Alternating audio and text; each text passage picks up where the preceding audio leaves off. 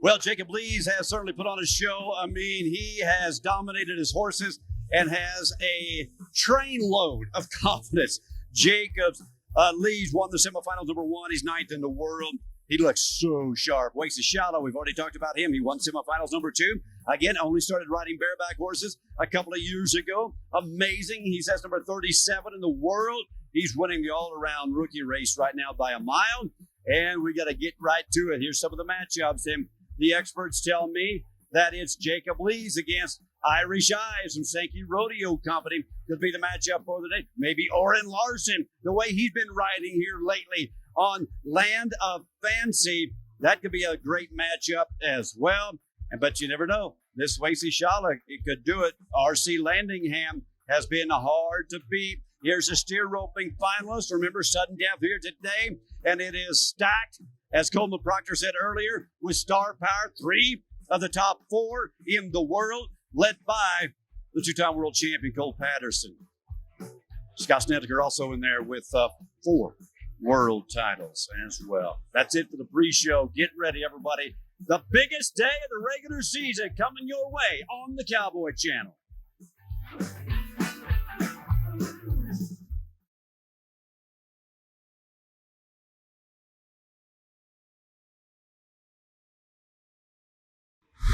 100 Rodeos in 100 Days on the Cowboy Channel is presented by Ariat and by Reagan and Massey RM43, Serious Weed Control.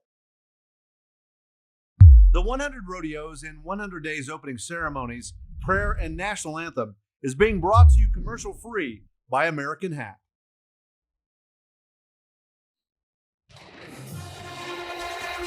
Ladies and gentlemen, welcome to the Daddy of them all.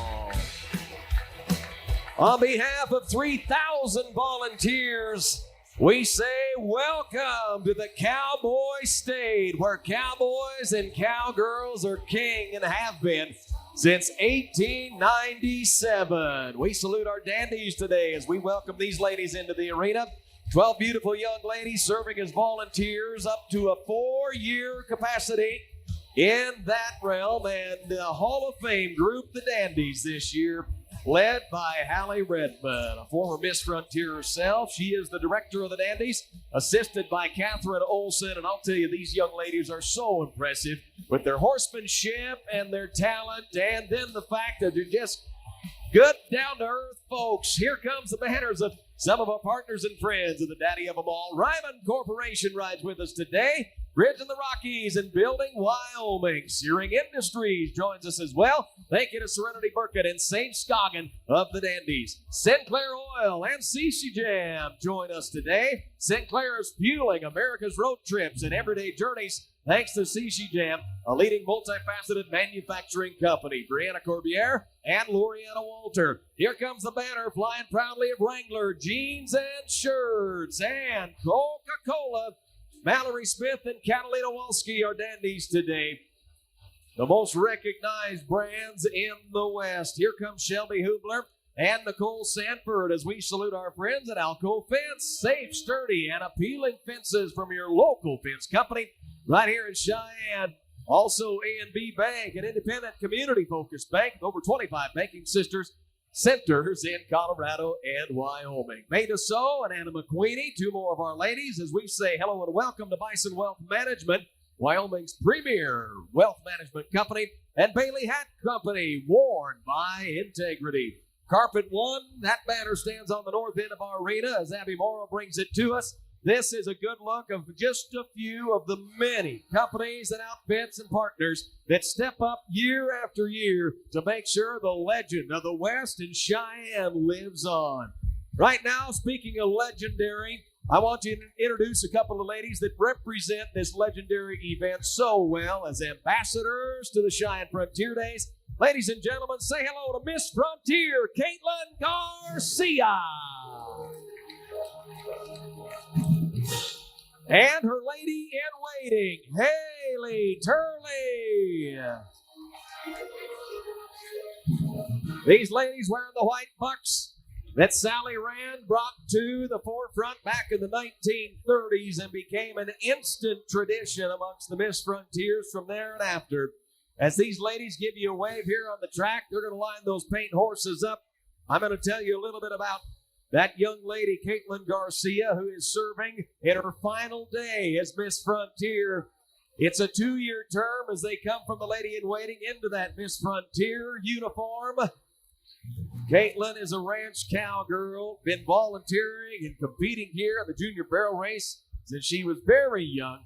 She's got a lot of accomplishments to her name on the UW equestrian team over in Laramie, where she's currently a senior.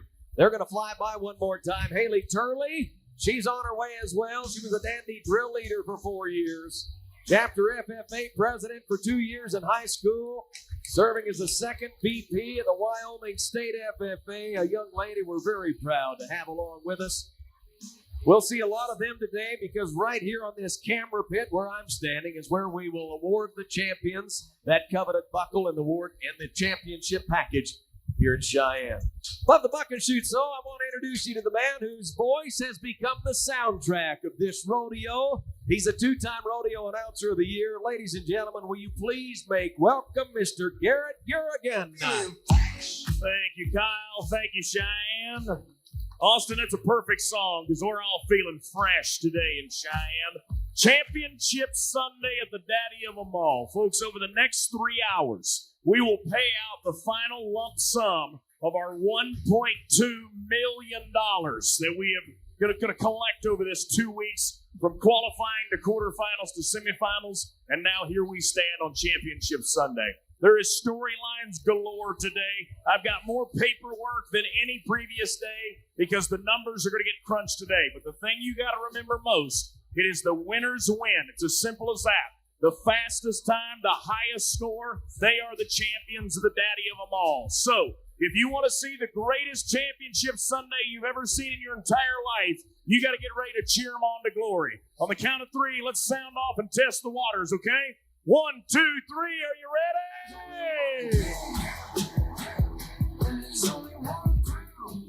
We are so blessed to live in a nation that allows us the freedoms that we have, and we believe our greatest freedom of all as cowboys and cowgirls are freedom of religion.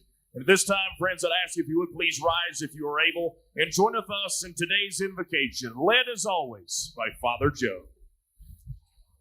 Let us pray. Lord God of all creation, as our Western celebration draws near completion, we pause to give you thanks and praise for the blessings of these frontier days.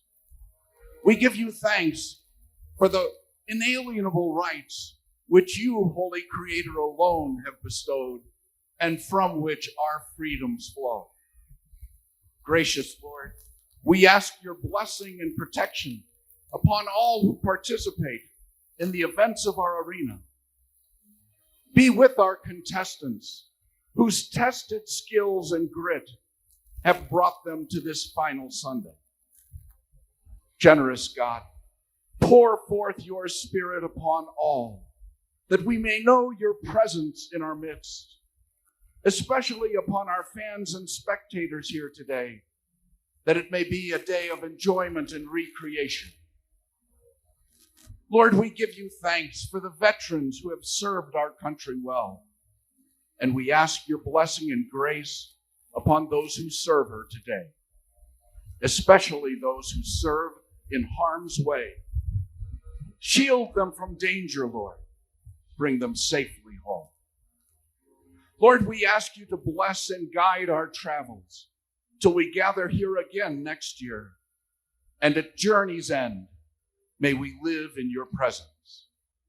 We give you praise, Holy Creator, as we pray in your holy name. Amen. Amen. Thank you, Father Joe. And on this final day of the Daddy of them all, we would invite you to lift your hearts and lift your voices as one proud American choir and join in the singing of the greatest song that has ever been written, our national anthem, led this afternoon by Tara De Leon. Oh, say, can you see by the dawn's early light what so proudly we hailed at the twilight's last gleaming? whose broad stripes and bright stars through the perilous fight. Oh, the ramparts we watched were so gallantly streaming, and the rocket's red glare, the bombs bursting in air, gave proof through the night that our flag was still there. Oh, say does that star-spangled banner yet wave? Oh, the land of the free and the home of the brave. Thank you, Tara De Leon, with our Star-Spangled Banner. And what a way to kick off our championship Sunday here at the 128th Cheyenne Frontier Days.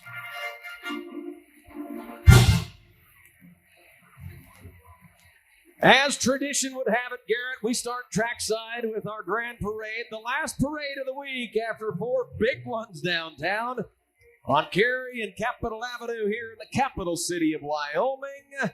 We'll show you a little bit of a flavor of the evolution of transportation here trackside today as we welcome our color guard today on the Year of the Cowgirl, the American flag flown by Isabel Leffler. She's the daughter of Justin and Kelly Leffler. Wyoming flag flown by Kaylin Moore, daughter of Josh and Michaela Moore. The flag of the Cheyenne Frontier Days flown by Haley Eider, daughter of Scott and Crystal Turdley. We're highlighting the spirit and the strength of Western women throughout history this year, ladies and gentlemen. And just a few weeks ago, we unveiled a new statue out in front of the park, right off of the interstate. It sits right beside the statue of Chris Ledoux. And we believe in the legend of cowgirls here in Cheyenne. They have written so much of this history. Chris Ledoux sings about them. Ian Munsick sings about them. Chancey Williams sings about them. And we are so proud to honor ladies this year, especially in the Year of the Cowgirl here at Cheyenne. Our color guard is flanked by Chief Master Sergeant Michael Koffner and Chief Master Sergeant Major Catherine Zweifel. There is Miss Frontier leading the pack today. Caitlin Garcia, the daughter of Caesar and Denise Garcia. And right behind her are the 3 committee chairs at the head of their respective committees that have served their final term.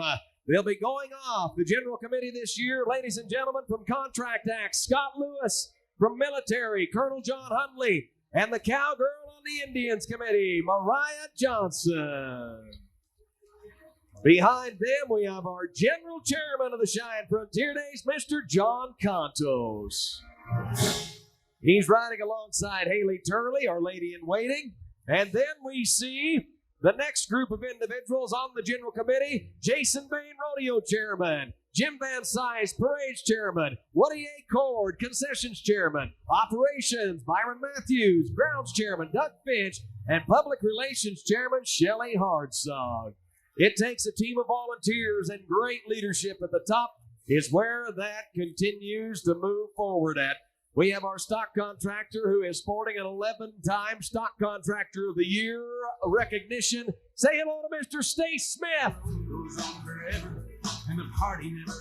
Alongside him, the world champion steer wrestler from right here in Wyoming, Frank Thompson, our arena director.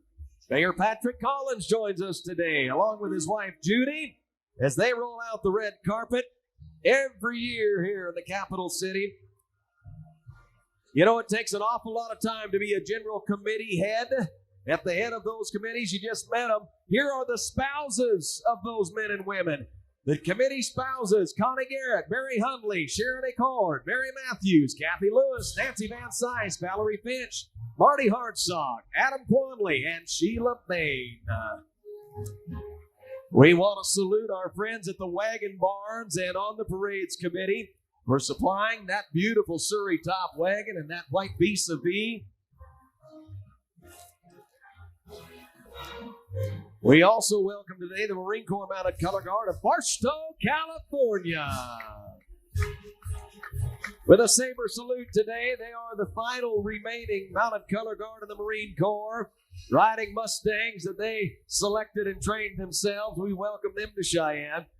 And rounding out our opening grand entry parade, the Fort Irwin 11th ACR Horse Detachment from the U.S. Army, as we celebrate the tradition of the cavalry and the West here at the Daddy of them all.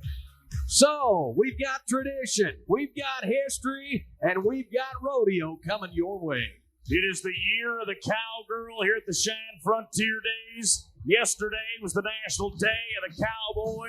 We're in the Cowboy State, so I think it's fair to say the world needs more cowboys.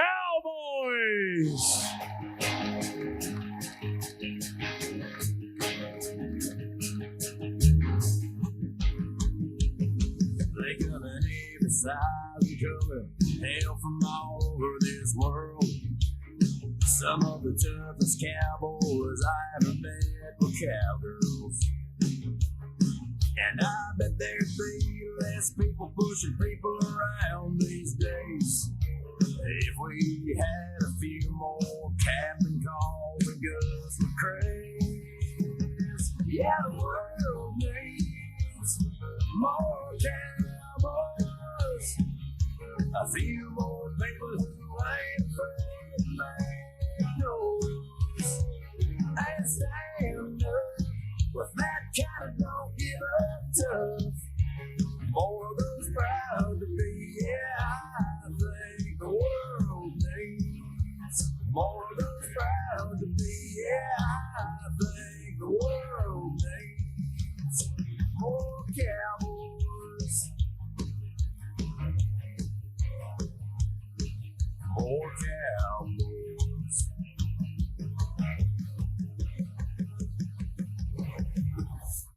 As we get ready for Final Sunday, if this was baseball, they'd be calling the balls and strikes. If it was football, they'd be looking for touchdowns. They are our contest officials, the five-man officiating team today. Ray Brown and Travis Howe down at Wrangler Chute 9. Down at the Bucking Chutes, Phil Smith, Rocky Stegall, and Crew Chief Scott Quigg. They are our contest officials here at the Daddy of them all. First event they'll be watching on is called Single Steer Roping. And here's Laramie County Community College with Rodeo 101. Steer roping can be traced back to the 1800s on the working ranches of the West. It's the only way a cattleman working alone can treat an injured or sick animal. This method of catching cattle is still used on ranches today for medical treatment and branding. Starting out as an informal competition between ranch hands, steer roping has grown to be its own rodeo event. Steer roping was the second event added to Cheyenne Frontier Days. Here in Cheyenne, the steer is given a head start. If the rider starts before then, a 10-second penalty is given. The horse must keep the rope tight so the steer doesn't get up before the roper can get to him. The rider must rope the steer's horns, bring the steer to the ground, and tie 3 of the 4 legs together. If the steer stands up before the rider ties its legs, he is given a no time. The clock stops, and the rider must remount his horse, slacken the catch rope, and wait 6 seconds. If the steer stays tied, the rider is given his qualifying time. Steer roping is brought to you by the Gordon Ranch. Governor Mark and his bride Jenny, they're proud to bring us our single steer roping event. The Gordon Ranch, bringing us the oldest event in rodeo. Steer roping is going to begin with a Sapulpa, Oklahoma cowboy named Jake Clay. Made his NFR debut last year in the team roping. He's a third-generation cowboy from northeast Oklahoma. 36 in the world standings with the steer roping. Or no, excuse me, this is Jess Tierney. Jess Tierney, he's from Hermosa, South Dakota. Number 6 man in the world, 11 trips to the national final steer roping.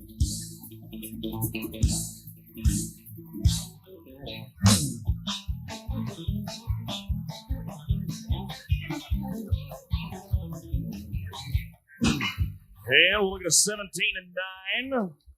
17-9 for Jess Tierney, the 42-year-old cowboy. He's part of a Hall of Fame family from the Badlands of South Dakota. His father, Paul Tierney, a world champion and Pro Rodeo Hall of Famer. Jess trying to get to trip number 12, an even dozen of the Clem McSpadden National Final Steer Roping, held in Mulvane, Kansas.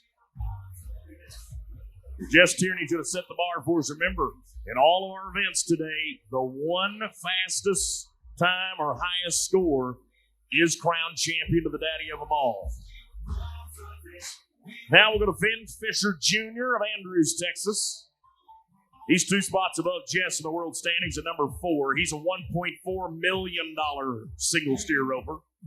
An incredible 20 trips for the national final steer roping.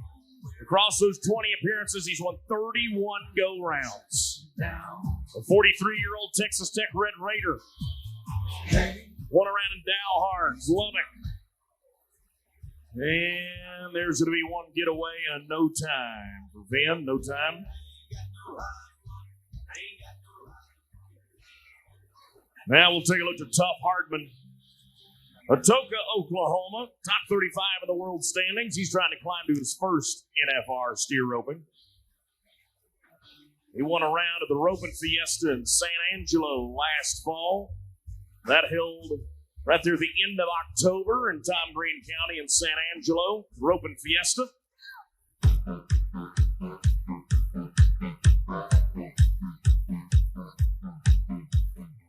Now watch that horse. Watch that horse. He'll keep the rope tight. These horses spend hours and hours getting trained to do their job perfectly, to keep that rope tight but not pull the steer once the cowboy gets to the animal. 14-5 for Tough. 14-5.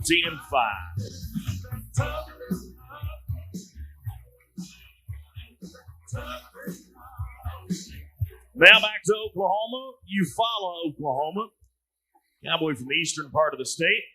On the track, as we continue to rope steers from Chute 9, I want you to meet a couple of young ladies, North America's women's trick riding champion, Ginger Duke, 10-time Calgary Stampede trick rider Piper Ewell, and 5-time Canadian Rodeo Act of the Year, Shelby Pearson. I have trouble sitting on a horse, Kyle, and they're standing on theirs. Blake Deckard, Eufaula, Oklahoma. 18th in the world. He's about $5,300 out of the top 15 today. Watch the red roan horse. Perfectly executed. Stops right when the cowboy gets to the steer. 16-9 for Blake. 16-9. Now the steer roping, all 12 cowboys, this is unique to the steer roping payout. All 12 cowboys get a check for qualifying here today. The winner is going to receive just shy of $11,000. So Blake right now, number 2, that would be worth $9,300. That would be enough to get him in the top 15. Anything 5th or higher is going to be enough to move into the top 15, matter of fact. Hey, they fell off their... No, don't let them fool you now. Don't let them fool you. Oh. Yeah, they are trick riders. Watch the Cooper vaults now. That's Shelby Pearson. Look how fast that bay horse is lickety split right down the track. Ooh, all these ladies, beautiful work all week long. Scott Snedeker, Fredericksburg, Texas. 2009 champion here at the Daddy of them all. $1.8 million in his pocket, 4 times the world champion. 22 trips to the national finals rodeo steer roping. 15-6 for Scott. 15-6 for the number 2 ranked man in the world. Oh, and the steer is not going to stay tied. And therefore, in no time for Scott Snedeker. No time for the 4-time world champ. Continuing on to the halfway point with Jace Johnson of Jacksboro, Texas. Jace Johnson of Jacksboro. So you got to be a 14-4 or faster 14-4 or faster. Go to the number one spot for the title. That coveted CFB buckle, the saddle, the prize package, and not to mention the $11,000 that goes with it.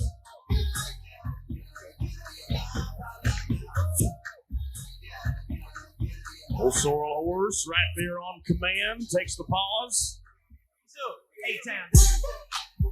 And it's going to be 16-9 for Jay, 16-9. Hey, our friends at Bailey Hat Company, they're one of our new partners this year. They're going to give you an opportunity to bet your neighbor. So take a look at the big screen. Everybody take a look at the big screen. Under one of those Bailey hats, we're going to slide the CFD arrowhead, okay? It's under number 2 right now. Now watch as we shuffle them up. Keep your eyes close. Is it under 1, 2, or 3? Hold up your hand. Hold up your hand. One, as I see a lot of 3s. I see some 2s. I see some 1s. All right, Pat. Oh, it's 2. It got me. I'm not going to lie. I thought it was 3 also. Thank you to Bailey Hat Company, one of our new partners at the Daddy of them all.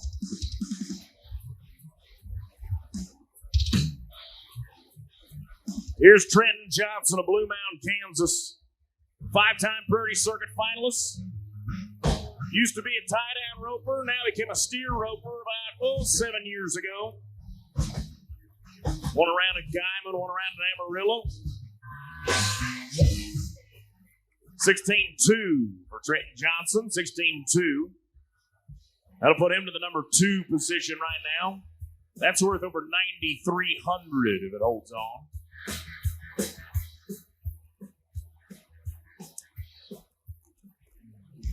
So still Tough Hardman on top of the 14-5.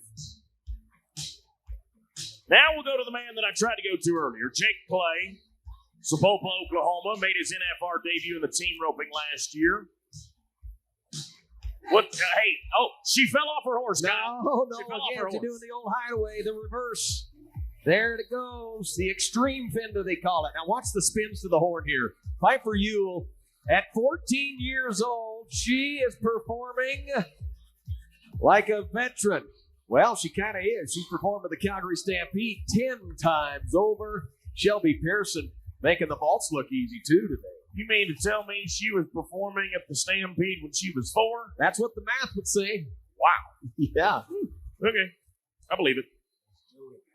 Jake Clay, Sapulpa, Oklahoma, 36th in the world. Number 5 man in the all-around race right now. He's still very, very active in the team rope. We watched him this week.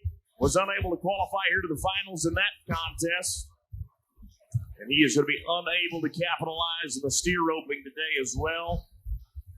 Would you give a little Cheyenne consolation to that great Oklahoma cowboy? Thank you, folks. Now we'll go to Pawhuska, Oklahoma. This is one of 3 contestants that's representing the Osage country in Pawhuska, Oklahoma. This is Chet Herron. 11th in the world, 18 qualifications to the NFR. $1.1 million. 2002, he won the NFR aggregate at the Clem McSpadden National Final Steer Roping.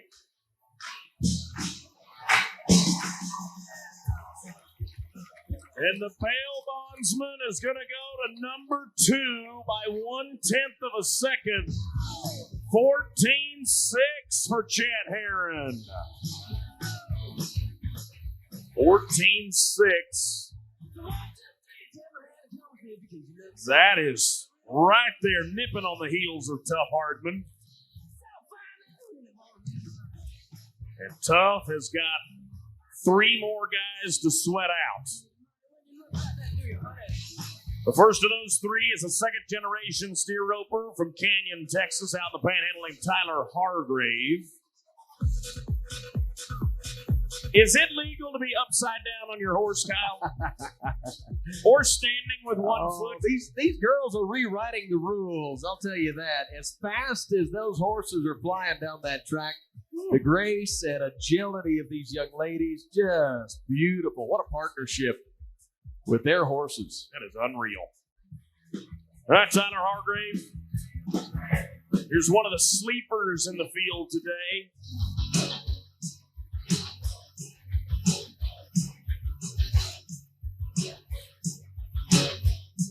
Got him down.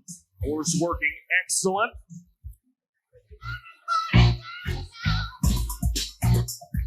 16 and a half for Tyler, 16 and a half. That horse just looking around going, hey, Dad, did I do good? You bet you did.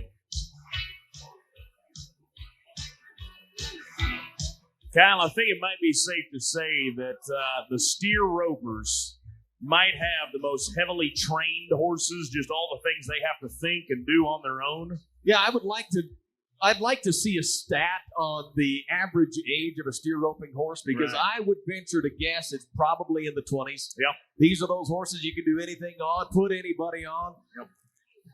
And a lot of them are kids' horses, and Oh, yeah.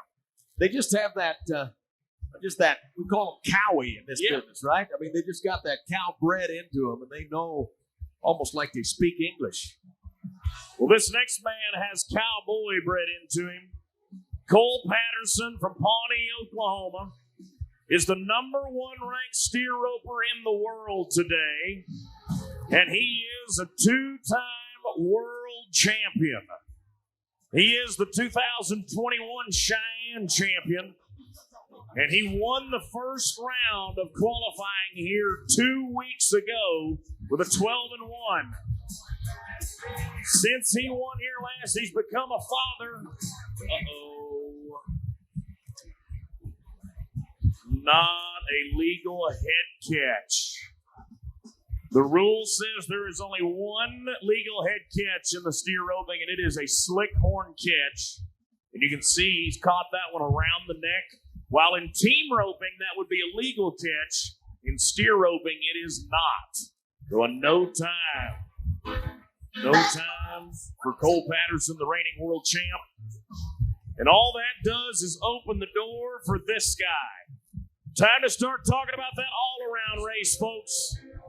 Coleman Proctor of Pryor, Oklahoma, 2022 all-around champion at Cheyenne. He leads today coming into this finals over Wacy Shala by about $6,600.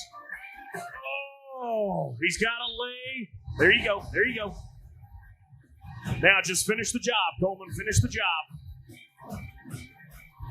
Remember, all the guys get a check. It's just a matter of how big. And 24 flat. 24 flat. That is number 8. That's going to add $2,194.43 to his earnings so far. That's going to put him about that 20,300 mark. We'll get the official numbers in just a moment, but that's going to extend his lead over Wacy Shala, who we're going to watch for the first time today in the next event. We'll talk about that when we get there. What I can tell you, though, is the top 4 on Championship Sunday is this. Tyler Hargrave at a 16.5, Trenton Johnson with a 16.2, Chet Herron, the reserve champion, at 14.6, and by 1/10 of a second, your steer roping champion of the Cheyenne Frontier Days is Tough Hardman.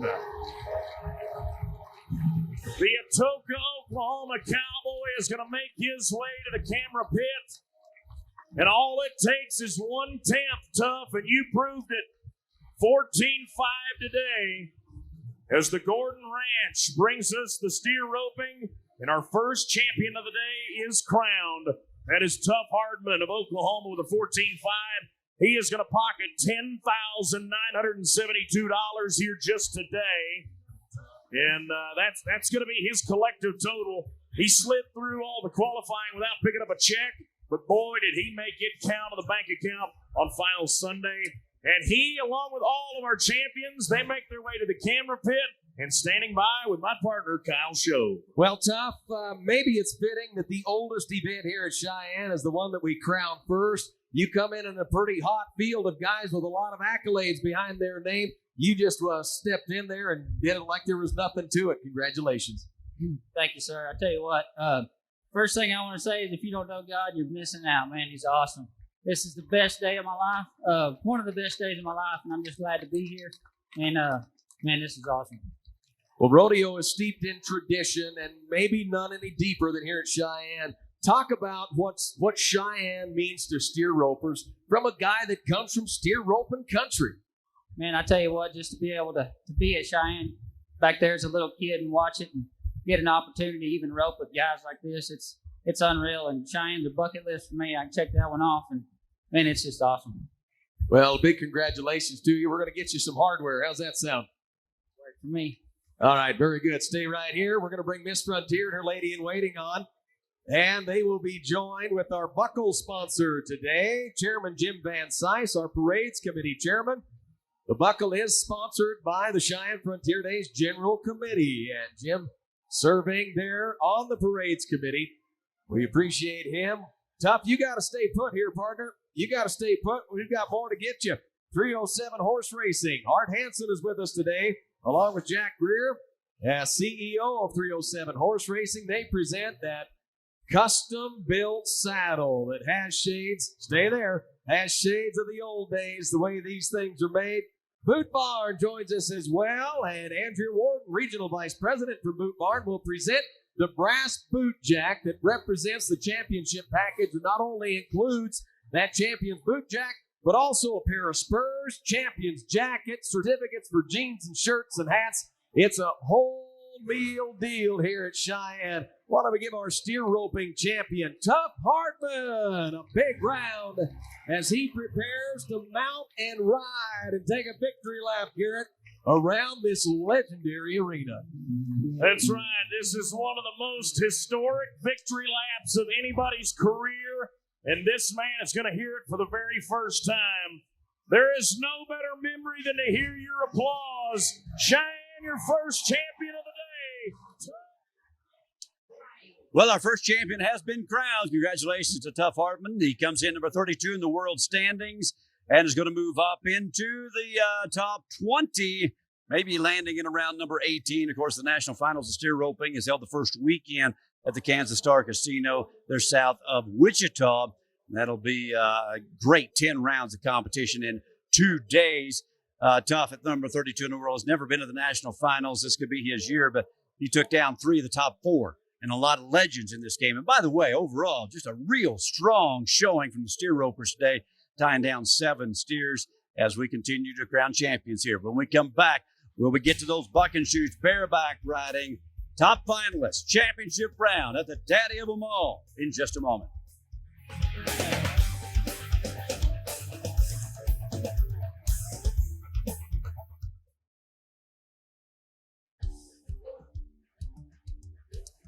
Welcome back to Cheyenne Frontier Days. Tony Arena was awarded the Legacy Steer Roper just a few moments ago on the camera pit with our buddy Kyle Shobe, as he's a tremendous roper, NFR qualifier and NFR aggregate winner. The Legacy used to be called the Senior Steer Ropers. Of course, that sounds a little bit agey.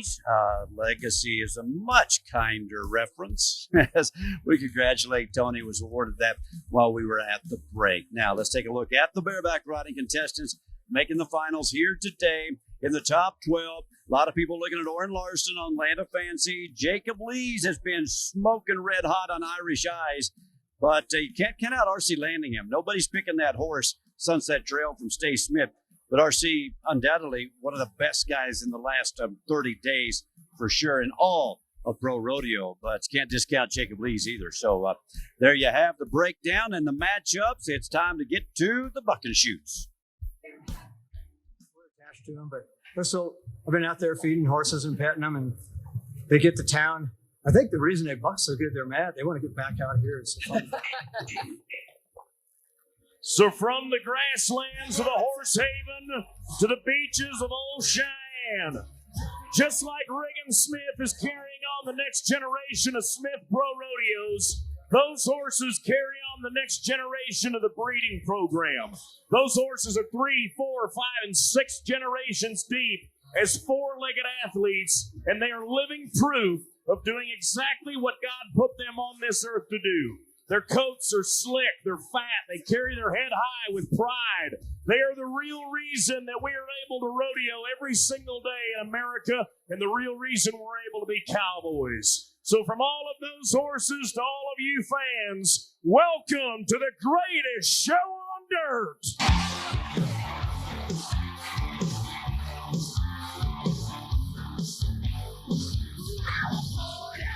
Big black 4x4. Broke down, battered through. Out of space, it's cowboy shooting the moon. Out of full blown, down on rolling stone. Out of cyclone, shit wherever I roam. Here's Blaze Shill, West Columbia, Texas.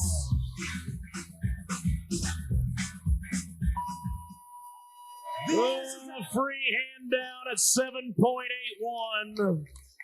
Free hand down at 7.81. That is a Sankey Pro Rodeo and Phenom Genetics horse that's been to 3 national finals rodeos named Bronc Riding Nation. What a great horse there, named after a great institution and organization.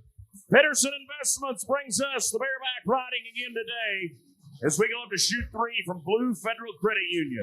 Staying in the Sankey herd with another NFR horse from Wade Sankey and the family. This horse's name is Mustard. Underneath, Bill Tudor of Huntsville, Texas. He's a 2-time NFR bareback rider, 32-year-old Sam Houston State University College national finalist. He's been a staple of the Texas Circuit Finals. Yeah, go on, Billy!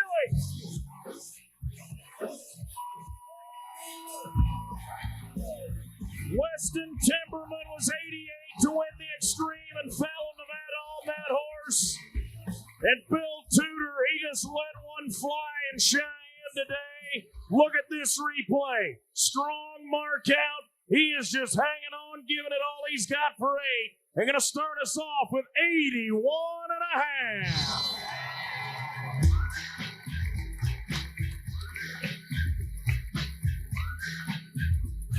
So 81.5 sets the bar here in Championship Sunday in the bareback riding. Up to shoot 2 from Cheyenne Regional Medical Center. Taylor Broussard, he's through with Louisiana. Number 11 in the world, 2-time NFR qualifier as well. Kay's Atomic Blonde from Sankey. This is the horse that Clayton Bigelow was one of the 3 champions on last year at 87.5. Go on, Brucey! Go on!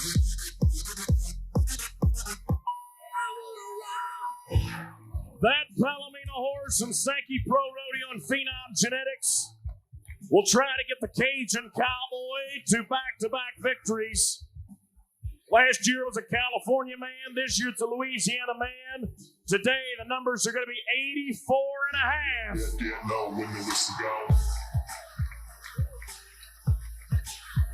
84.5 for Taylor Broussard. Now let's go north of the border. This is Cadogan, Alberta's 2-time Canadian champion bareback rider and 2-time national finals bareback rider by the name of Clint Lay. 31st in the world, has got a rematch with Sankey's horse named Lewandowski Shoutin' Shoes. He was 86 on this horse back in January at the Fort Worth Stock Show and Rodeo. This is yet another 3-time NFR bucking horse. Let's go!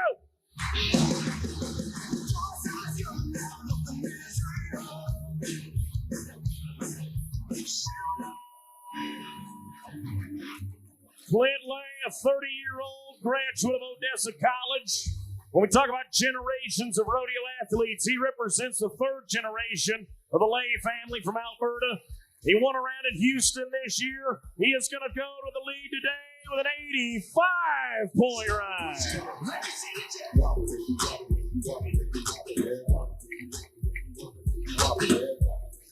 Ram brings us our pickup men here at the daddy of them all. Clint Hale, Dalton Ward, Tommy Pettit, Dwayne Kagan Gilbert, Paul Peterson. They are our 6 Ram pickup men at the daddy of them all. Let's go to the Devon Energy Ott Buck and Shoot. Waylon Bourgeois, he was here with us on Finals Sunday a year ago. Today he's number 18 in the world. He's 11,000 out of the top 15, and a win today could cut it down to about 3,000. Wayland is matched up with Smith Pro Rodeo's North Star.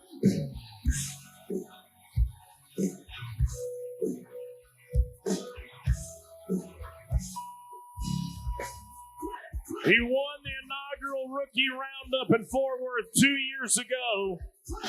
He is also a second-generation bareback rider, a 4-year high school football player, was a fullback, and he is going to get the Hail Mary touchdown today. 88 points!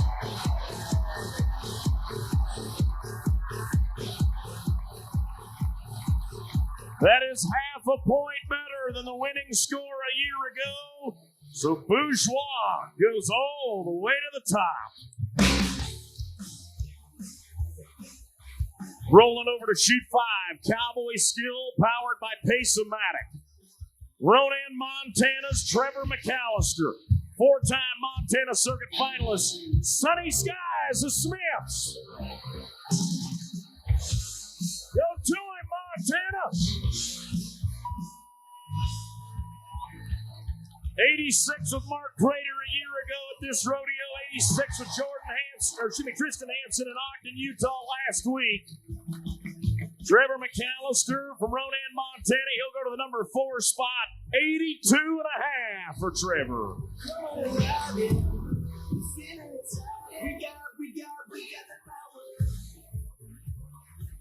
Going back to North Dakota. That's where we'll find Clay Jorgensen. Watford City, North Dakota, 3-time Badlands Circuit finalist, the 2021 year-end champ of the Badlands Circuit, top 35 in the world today, and a 3-time NFR horse from Summit Pro Rodeo named Game Trail.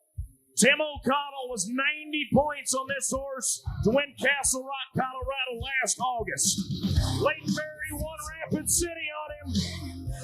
Snappy Bay, yes sir! That's a horse that has been consistently marked 44 to 45 and a half on the stock side of the equation.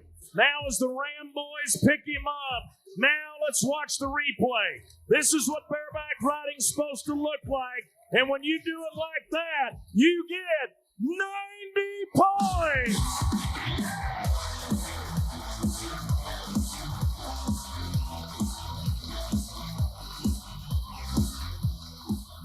The first of what could be many of those monster 90-point scores today, and we're not done yet. Taking a look to R.C. Landingham, Hat Creek, California. Set a new arena record at the Red Bluff Roundup on Virgil with 92 and a half. He just won the Calgary Stampede for $50,000. He's got Smith's horse named Sunset Trail. Clint Way was 87 in Fort Worth. Tilden Hooper, 85 and a half in Lufkin. The number 4 ranked man in the world better have his spurs sharp and ready to fly. Could he win Cheyenne right after Calgary? Come on, RC! Just give me that! Last year, Cade Saunier, he was able to go with back-to-back wins in Calgary and Cheyenne. And RC trying to follow that same storyline. Today, though, unfortunately, not going to be the same result. 85 points for RC. Going to put him tied at 3rd and 4th.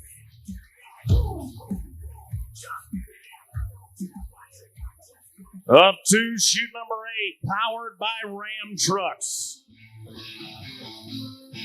Inglis, Manitoba, sends us a 9-time NFR qualifier, a $1.7 million cowboy named Orrin Larson. He's 19th in the world to get to his 10th NFR. It was 8 years ago that he stood on the camera pit with Kyle as champion of the Cheyenne Frontier Days.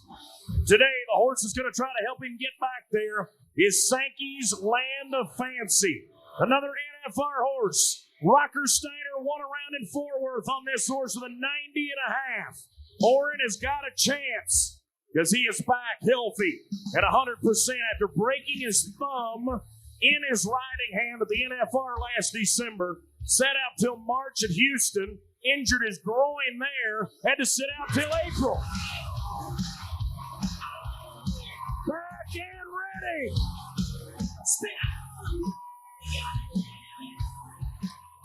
I'd say he's 100%. Cheyenne, what do you say?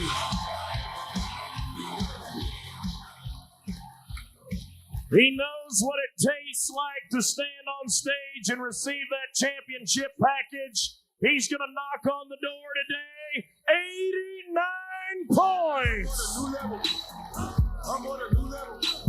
I'm on a new level. I'm on a new level. Put me in new level. So 90, 89, 88, a pair of 85s to the top four right now.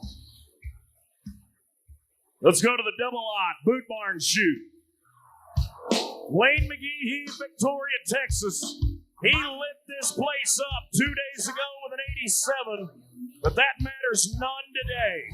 23rd in the world, Smith Pro Rodeo, horse named Cricket. Keep turning the beat. I keep turning the beat. Keep turning the beat.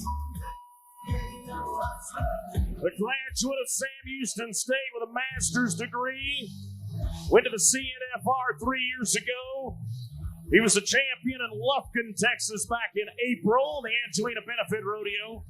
Today he'll go to the log jam at 4th, 5th, and 6th. 85 points for Lane as well.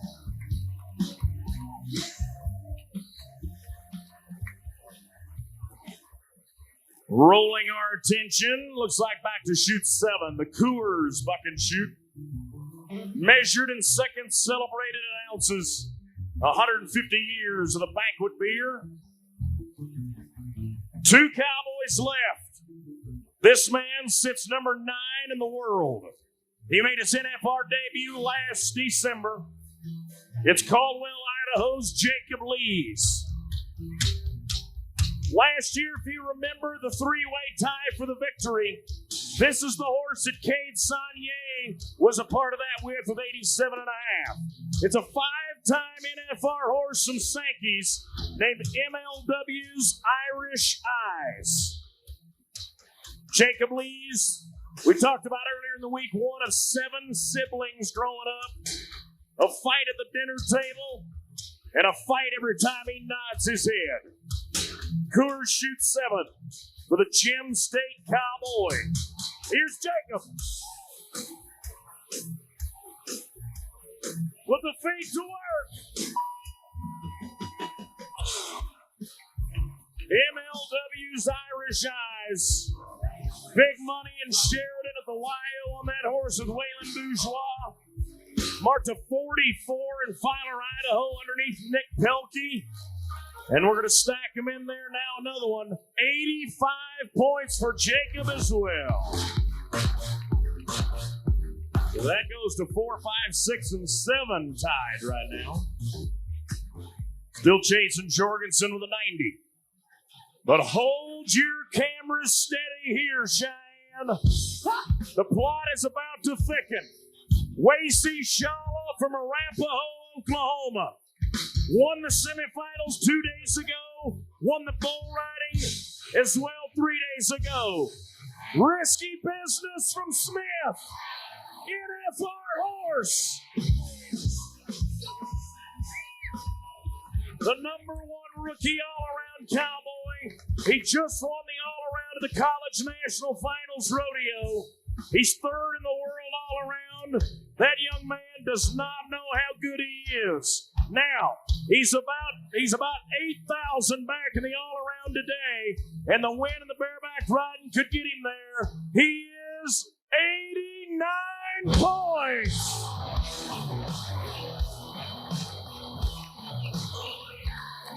Pedersen Investments brought us the bareback riding at the Cheyenne Frontier Days, and what a day it was. There's a look at the top 6. Remember, there's a tie at 5th, 6th, 7th, and 8th, all with 85s. 4th place, Waylon Bourgeois with an 88.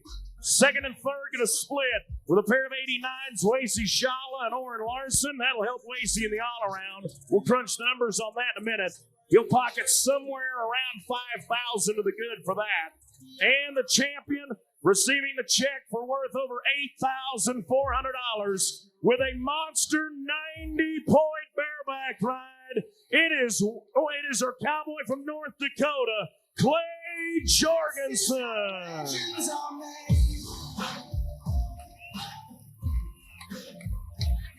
Clay's going to make his way atop the pit.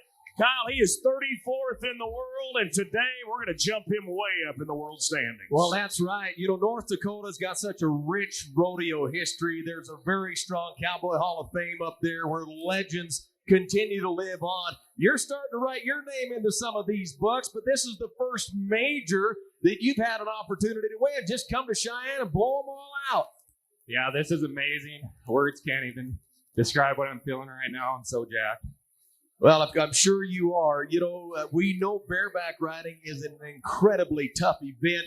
As a young guy, you probably think you're bulletproof, but I know you got to go through all the bumps and the bruises just like everybody else. How do you continue to work through all that and then put that right on top of all the mental pressures that come with riding bucket horses this rank on a stage like this against the best cowboys in the world? Well, I've had an injury-riddled last 2 years, and this is the first year I've really been able to go full out, and I'm just blessed, and thank God every time I get a nod in my head. Well, that's outstanding. I know there's got to be a lot of people at home that were pulling for you today. Some may be here with you. Oh, yeah. Yeah, lots of support back home. Well, we know it takes a village. Nobody gets there by themselves, but you did it by yourself today with the only 90 recorded here on Championship Sunday. Why don't you stay right here, and we'll get you a buckle. How's that sound? All right. Clay Jorgensen will receive the buckle from Scott Lewis, who is finishing up his final year as Contract Acts chairman here at Cheyenne, Wyoming. Frontier Nights, another great week of concerts here and night shows in the PBR. Scott Lewis has been the director of that at the front of the Contract Acts Committee for 3 years now. We also welcome our friends from Vitalent Blood Services. Steve Mayer is with us today, account manager from Vitalent. They present that championship saddle to our bareback riding champ. And we'll pull that saddle down, and Stag Arms will give the championship package. That includes the boot jack, along with a pair of Cheyenne Champ spurs and jacket and more. They loaded up Stag Arms. Today represented by Tori Roodhouse, marketing manager, and Amy Botkins here with us today. Yep, there's the logo, the gun case, Stag Arms, presenting our bareback rider with his championship package today. Now, all that's pretty good, Clay, but we've got a horse right here for you. Why don't you make your way down through this gate right here? We'll let you take a victory lap today. What an incredible bareback riding today, Garrett Urigan, as we light things up from the bucket chutes. Congratulations goes also to the Summit Pro Rodeo Company. That's the Hammaker family and their 3-time NFR horse, Game Trail. That is the horse that got him to the win. But there's the man that did it, your new champion bareback. Well, congratulations to all the bareback riders and to the owners of the animals. That was an extraordinary championship round. Big numbers where just about anybody maybe could have won those competition. But it's going to go to this man who very much deserved it. What an extraordinary out. And again, congratulations to Game Trail and Summit Pro Rodeo. That was a great ride as we are seeing a first major for that young man. First major win for the first two. When we come back, Shad Mayfield. Can he win the daddy of them all and maintain that #1 position in the world standings? We'll watch him in the tie-down roping when we come back to Championship Sunday in Cheyenne.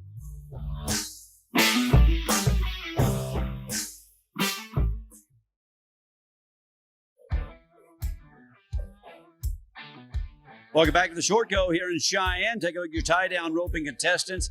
I will say this, not a lot of members of the top 15 in the world. Only 3, but we do have the top 2.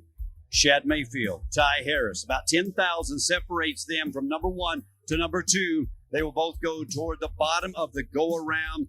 Dylan Hancock, the only other member ranked inside the top 15. Last year's Resistol rookie, is ranked #9 in the world from San Angelo. Right now, let's get to the tie-down roping top 12 for the title. Piper Ewell and Company here this week. We thank you to Residential Roofing.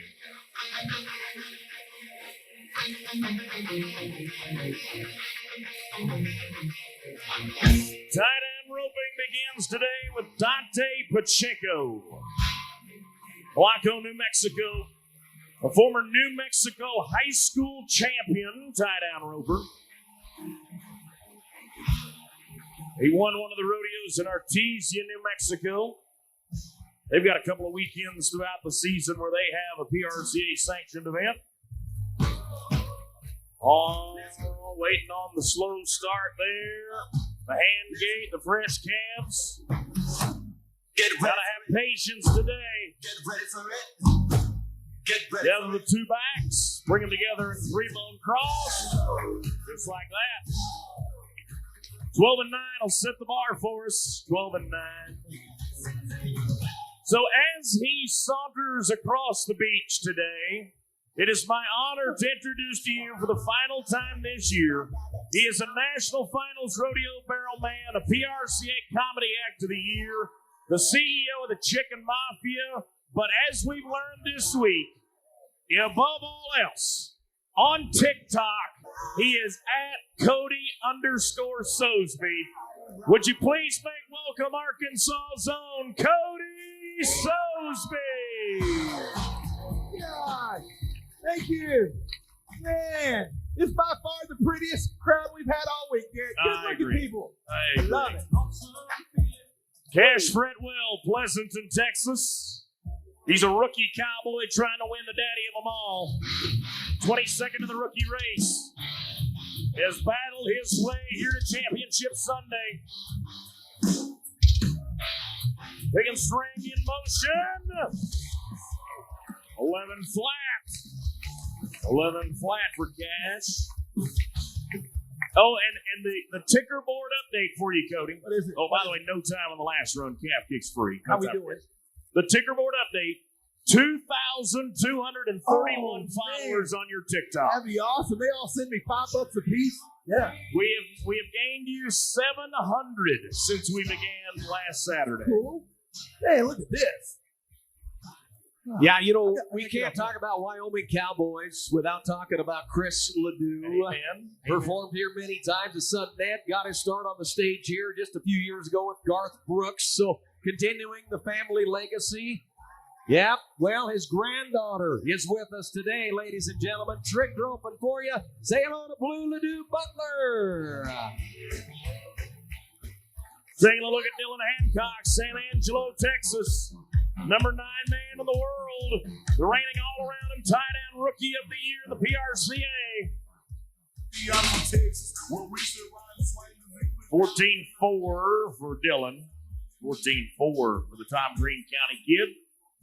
Hey, speaking of the PRCA, I want to recognize some of their leadership here today. We're excited to welcome the Chief Executive Officer of the Professional Rodeo Cowboys Association, a proud Wyoming cowboy himself, Mr. Tom Glaus is joining us here today. He's over on the HQ porch today. Always glad to have Tom representing the largest and oldest sporting organization in the world for rodeo.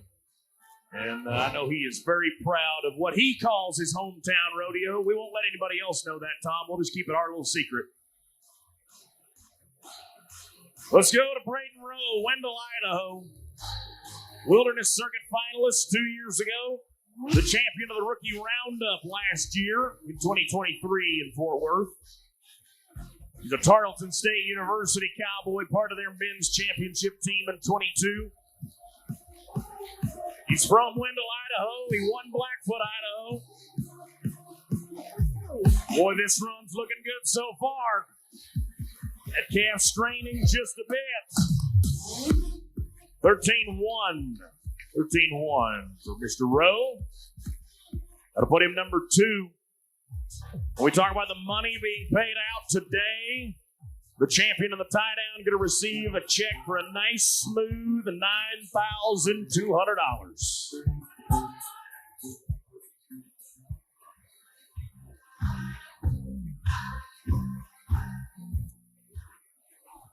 Kyle, what is Blue doing? Piper Ewell and Ginger Duke, not only great trick riders themselves, but you talk about ladies that know their way around horses. Piper has got this white speckled horse to give his feet up, to lay down there on that dirt right out in front of the pit. And he's got the trust to let Blue step on top of him. Can you believe that? It's quite a stage that she has. Beautiful horses. This is quite a stage. Yeah. Ryan Thibodeau, Stephenville, Texas. The trailer salesman and tie-down roper. He won this rodeo 2 years ago. He tied for the victory. This calf's not going to help him today. 14-9 for Thibodeau, the Louisiana native in Cajun land. That's the luck of the draw. Sometimes it goes in your favor, sometimes it doesn't. Thibodeau not going to have the one he needed. 14-9's number 4. That's still worth $5,600 right now if it holds. Well, I want to talk a little more about these horses out here. This horse that we saw laying down just a moment ago, they call her Abby. And I'll tell you what, you talk about a level of trust these ladies have to have with their horses, because when they're trick riding at about 30 miles an hour down this track, they've got to have the trust that that horse is going to take care of them, just like these horses have the trust that they are going to be taken care of when they're being, when they're being played with out here on this big sandbox here on a Sunday. Speaking of playing around, Sosby, pay attention. Yeah, I'm under the camera. What? Sosby, I don't know if you felt a little something in the air, but I feel like there is a lot of people here today that have beautiful singing voices. Do you agree? Let me hear you guys. You sing this one? Touching hands, the greatest song in sports history. Come on. Touching me. I love this song. Sing it loud and proud, Cheyenne.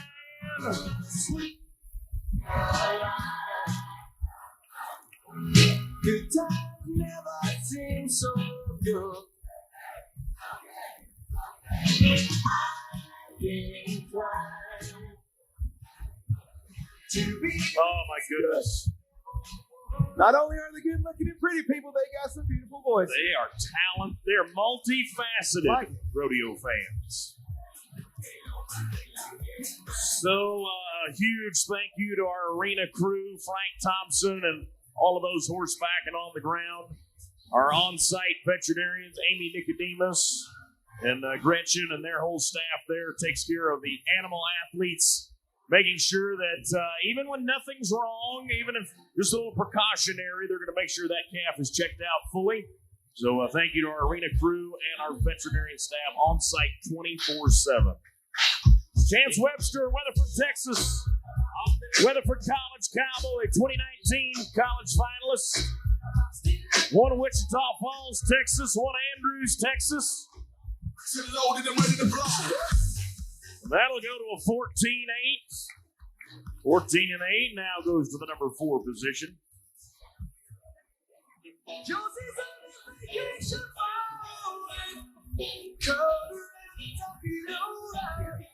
so many you know I like my girls a little bit older. I just want to use your love. Come on. I don't want to lose your love.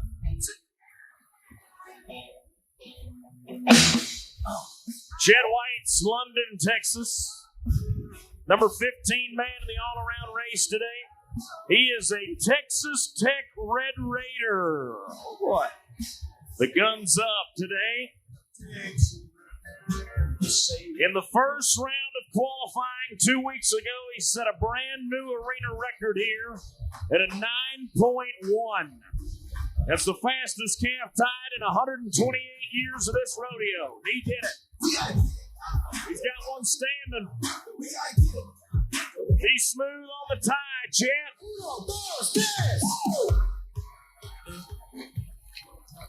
He may not have broken his arena record today, but he is going to go to number one nonetheless. How about 12.5?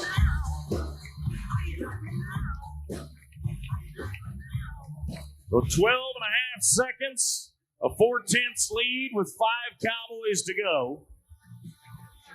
12.5 for Chet Whites. He's holding on to that $9,200 paycheck right now. The top 8 Cowboys today will all get a piece of the pie. As we dice up that $40,000 that we pay out in today's go-round alone.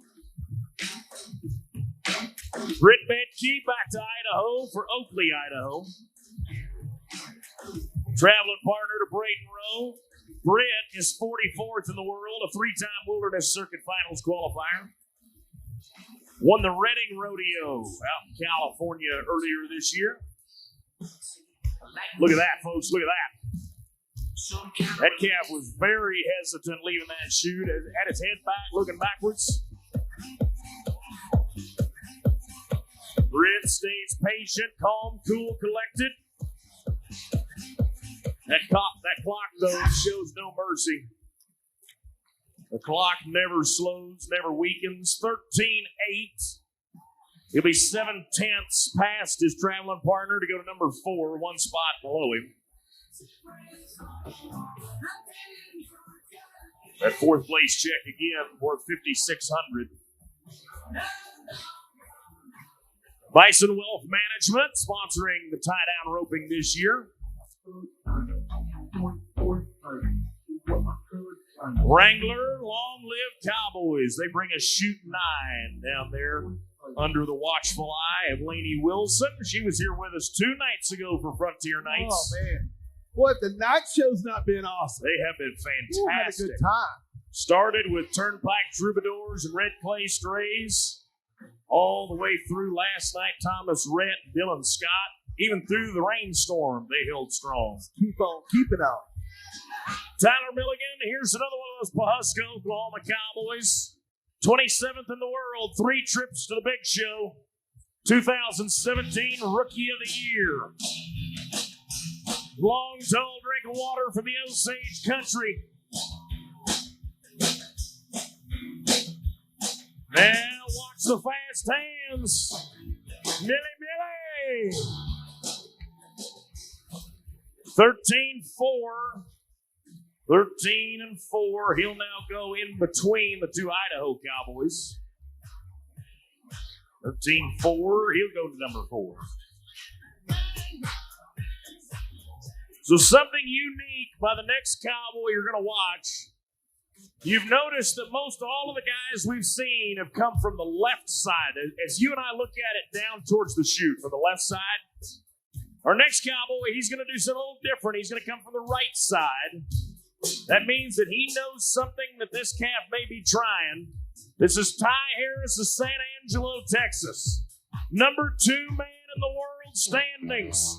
5 times the NFR. He won the American last year worth $600,000. Hey! Oh, that calf's going to try the tie. That calf's going to try the tie, and if it holds, he'll pick up a check worth $6,800 in the number 3 spot. How about 13 flat for Ty Harris of San Angelo, Texas? Yeah, buddy. The newly crowned Rodeo Houston champ.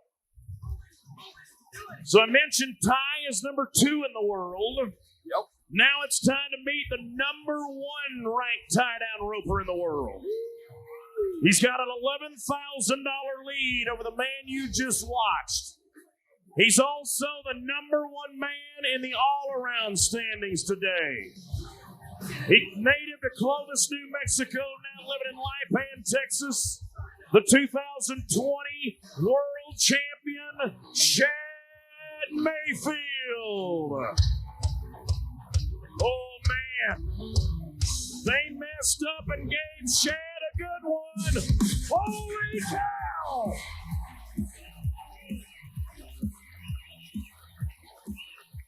Folks, listen to me. I want you to listen to this story very closely. We've talked about all season long that man has been competing with a torn labrum in both hips. He can barely walk. He can barely get out of his pickup truck. But that is how bad he wants his second world title. Now, here's where the story goes a step further. He announced to us the other day that after this rodeo, win, lose, or draw, he was going to rehab to get those hips ready for the NFR. What does he do today? He goes to number 1, 9.8.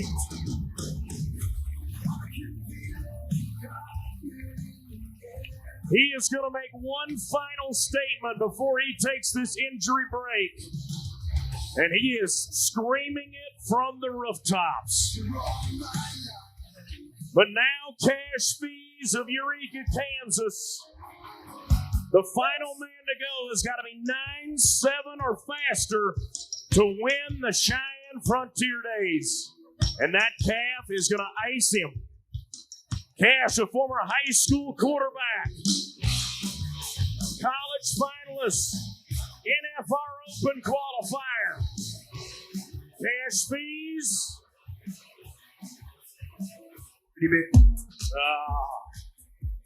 When it rains, it pours.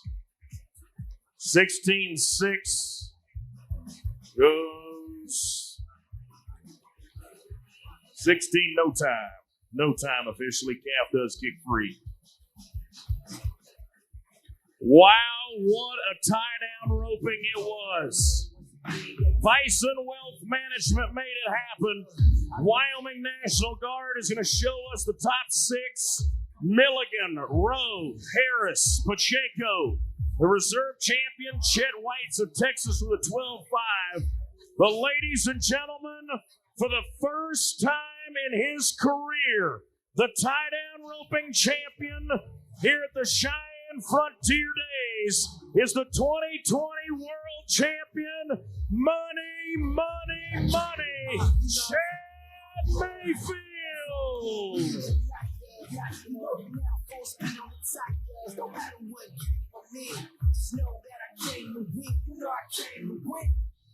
What a day it was.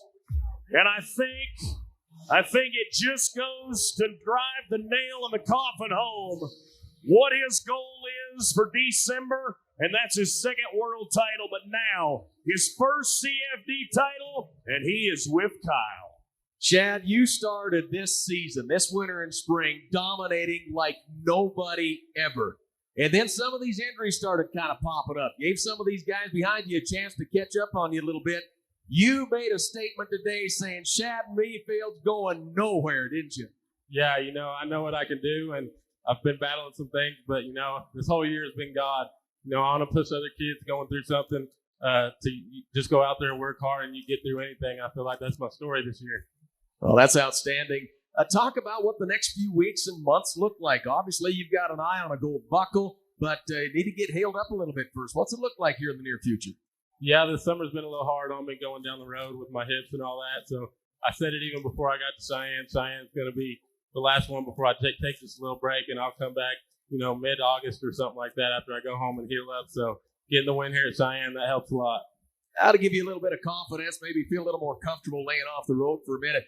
Briefly, I want you to talk about coming here as a kid, because I know you kind of grew up going to a lot of rodeos. Talk about what that means as it translates into a win here finally today. Yeah, it means a lot. I used to come to this rodeo all the time with my dad. I have a picture sitting right under those grandstands over there swinging a rope, watching him rope when I was 5 years old. So coming here has been a dream of mine, and I've had a lot of luck here, but the past couple of years I've gone home early, and I said I wanted to get a win here this year. Well, you did what it takes. You're going to have what it takes as it goes on this year. We wish you all the best. Why don't you stay right here? We'll bring you the hardware. How's that sound? All right. Congratulations, Chad Mayfield. We will bring aboard our partners today. Woody Acord, our concessions chairman, will step there with our general committee, our Miss Frontier and her lady in waiting, to present that championship buckle to Chad Mayfield. We also have our friends Dave and Kelly Henry with us, longtime public relations volunteers, part of the 3,000 volunteer strong force here at the Daddy of them all. Dave and Kelly, thank you so much for not just stepping up, but stepping in where things need done. To the Henry family, we salute you. Also, the Boot Barn brings us the championship package again. Andrea Warden is here, Regional Vice President of the Boot Barn. We're going to give him a chance to make a victory lap today as he made a statement at Frontier Park. Shad Mayfield wins the tie-down roping here at the Daddy of them all. That young man has made a lot of victory laps in a lot of different arenas in his career, but the 23-year-old's never heard the roar of Frontier Park. So what do you say for your tie-down roping champion, Shad Money Mayfield? Well, he came in with an $11,000 lead in the tie-down roping world standings race ahead of Ty Harris. Ty Harris finishes fourth, but Shad will increase that margin between he and number 2, Ty Harris, with a win here in Cheyenne. He was 10-8 a few days ago, 10-1, then 9-8 today. Just got faster as the week went along.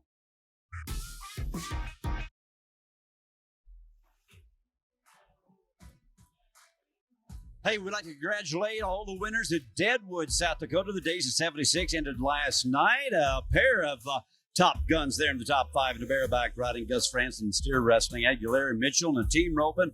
Former college champion in the bronc riding. Dylan Hancock, who made it here today, split the win with Blaine Cox. Both having a good year. Fanning in the breakaway. Wendy Johnson, who you'll see in a little bit, does it in the barrels. And Justin Woodward got the win close to home in bull riding. Take a look at the barrel racing, the breakaway roping contestants coming up. And along with Kelsey Domer, again, Jordan Johalaba, the former champion here from 19, and the reigning champion of the world, Shelby Bosley Medjid, Miles City, Montana. Good crew here. Let's see who is going to win the Daddy. Beginning in the Pacific Northwest with Aaron Maddock, Adrian, Oregon, a Wilderness Circuit Finals champ, NFR Open qualifier, and she is going to be out with a no time. Swinging a miss here today. Tough luck for Aaron. Shelby Whiting, Paola, Kansas, from the Sunflower Country. So the tie-down roping, it paid $9,200 to win it. The breakaway roping pays a little over $12,200 to be the champ today. Shelby wants it. 4-9. Clean run there. 4-9. Great run to apply some pressure early on. Shelby Whiting of Kansas. Now to Arizona's Caden Finnan from Wickenburg, Arizona. She was 4-1 in her quarterfinals, so she has already put a run together faster than the 4-9. Reaching in. No time for Caden, no time. Illegal catch. Remember, Jordan Joe in the one-on-one told us that you got to have a clean bell collar catch. No time for Caden. On the big screen, you're taking a look at a Florida native cowgirl. Grew up riding a surfboard. Now transferred to Tarleton State University to ride horses and be a cowgirl. Amanda Coleman, a National Finals Rodeo cowgirl back in 2020. Part of that inaugural 15 that got to go to the first ever National Finals breakaway roping. She won one of the 10 go-rounds in Arlington. An empty loop today, though, is going to be at no time for the surfing cowgirl from Stephenville, Texas.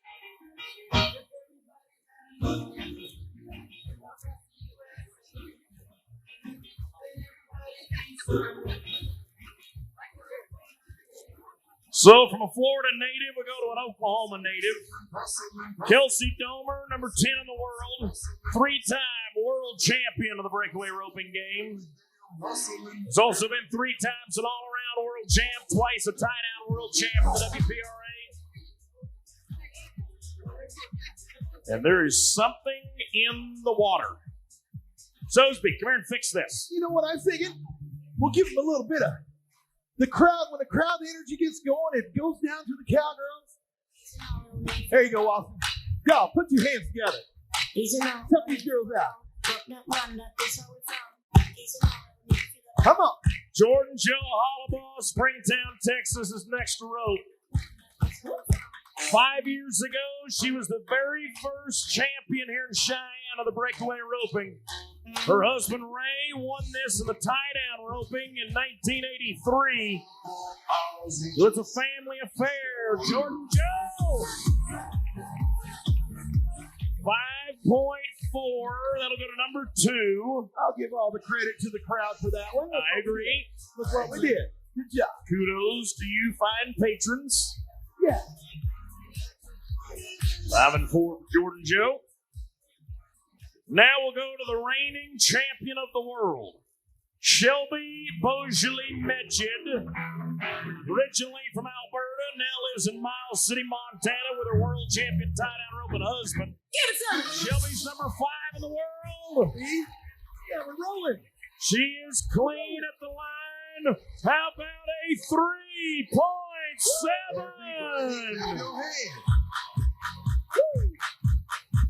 That is just 7/10 off the arena record, showing you why she is a world champion breakaway roper. Now 4 left, and this next rookie cowgirl is a University of Wyoming cowgirl. College finalist last month for Laramie, Wyoming.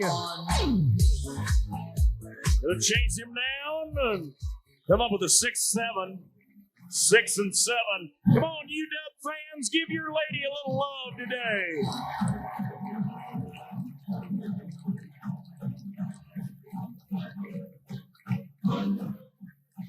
Weatherford, Oklahoma, and Southwestern Oklahoma State University. One of their ladies now, Shanoa Vandisto, a Prairie Circuit finalist last year, the champion of the Will Rogers Memorial in Veneta, Oklahoma last August. She's an Iowa native. Solid at 5'6". They go to number 4. 5 and 6 for Shanoa. 2 left to go, and compliments of our colleague Justin McKee, high atop the HQ building. We had a little hooked on phonics lesson today. Kinley Brent Eyes from Craig, Colorado. 3-time Mountain State Circuit finalist. Weatherford College and Tarleton State University cowgirl. Owns her own med spa when she's not roping calves.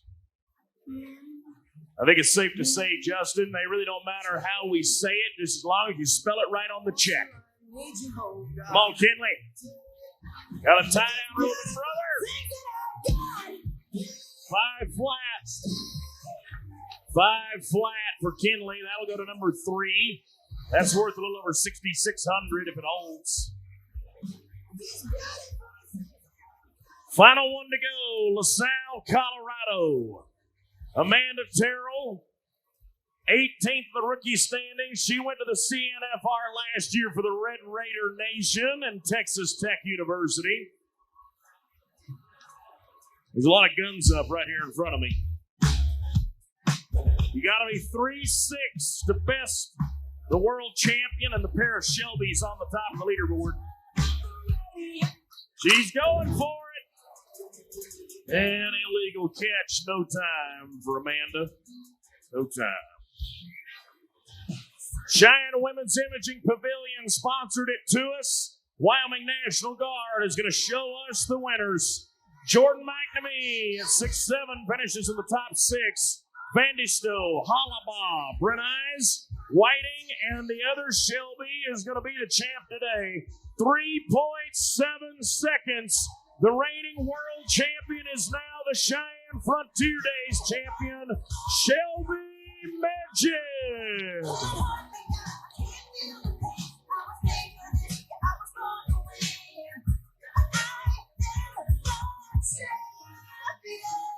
The native Alberta cowgirl has been making her presence well known in professional rodeo since coming south of the border to go to college.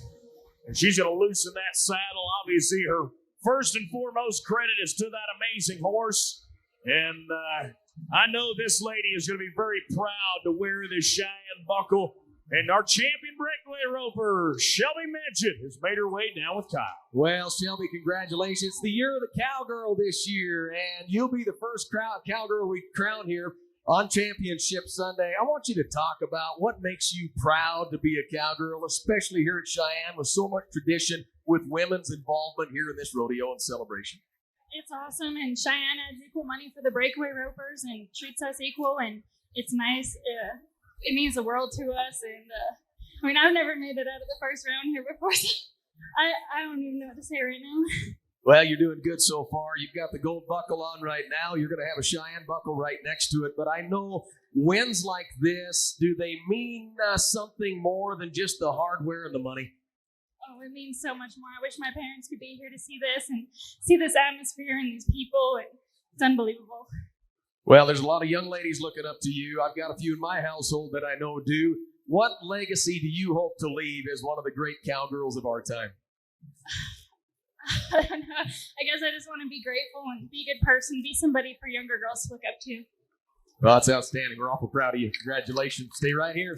We're going to bring you the hardware, all right? Here it comes. Here it comes. Yeah, Mariah Johnson is our Indians chairman. She will be finishing out her term here at Cheyenne Frontier Days as the chairman of the Indians Committee, and we are proud to have her along. We've also got more great friends of Cheyenne Frontier Days. Dr. Jim Hubbard is here today. Cheyenne's Women's Imaging Pavilion with us today.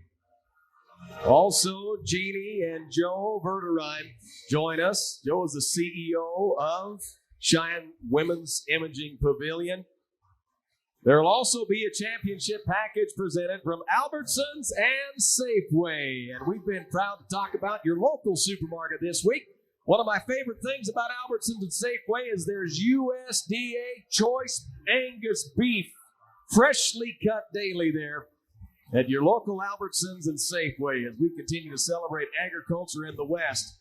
Now, special this year for the ladies champions here at Cheyenne, they will receive a version of the bronze statue that sits out in front of Frontier Park. It's one of only 5 in the edition. It's called How About Them Cowgirls by D. Michael Thomas, the artist from Buffalo, Wyoming.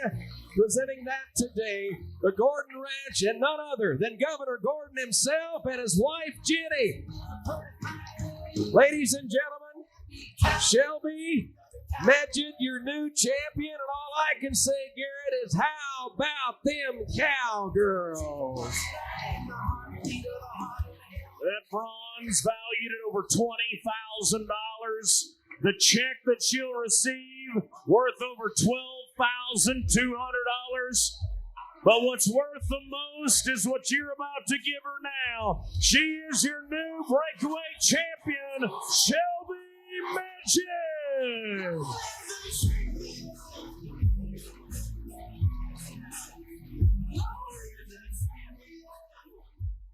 Well, I think she's already hit the mark. She is very graceful as a champion, world class, no doubt, as a very well-deserved Cheyenne championship going to the world champion, Shelby Midget. Congratulations. And how about them cowgirls? And how about this committee with that beautiful bronze? What a keepsake that'll be forever. Let's take a look at saddle bronc riding. Let's move to the Cowboys event. The bronc riding, the original event here, along with steer roping years ago in Cheyenne. There's your matchups. Again, we're kind of looking at Zeke Thurston, as we always do. The 4-time world champion's got Dreamliner from Steve Smith. Also, Logan Cook has got the world champion bucking horse from 2 years ago. The Black Tie from Sankey and Phenom Genetics. Looking forward to that. And some other big names here in this mix. Wyatt Casper's been red hot. You talk about a guy that's been on the winning trail here lately. Got South Point buckled from New Star Pro Rodeo. And Lefty Holman, you can never leave him out. But you know what? As I look down that list, Colby Wanchuk has got that Cancun Moon from Smith Pro Rodeo. That actually might be the one. Time to find out. Let's watch him buck. two-time college national finals men's championship team member, two-time Indian national finals champion, Smith Pro Rodeo's NFR horse named Broken Button, 88.5 with Alan Bohr to win around in Fort Worth. Come on, Cash, move those feet.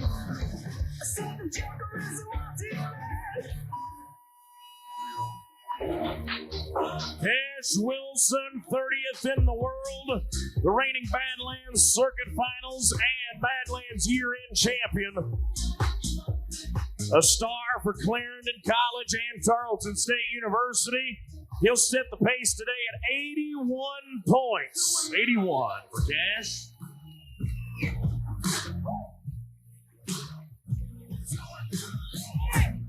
Rolling up to chute number 2. That is from the good folks at Cheyenne Regional Medical Center. Thank you to their entire staff of doctors, physicians, athletic trainers.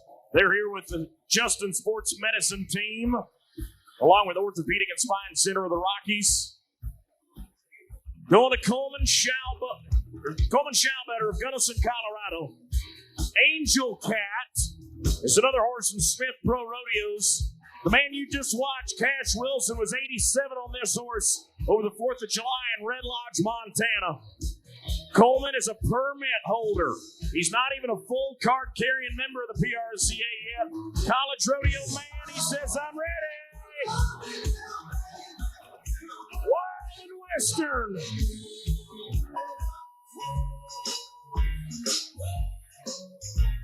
Angel Cat. A young horse from the 11-time Pro Rodeo Stock Contractor of the Year, Smith Pro Rodeos. Not too shabby today. 83.5 for Coleman. 83.5. Let's go! Oh! Let's go! Make it hot! Come on! So in this field today, there are 3 rematches. This is the first of those 3. Chase Brooks, Deer Lodge, Montana, the 25th ranked bronc rider in the world, $1.1 million cowboy that's made 6 trips in the NFR, has a familiar foe named Kangaroo Lou. This Summit Pro Rodeo horse has been twice to the NFR. They won go-rounds on him in Las Vegas. It was 3 years ago in Castle Rock, Colorado, that these two clashed for 89.5 points to win the rodeo. That day, the horse was marked a 44 out of 50. Chase Brooks is going to celebrate his 30th birthday tomorrow. So what better way to start the birthday party than a win of the daddy of them all? A Montana State University Bobcat, won Omaha, Nebraska with an 84, won Mona, Utah with an 88. This is another horse that has been marked 46, 45, 45 and a half. Kangaroo Lou of Summit Rodeo. Oh, he's reaching.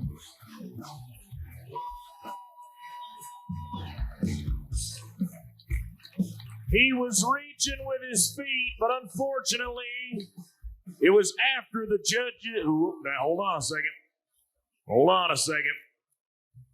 Free roll. He is going to get a score. Okay. Woo. So the horse with that little hesitation there, the judges waived the mark-out rule, and he is going to get a score, and he's going to like it. 86.5.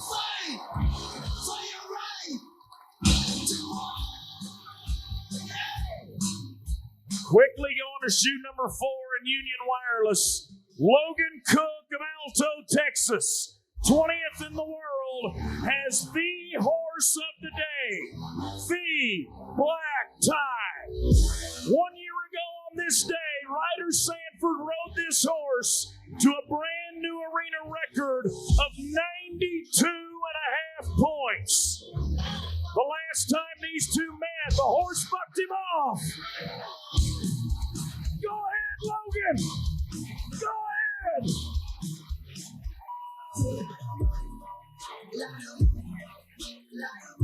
The 2022 World Champion bucking horse, the Black Tie of Sankey Pro Rodeo and Phenom Genetics. And it seems to be the only score you get with this horse is a big one, 90 points.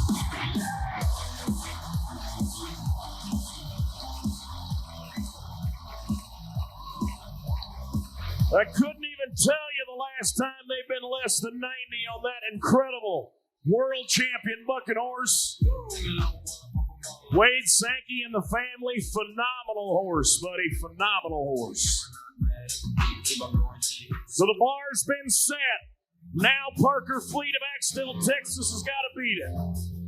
Here's Raging Lunatic, a two-time NFR horse.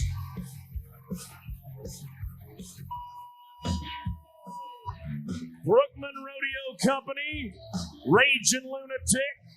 That horse has been twice to the NFR in the Saddle Broncs, once in the Bareback riding. Rider Wright won around to the Cinch Playoffs Governor's Cup last year in Sioux Falls. And today, Parker Fleet, he's going to go to an 81-point ride to tie it 4th and 5th.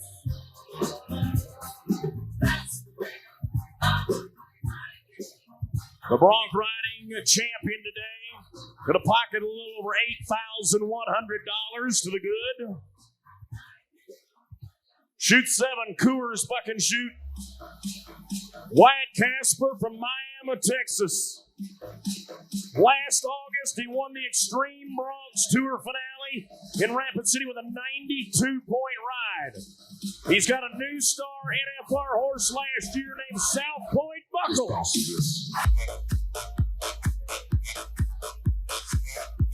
Look at his feet. Wyatt's number 5 in the world, going to NFR number 5.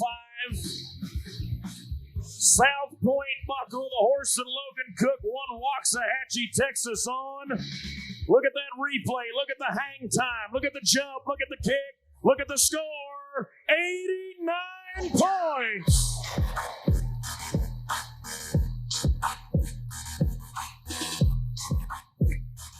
Chute number 8, the Ram Buck and Chute.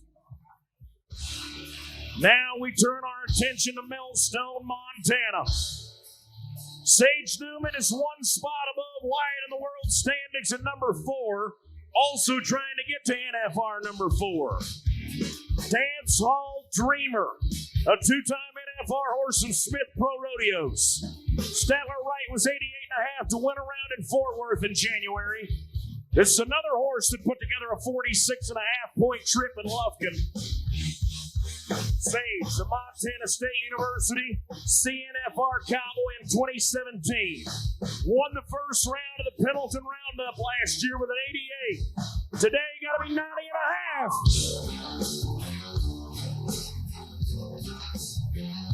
No, not good. 6.09. The free hand comes down and double grabs. 6.09. Dance Hall Dreamer gets the best of Sage Newman. Thanks again to our Ram pickup men taking care of our animal athletes. And now we go to the double-aught chute.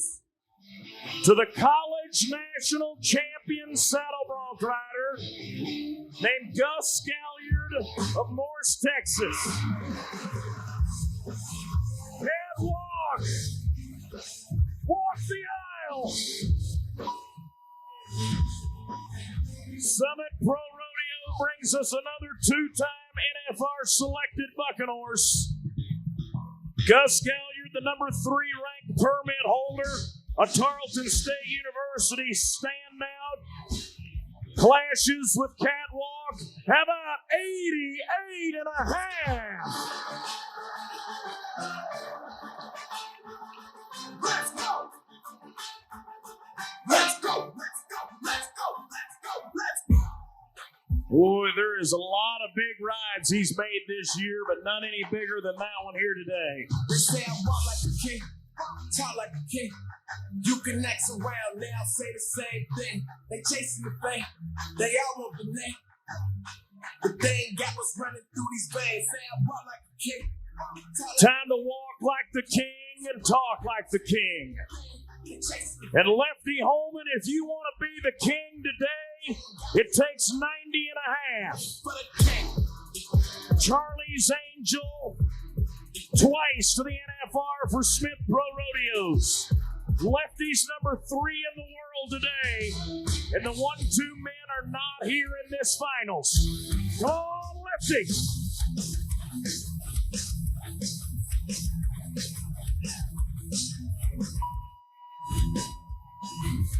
Walking in the red boots today,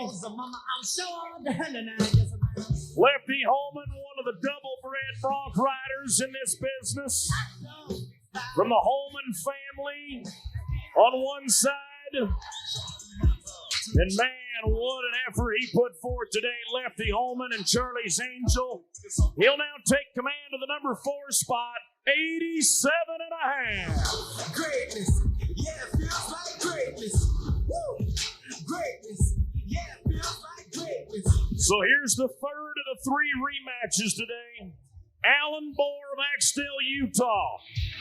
And Ropin' Dreams of United Pro Rodeo.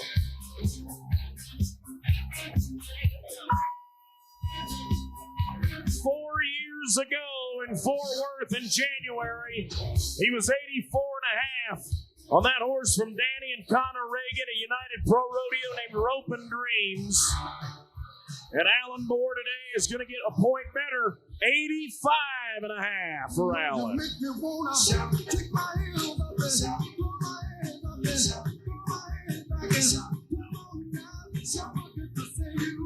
It is time to watch greatness. It is time to watch a man that is rewriting rodeo's history books every time he nods his head.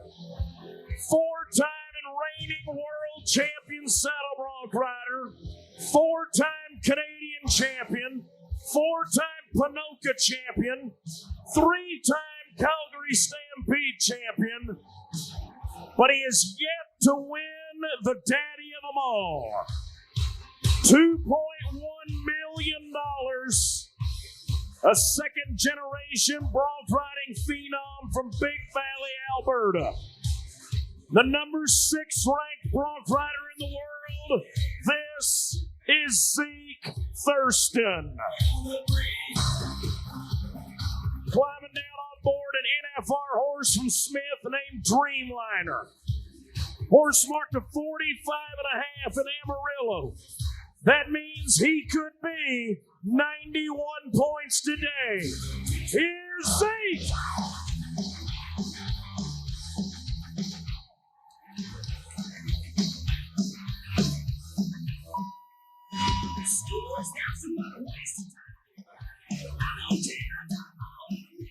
So, good news, bronc riding fans. Another free roll, and he will get a score.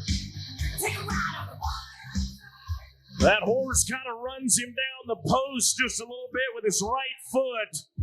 And they're going to waive the mark-out rule, and they're going to put him to number 4 as well. 87 and a half.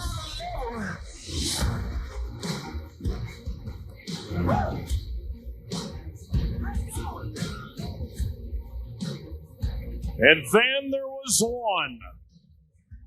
Colby Wanchuk, Sherwood Park, Alberta. 16th in the world.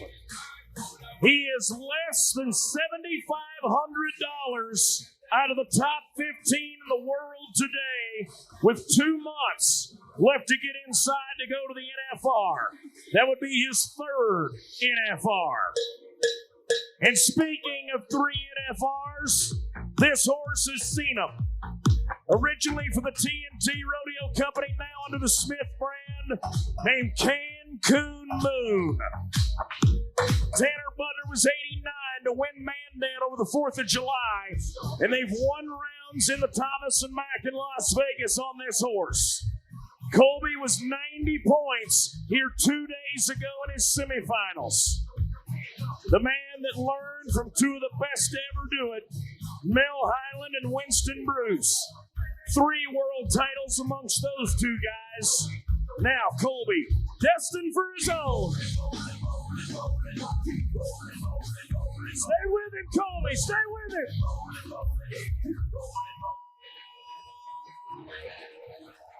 Come on, Cheyenne, what do you say?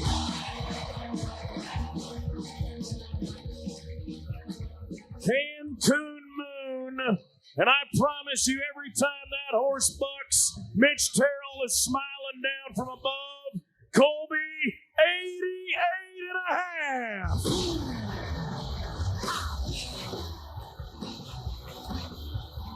So for the second rough stock event in a row, it took a 90-point ride. There's the top 6. Thurston and Holman at 87 and a half. One Chuck and Galliard at 88 and a half. Casper at 89, the reserve champ. But for the second year in a row, the black tie gets the win of the bronc riding. This year, the man on his back, a Texas cowboy by the name of Logan Cook.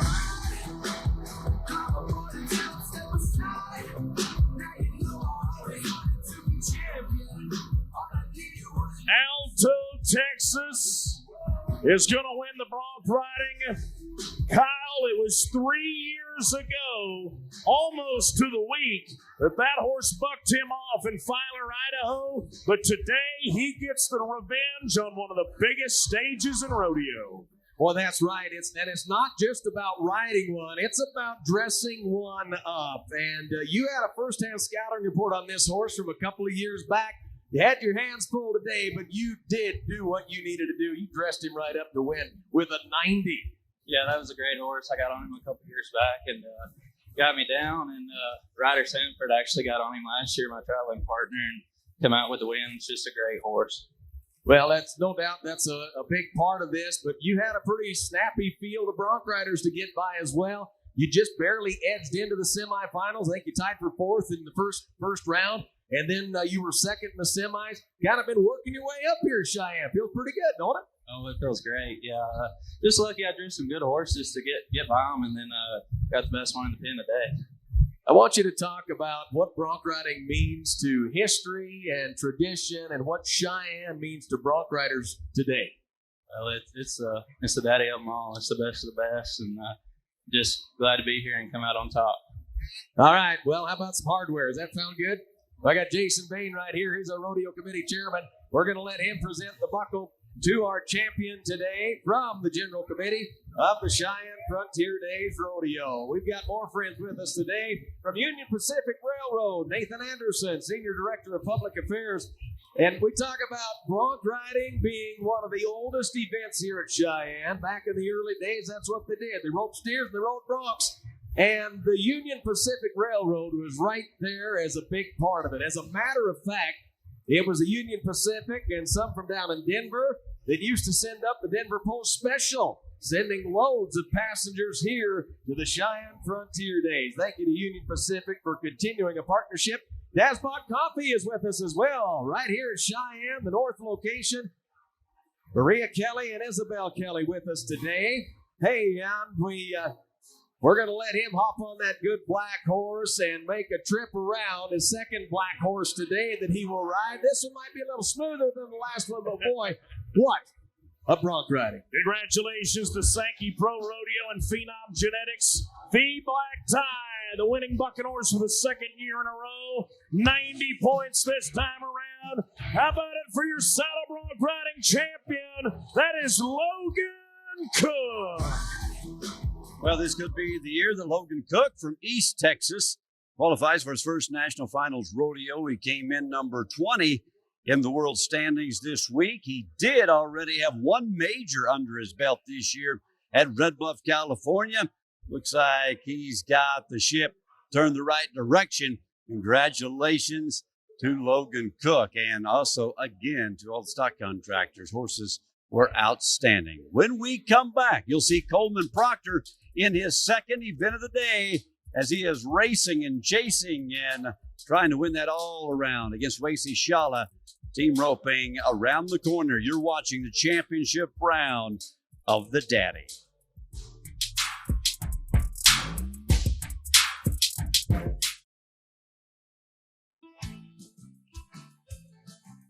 Welcome back to Championship Day here in Cheyenne. Year of the Cowgirl is the theme, and we're continuing to celebrate the Year of the Cowgirl. Helen Bonham was a skilled cowgirl who competed at CFD prior to 1919. She was chosen as a perfect representative of Wyoming womanhood for a public relations campaign launched by the Union Pacific Railroad to reintegrate the interest in CFD across the country. Helen was Miss Wyoming as well, the official representative of Wyoming and Cheyenne Frontier Days across the country from 1919 to 1922. In her role as the public face of CFD, she could be considered the very first Cheyenne Frontier Days Queen. Welcome back to our sudden death competition in all the events today, and that includes team roping, which is on deck right now, getting ready to bring you the top 12 who have had to work their way through, again, 2 weeks of competition. Slack started 2 weeks from yesterday with steer roping here in Cheyenne. Talk about some major hours the volunteers have had to put together. That's impressive. Once again, a couple of scenarios here. Coleman Proctor will be roping Logan Medlin. He is trying to win that all-around race. And also the world champions, Tyler Wade and Wesley Thorpe, they have the opportunity to go toward the bottom of the field. They'll go last and have that advantage. Now it's time to crown a champion in team roping.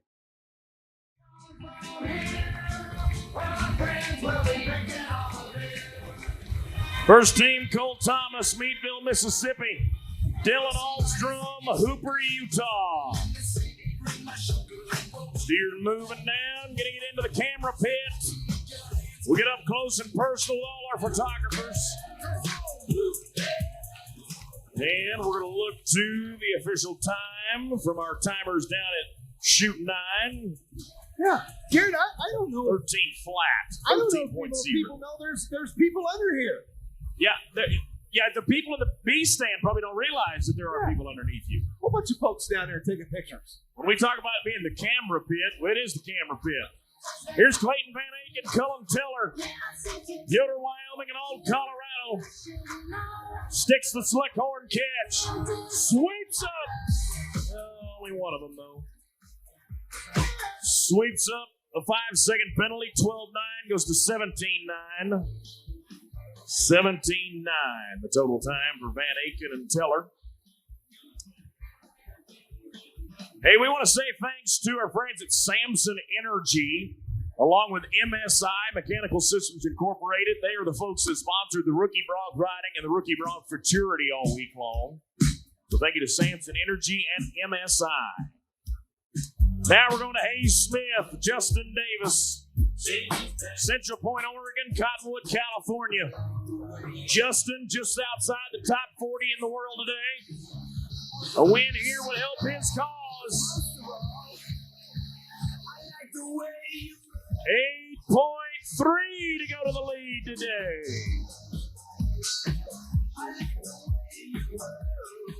8.3, and the winning team today is going to pocket $9,200 per man. That's $18,400 to the team, $9,200 a man. Looking now to Ed Shearer, Partial, North Dakota.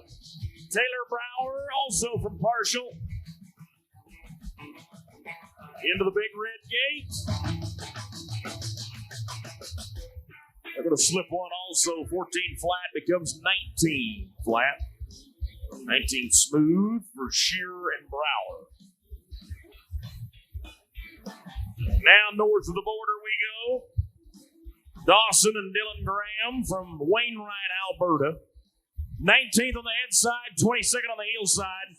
Dawson's about 5,000 out of the top 15. Dylan's about 6,200. So they could definitely use that first place check. We pay 8 monies, but they need 4th, or better. And going to hang one also. 10-1 goes to 15-1. That is third. 15-1, that's third. That would be worth $6,800 a man if they could hold on. Going now to Gavin Hirschberger and his rookie brother Wyatt, Congress, Arizona. Wyatt, 31st in the rookie race today.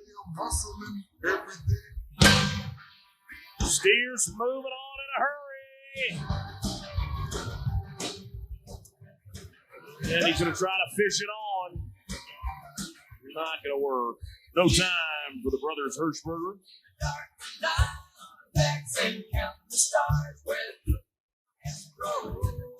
Oh, it's a feel-good song. So here, Sosby is the only guy today, only man or woman, that could be a repeat champion in Cheyenne.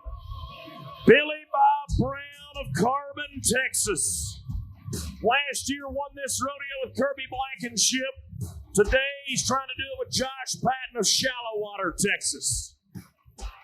If he can win again today, it'll be not only special for himself, but also special for his whole family, as it is also his sister's birthday today, and she's here cheering him on in Old Cheyenne. Happy birthday. Triple B, Billy Bob Brown of Carbon, Texas, a former college champion. He knows what it takes to win in Cheyenne. Reach, get your 2 horns. Josh, get your 2 heels. Oh. 9 and 3 plus 5. 14-3. 14-3, and that's number 3 right now. Still, congratulations on being a Cheyenne champion, though, Triple B. Proud of you, brother. And happy birthday to sister. Now to a team that holds 5 world titles between them. Caleb Driggers, 2-time world champion, header number 1 in the world.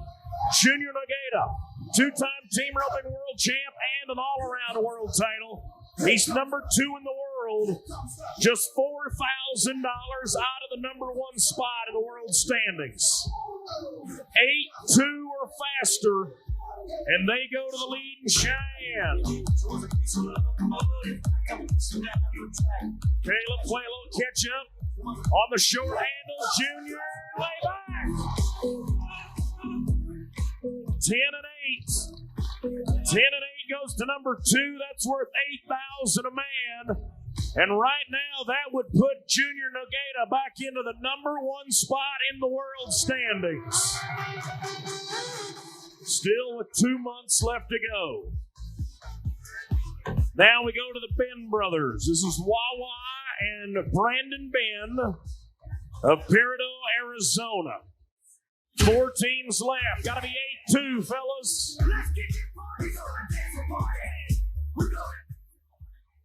Yeah, not going to work. No time for the Ben boys.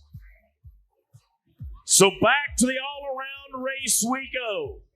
So after a little updated math from our rodeo secretary, Coleman Proctor leads the all-around by $3,594.70. He's pocketed over $20,300 just here in Cheyenne over the 2 weeks of rodeo. Coleman Proctor and Logan Medlin. Coleman's 6th in the world on the head side, number 2 in the all-around behind Shad Mayfield. Logan's number 6 in the world. Gotta have it! 10.0. 10 flat, that's number 2. And with 1 or 2 teams left, that could add another $8,000 to Coleman's earnings.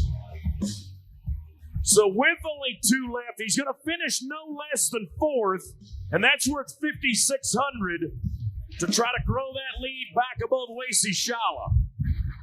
Now to the brothers Minor, Riley and Brady from Ellensburg, Washington, 20th and 23rd in the world respectively. Ouch. 8-6 goes to 13-6. 13-6 goes to number 5.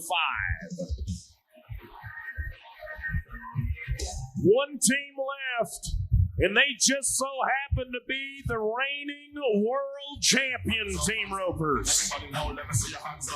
Tyler Wade from Terrell, Texas. Also the 2016 Cheyenne champion. Wesley Thorpe, two-time world champion now in his career. Number 10 in the world. Tyler's number 9. Gotta be 8-2, gentlemen. Gotta do a little fishing. Got him around the neck. Just get you a check. Oh, no. Oh, and a surprising empty loop there by Wesley Thorpe. No time for the reigning world champions. University of Wyoming College of Business sponsored the team roping this year. Wyoming National Guard shows us the top 6. Brown and Patton, Minor and Minor, Thomas and Alstrom, Driggers and Nogata, Proctor and Midland. Coleman will add $8,000 to his earnings total, but the big check of $9,200 a man is going to go to the team of Hayes Smith and Justin Davis. Central Point, Oregon, and Cottonwood, California. They are going to come in and sweep away by 1.7 seconds. The only sub-10-second run today in the Cheyenne finals.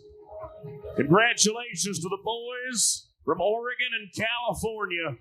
Both going to receive their first Cheyenne Frontier Days prize package. They've made their way to the hallowed grounds of the camera pit. And now Kyle Show gets a chance to visit with our team roping champions. Well, I'll tell you this, guys. If there's going to be sketchy weather at Cheyenne, it's going to start during the beginning of the team roping, it seems like.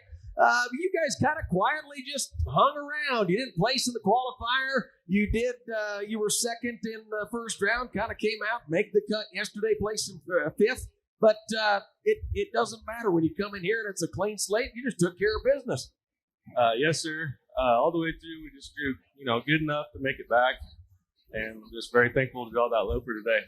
Yeah, just a loper, but with a little bit of a 25, 30-mile-an-hour headwind. What does that change here on an already fast course? You don't want to pick up your head rope very fast. You chase the cow all the way to them. All right, well, very good. Well, Justin, talk about the healing side of Cheyenne. We're now 24 years into having team roping here at Cheyenne. We can't imagine having Frontier Days without it. But talk about from your perspective on the healing end, what it's like roping behind a guy like this. Well, healing behind Hayes anywhere is a great opportunity. He's one of the best headers there is. Just truly lucky. He's one of my best friends, and this is on my mind. And I got to say it. Speaking of half of those years, 12 years ago today, my best friend was Brock Cresta, and he passed away in the parking lot out here on this day 12 years ago. So this one's for you, Brock. Well, very good. Well, very surreal. Brock, of course, a former champion here as well, and I know you'll wear that buckle with pride. We're going to hand it over to you right now, boys. Congratulations. Great job. We're going to bring our buckle sponsor up front and center here as we salute all of the partners of Cheyenne and, of course, the General Committee. Byron Matthews, our operations chairman. Shelley Hartzog, our PR chairman. Doing an incredible job in both of their first years as chairman of their respective committees. Thanks for what you folks continue to do. Bailey Hat Company is on board with us here in 2024, and Sean Leon is with us, marketing director for Bailey Hats, worn by integrity. We'll put Miss Frontier and her lady in waiting in there. Go ahead, ladies. We'll get a photo opportunity. Also, Cedron Farms Lodge. And the Queens are presenting on Jay's behalf. Again, we appreciate all of our partners and friends here at the Daddy presenting these championship awards. That's our saddle sponsors. Our championship package is brought to us by Blue Peak Cyber. Mike Harry with us today, Chief Development Officer. And Montana Silversmiths also presenting that brass boot jack And that includes all of the goodies, including a pair of spurs, championship jacket, the whole awards package. It is absolutely loaded with prizes. Hope they got room in the trailer. They're going to have a whole lot of them as they head back to the West Coast champions of the Cheyenne Frontier Days.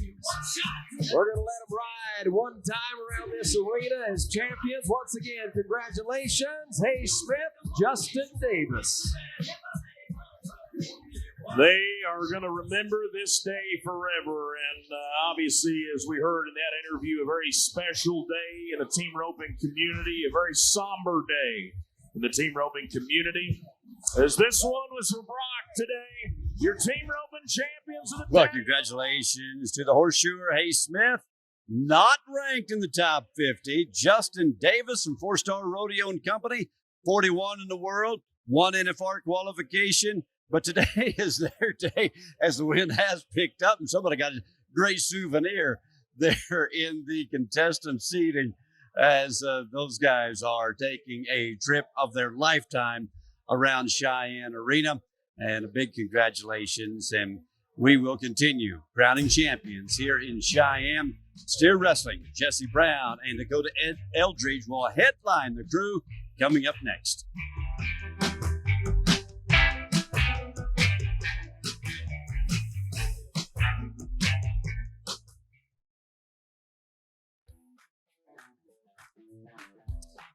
Welcome back to Cheyenne Frontier Days, getting ready for the Steer Wrestling. A list of your top 12 who have worked very hard to make it into this championship round. You notice that the clouds are pretty dark to the north. The wind is out of the north, and it looks a lot darker in person than it does right there on that shot. Sun's popping out from the west a little bit, but the barrel racers certainly keeping an eye on the clouds right now as the wind did pick up heavily out of the north, and it is very dark to the north. With 3 events remaining: steer wrestling, barrel racing, and bull riding. Let's go to shoot 9 for the top 12 steer wrestlers. Fastest time wins. First man to go, Jay Stone of Hazleton, North Dakota. Badlands Circuit finalist back in 2022. Grabs the steer, rolls him over. Oh, dogfall. Got to get back to his feet. Take the momentum back away from the steer. 11 and 9 for Jace.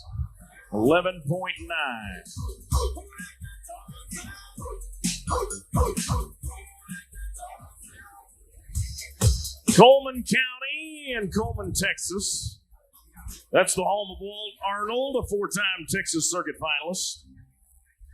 3 trips to the college finals, walked away as the champion 2 years ago. Also helped Tarleton State win their men's team title that year. 25-year-old Cowboys, 19th in the world, just $4,500 out of the top 15. The first place check today pays $6,900. That would get him there and then some. Walt rolling. He broke the barrier. 5 and 9. The sunshine turns cloudy. 15-9. 15-9. So let's go now to Jay Williamson, Weatherford, Texas. Louisiana native. Now lives in Parker County. Texas Circuit finalist last year. Won a round in Odessa in January, the Sand Hills Stock Show and Rodeo. Won a round in June at the Crosset Riding Club Rodeo in Crosset, Arkansas. That's in Sosby territory there, Razorback land. Crosset. Calling them hogs in Crosset, Arkansas. That's right.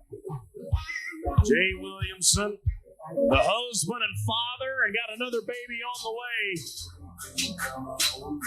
Horse took a little scoot sideways when he nodded. Oh! No time for Jay Williamson. Hey, our friends at Edward Jones Investments, along with Joe Kelly, they've got an opportunity for one lucky CFD fan to be a winner today. And we're out amongst the people with our very own Mindy Manjares. Thank you, Joe Kelly, our local Edward Jones financial advisor, for this question. that we're going to have answered today by Chris and Steve Ditzler. All right, Pro Rodeo Hall of Fame barrel racer champion Charmaine James won 11 world championships on a horse named Gilbert Boy. What was the nickname of this legendary horse? And we'll find out right after this run. All right. Gus McGinn, Haines, Oregon, next to go. The champion in Moses Lake, Washington. Now we'll watch one of the two Bulldogging brothers, last name McGinn. Trying to make his horse stand just right. Once that steer facing straight north out of that Freeford starting gate. Oh no! And the leap of faith is not faithful to him. Look at this. Long jump.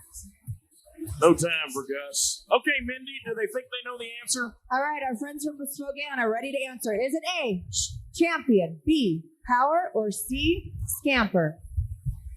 They have some friends in the crowd helping them. Let's see. Is it C, scamper? Good. We have a winner to Shoot 10 Mercantile Store, the official retailer of Cheyenne Frontier Day. Thank you to Joe Kelly, your Edward Jones financial advisor at Edward Jones Investments. Humboldt, Texas, the home of Jeremy Burkhalter, the high school basketball coach and big-time Bulldogger. Jeremy Burkhalter, Humboldt, Texas. Got to be 11-8.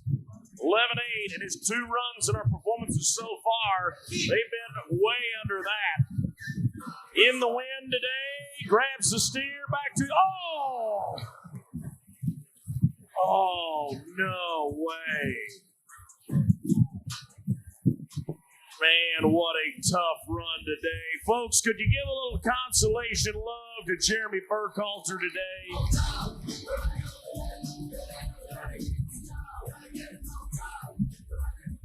Hey, Kyle, I thought we had a strict 1 horse per customer limit around these parks. I'll tell you what, I want you to meet again a pair of cowgirls as we celebrate cowgirls all year long. Fast, dangerous, it is 4-time Canadian Act of the Year, Parker Yule, and her partner, that is Ginger Duke, rolling riding trackside. Caden Camp, he's our next steer wrestler. Belgrade, Montana Circuit finalist, an all-around champion. College finalist for University of Wyoming. CC's got him. Big left hook. The UW Cowboy just took the lead. 6.6.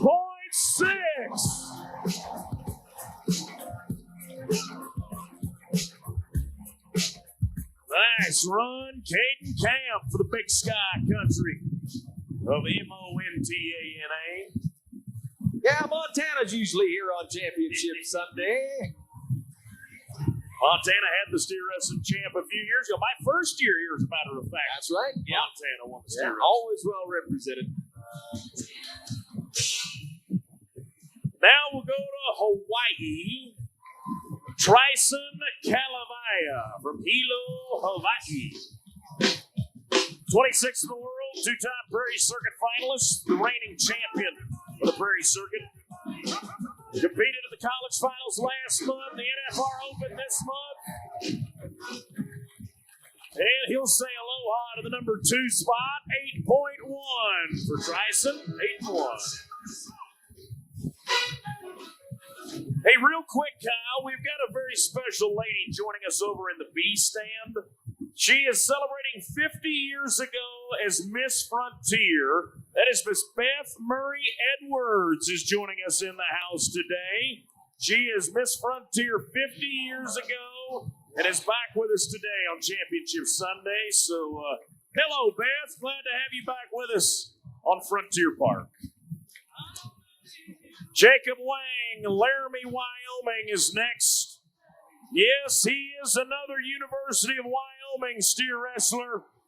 Let's get UW to 1-2. Make it happen. UW is now 1-2 in the steer wrestling, 7.2.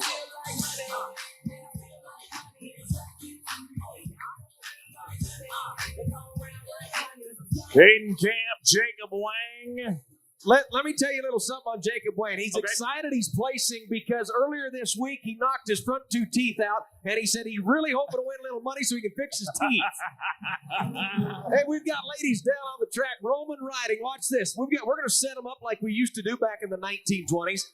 Now, Piper's going to spot her a little bit. She's going to give her a little handicap. Piper's going to start facing south. Ginger's going to start facing north. Ready, set, go! On and here comes pride in the backstretch. Parties. Oh, Ginger, you better grab a gear. Piper's on a runaway. Wow. Yeah, those ladies are the real deal.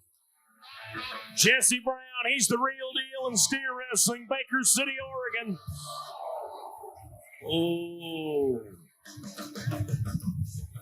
The former walk-on quarterback at Washington State University. The champion of the Governor's Cup in Sioux Falls last year, the culmination of the cinch playoffs. He pocketed the $25,000 check at the Denny Sanford Premier Center on the final Saturday of the regular season. And not going to gain any playoff points here today, as this rodeo, again, one of the top 60 biggest in that NFR playoff series, trying to get these athletes to Sioux Falls. Going now to New York. Cowlsville, New York, to Colton Swearingen. All around Cowboys, Southeastern Oklahoma State University man. Part of the Savage Storm. He's going to hit flat on his back. No time. Cheyenne, could you make the young man from New York feel a little better today in the finals in Cheyenne? Hey, Sosby, there's the queen of the Cali Palace right there. Oh, there she goes right there. She does a good job down there. Yeah. She's really bossy, but pretty cool. Just a but little really bit. cool. Just Really a little cool. bit. Runs a tight ship. Now to the final 2 steer wrestlers. Long Valley, South Dakota, and a young man by the name of Denton Good. His dad, Alan, is hazing for him. This guy has won his quarterfinals. He won his semifinals. And if he's 6.5 or faster, he'll go to the lead in the finals. Come on, Denton, shape him up. Oh, my goodness. Oh, my goodness. He did exactly what he had to do. He goes to the lead, 6.5.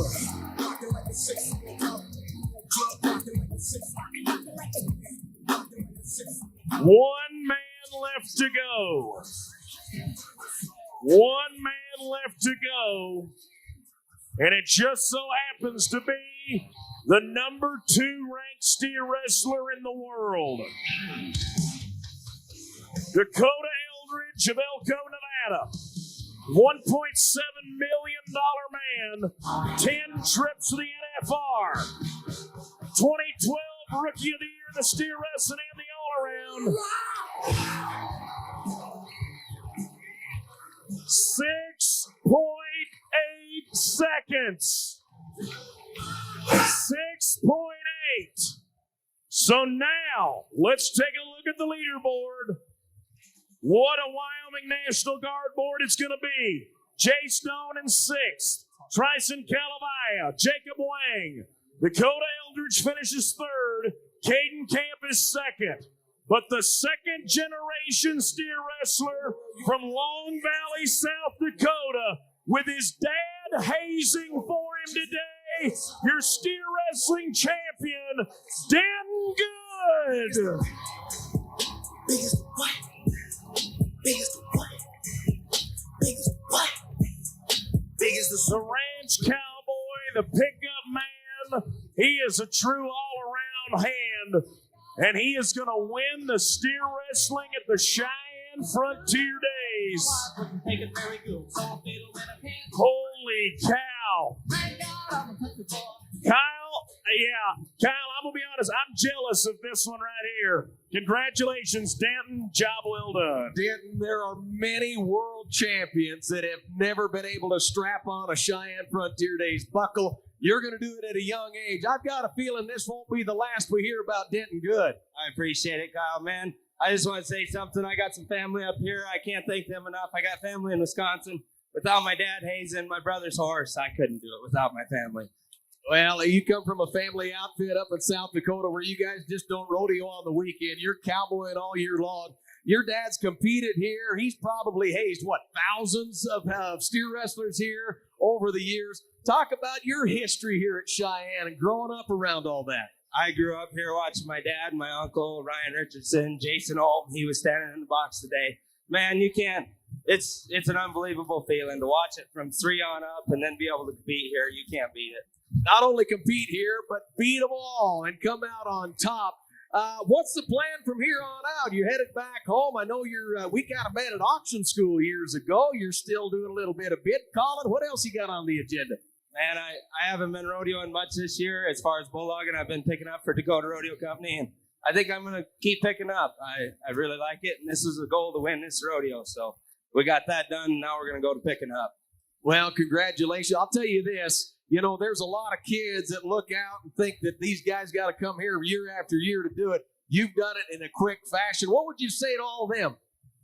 Man, don't not believe in yourself. I mean, this is a Cowboys rodeo. It's horsepower, and it's bearing down. I mean, it don't matter who you are. You got a chance at Cheyenne.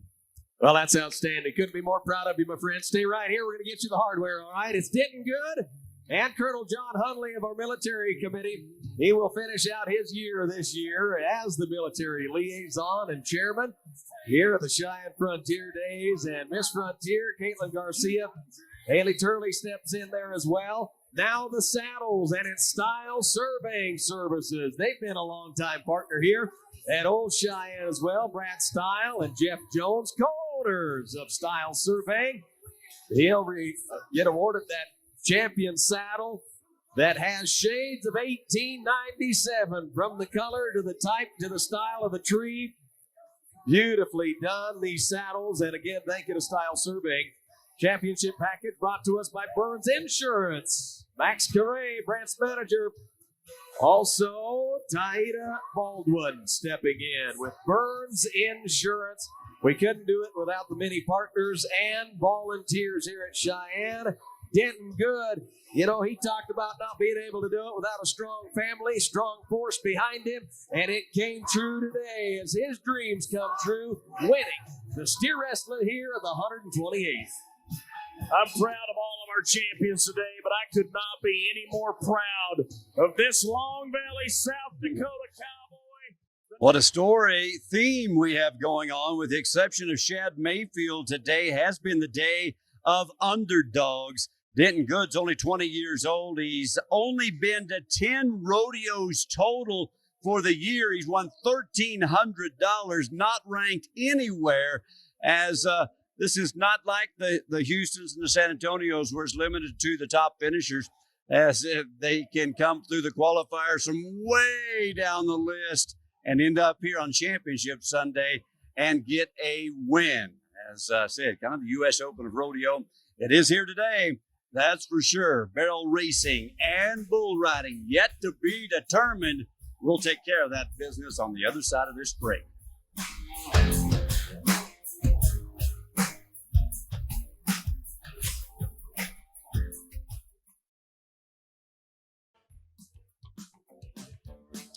Welcome back to 100 Rodeos in 100 Days here on the Cowboy Channel, presented by Ariat and RM43. 45 rodeos so far, and we still got a lot of time to hit that 100 rodeo mark. Day number 39 and 227 performances as we are getting ready to feature barrel racing the top 12. There you have them stacked up. I'm scared to point out the favorites here because the favorites have not fared well today. So you just pick one. I know Latricia Duke has been getting stronger as the days have gone by here in recent weeks, and she'll have the luxury at the top of the ground. She'll get things started as we send it down to the barrel racing. Installation first lady to go is from Seaford, Texas. Latricia Duke, a Tarleton State University grad, 25th in the world. The champion of Coeur d'Alene, Idaho. Belleville, Texas. The Palomino horse, Vanilla Wafer, round 2. The top of the ground, time to capitalize. Let's go. And 17:08. That is one of the top 5 fastest runs of the entire rodeo this year. 17:08. Now, Tiffany Lujan, Stephenville, Texas. Number 3 ranked rookie barrel racer. She won a round at the wildest, richest rodeo in the West, the Reno Rodeo. Now she's going to go to the left barrel first. Now just means 2 right turns. Qualified to the permit finals last year in Waco. Time. And that horse just over anticipating that 3rd turn. And unfortunately, a no time here on Championship Sunday. Wyoming, how about a little consolation love to that great Texas rookie? Tough luck there. So, from a rookie barrel racer to a lady that's becoming an NFR veteran. Wenda Johnson, here's the 3rd of those Pahuska, Oklahoma athletes today. The piano player and doctor of nursing. University of South Alabama grad, 4 trips to the big show. Has won 3 go-rounds inside the Thomas & Mack in Las Vegas. Watched her win Omaha, Nebraska last September. She won Filer, Idaho, Lovington, New Mexico, Lawton, Oklahoma, around in San Angelo.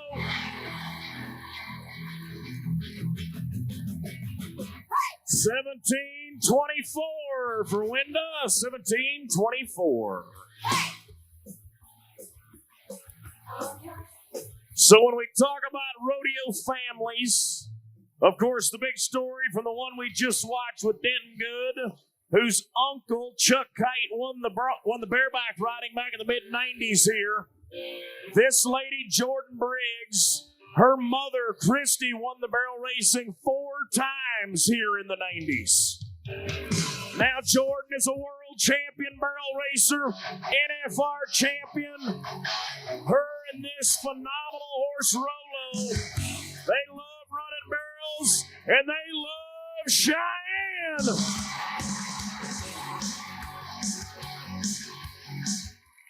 $17.06. And Rolo and Jordan Briggs go to number 1. Let's go. Now to Quebec. St. Gideon, Quebec, and Julie Plourde, the number 4 rookie barrel racer, has burst onto the scene this year, and she is fixing to burst into the top 50 in the world.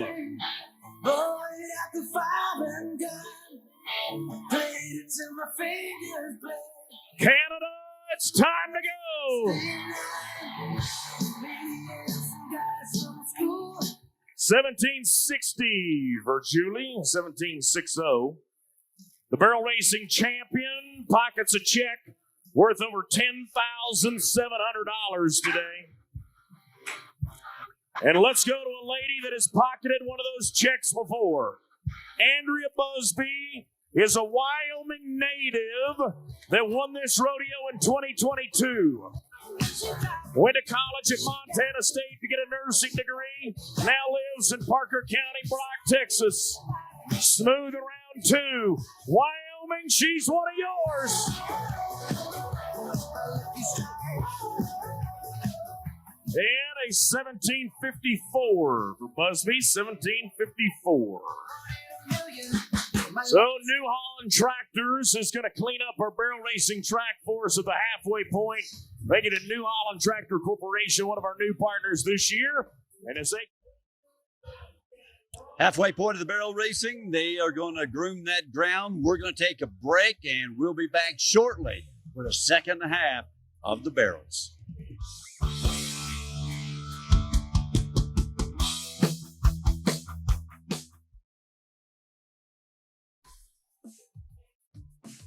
Abby Phillips is approaching the arena. She's moved to number 2 in the world standings behind Emily Beisel, quietly into number 2 as she now will start us off the second half. just off a trip in Colorado Springs to the NFR Open, powered by Ram. Oh, nice footwork. You can rock them, just don't knock them.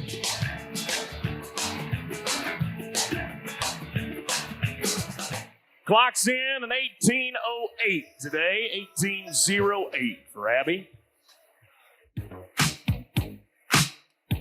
To the barrel racer that has been running like her hair's on fire. The Calgary Stampede champion, the Rodeo Houston champion, Leslie Smalley-Go and Gus, number 5 in the world, trying to get to their second NFR. Come on, Oklahoma, let's go.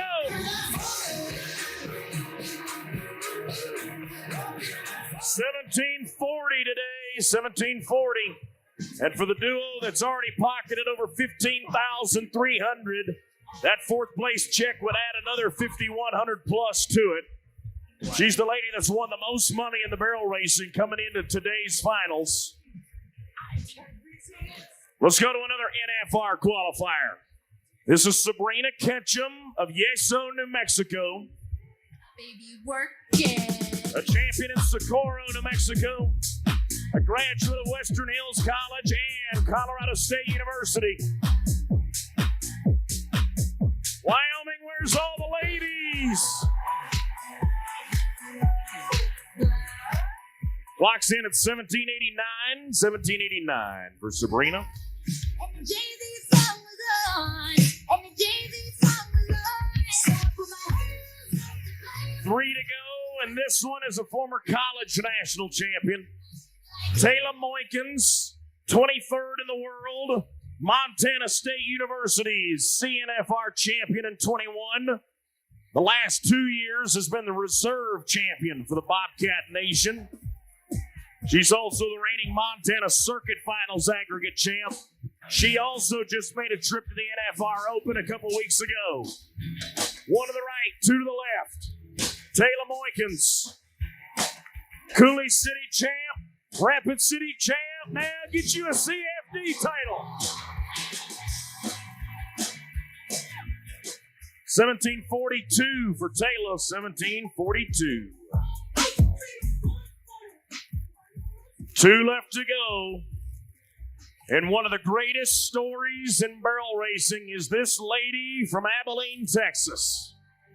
She is pursuing a dream of barrel racing, achieving a dream here in Finals Sunday.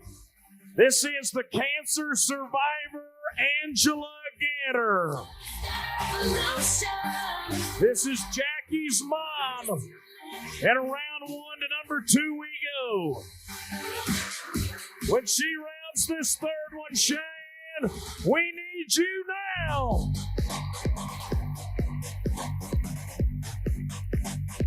$17.69 for Angela, number 8. $17.69, 2 spots out of the money. 6 positions are paid.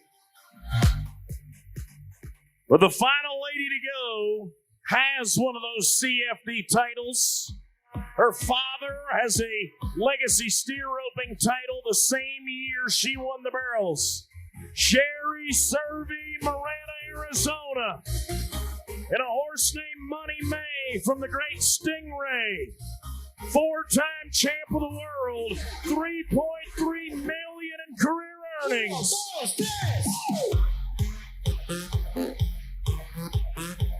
And we'll look at an 18:15 for Sherry Servey.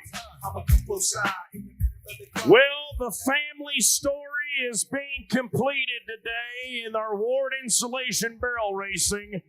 The top 6 ladies in the Wyoming National Guard look like this. Andrea Busby, the champ 2 years ago in 1754. Taylor Moykins, the college champ at 5th. Leslie Smallego, the Houston and Calgary champ at 4th. Wenda Johnson, the doctor in 3rd. The Duke at number 2 is 1708. But now she will add to the family history in Cheyenne. Her mother won 4 titles from 93 to 98. And now in 2024, she will achieve her own. Your barrel racing champion, the world champion, Jordan Briggs.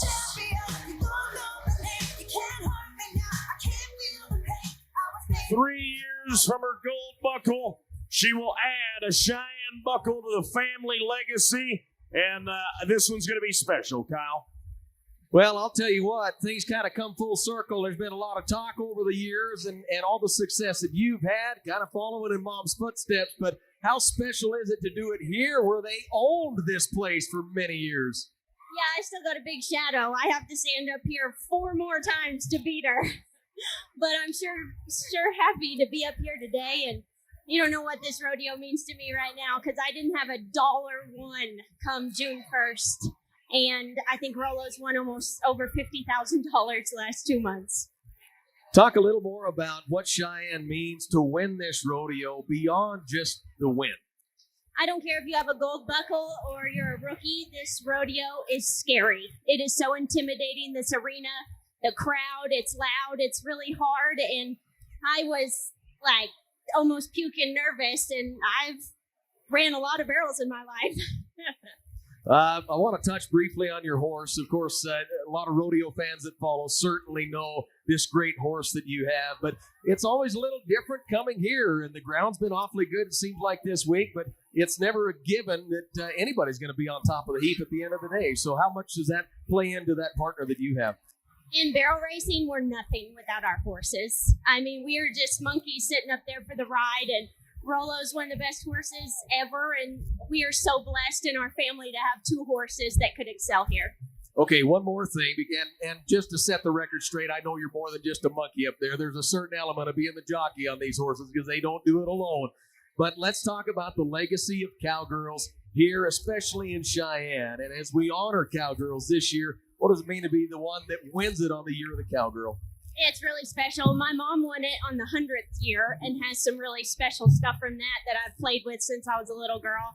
And so I've been here a lot. I appreciate this rodeo so much, and they have always appreciated cowgirls here. And I love that they were the first girls to make the Breakaway girls even too, and it's awesome.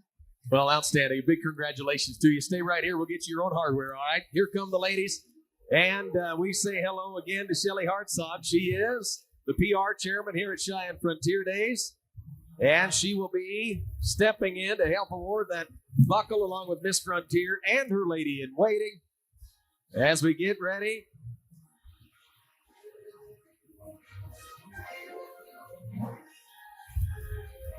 This is pretty cool also as our saddle sponsors step in.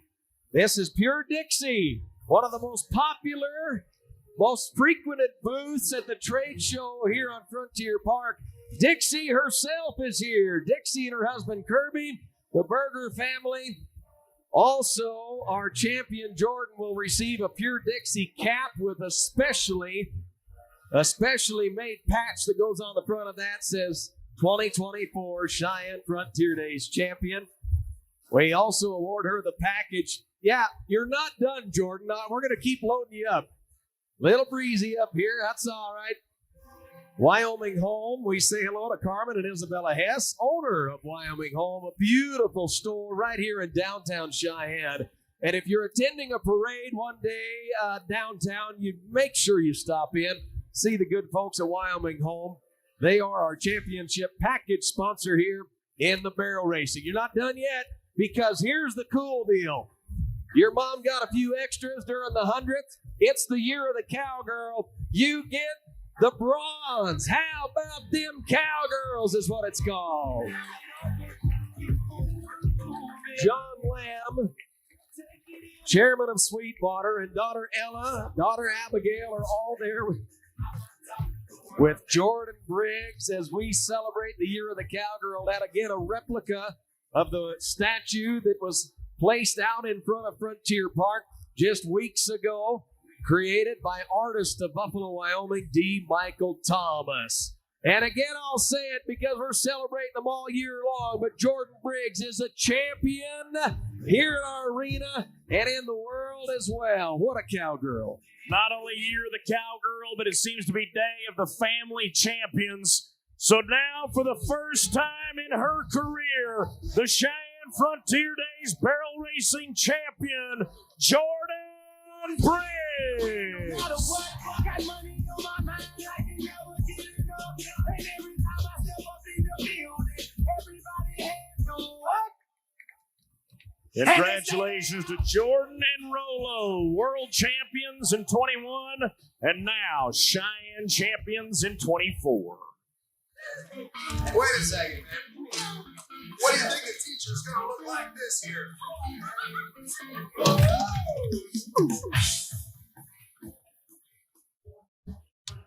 What a classy lady right there with a very honest and open acceptance of that great awards. And now let's switch gears to bull riding. One more champion. Well, two more, actually. We got the all-around yet, too.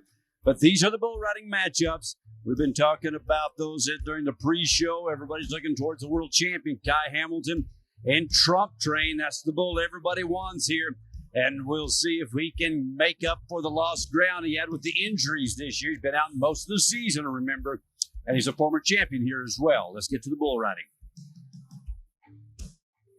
It is brought to you by New Holland Tractors. And it begins in chute 3 with Blue Federal Credit Union. Jackson Ward from Goddard, Kansas. And a bull named Dream On. This bull bucked him off in March at the Extreme Bulls in Lufkin, Texas. Marked a 44 and a half. Ooh, Jackson.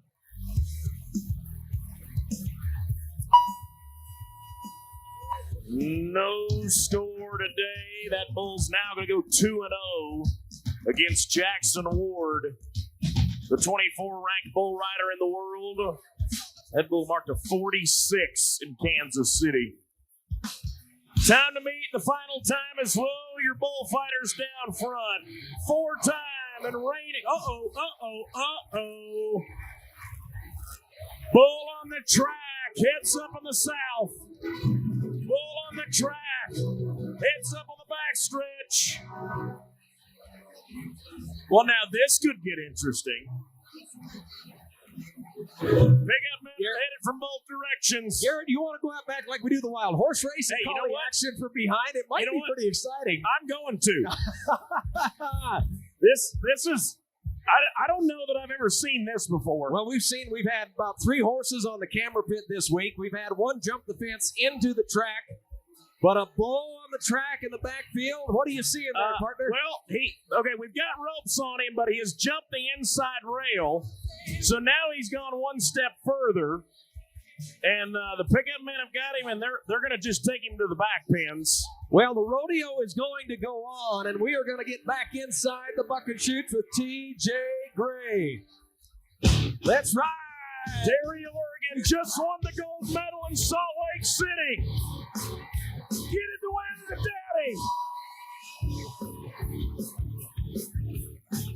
Just this past Wednesday, he won the gold medal of the days of 47 and pocketed over $18,000.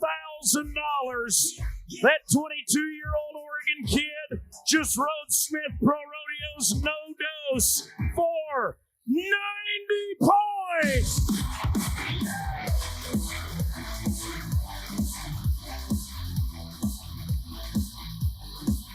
Woo! Okay, now let's meet the bullfighters. 4-time and reigning bullfighter of the year from Oklahoma, Cody Webster. 10-time bullfighter of the year from Wyoming, Dusty Tuckness. And the man in the CFD can, your rodeo clown and funny man, and Cody Sosby.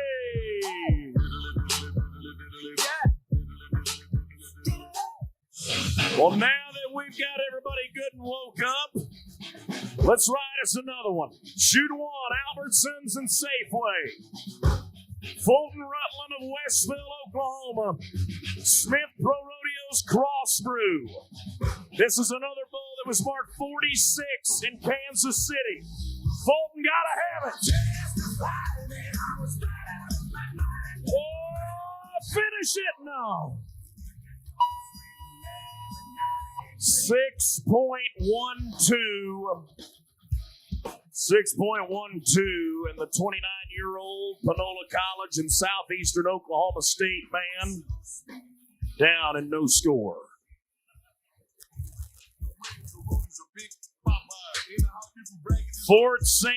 Going to Utah. Erda, Utah's Cooper James. Top 10 in the world and the #1 rookie bull rider today. Hot Pop from Smith Pro Rodeo, the Burris boys.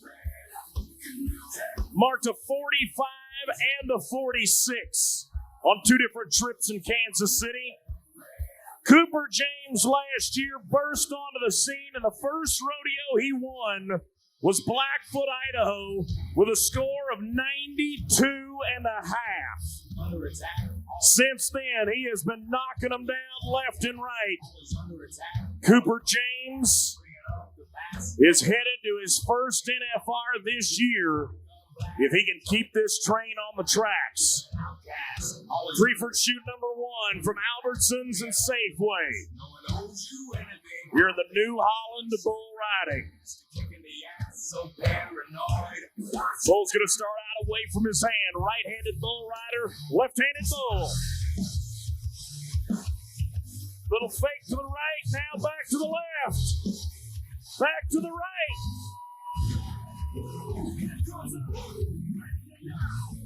Qualified ride, what do you got for Utah?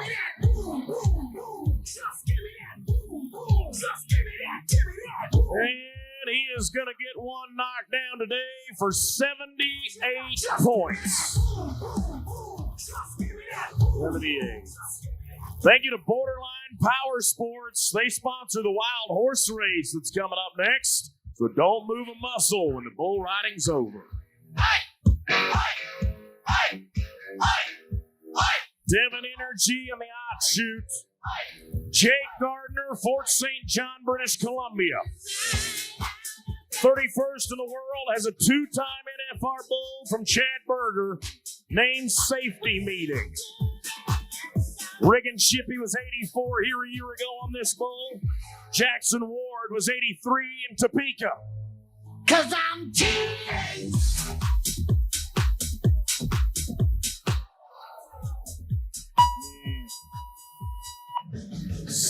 .26. 6.26. No score. Shoot #3, Blue Federal Credit Union.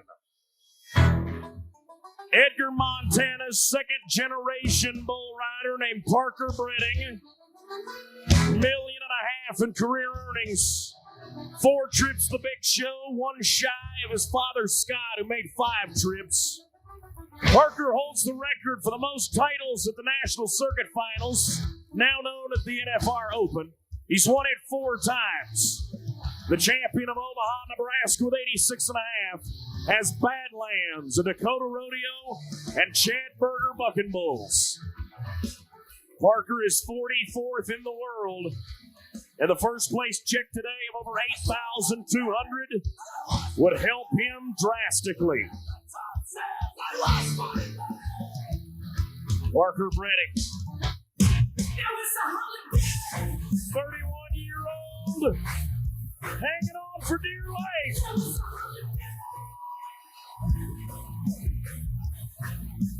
You can't tell me he wasn't gritting it out for 110%. This Peak Healthcare Consulting replay is going to show you what it looks like when a man wants money bad, bad, bad. 78 and a half for Brady. 78 and a half, just hanging on for dear life. He's back!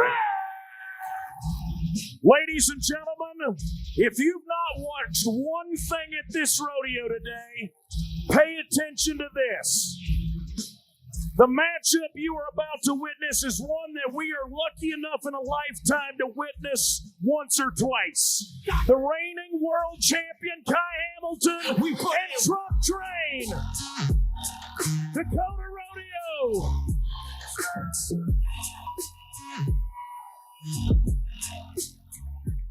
Where's all the Kai Hamilton fans in Cheyenne? That's right. Whole team running so wild.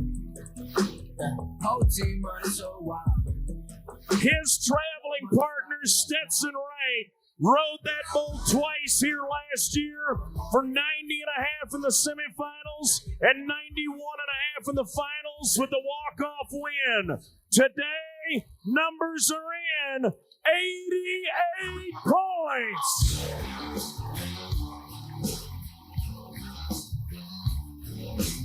The world champion is back. Back to Utah we go. Hayes Wade, Goshen, Utah. Number 4 in the world has Sneaky Situation of Dakota Rodeo.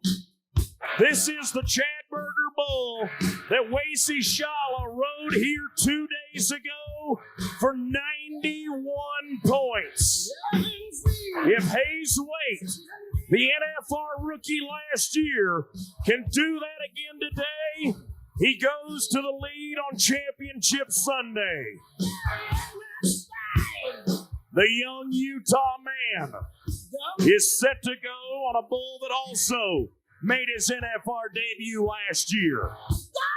Trey Holston was also 90 on this bull at the Extreme Bulls in Ellensburg, Washington. Come on, Hayes!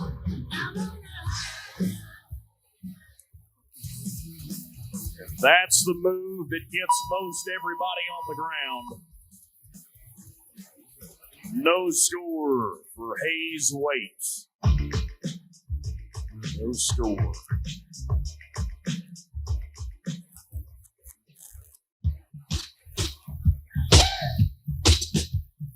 Hey, if you've ever wondered what it looks like to go in the fight with our bullfighters, take a look at the big screens for the Capital Roofing Bullfighter Cam. That GoPro on the chest of the 10-time Bullfighter of the Year, Dusty Tuckness, looking in with the 4-time Bullfighter of the Year, Cody Webster. And that is literally grabbing life by the horns. Thanks to Capital Roofing for giving us that inside look. Brandon Ballard of New Hope, Kentucky, and a bull named Let's Go Brandon. This is a rematch. This NFR bull from last year bucked him off in Lufkin and was marked 44 and a half. Ooh, I love this song. Brandon, 50th in the world. Come on, everybody. The number 7 rookie. College finalist last year. The man and the bull named Brandon. Inside shoot 2 from Cheyenne Regional Medical Center. Garrett and Scott Burris, the father-son team, bring us this NFR bucking bull. Last year, one of the 100 rankest in the world.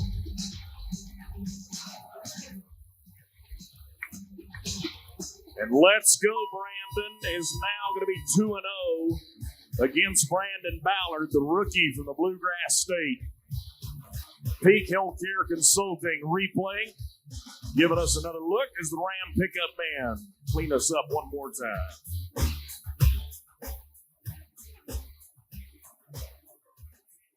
But here's quite possibly one of the biggest stories, not just in Cheyenne, but in the world of rodeo. It's the surge of this 18-year-old rookie bull rider and bareback rider and all-around contender named Wacy Shala. But today he has got a bull from Dakota Rodeo that is unridden. Big time. Has never been conquered before, but he's never met Wacy Shala. Wacy is the guy that's been going toe-to-toe with Coleman Proctor for the all-around. He won his semifinals in the bareback riding and the bull riding. He came up just short in the bareback today. So look out, folks. Wacy Shala is primed and ready for a big-time bull ride. Oh, he kind of bucked in the chute there. Got him loose. Yeah, okay. Deep breath, everybody. Deep breath. Okay, I'm ready. All right, we're going to reset and re-pull. What I like about it when this happens right here, Garrett, it gives you time to make a big build and a big sell. I want you to think about the last time we saw a domination such as this in the bareback riding and the bull riding. You got to go back 30 years ago to the 1990s in the era of the great Ty Murray. Well, it is only fitting that this young man comes in and is rewriting his history book, rewriting the records. He just won the college title a month and a half ago, and now he's going for a title at the world's largest outdoor rodeo and Western celebration. So what do you say, Cheyenne? Are you ready to help Wacy Shala ride this bull today? He's 19th in the world, number 3 rookie. He's got to ride this unridden bull today if he wants to stand a chance at the all-around.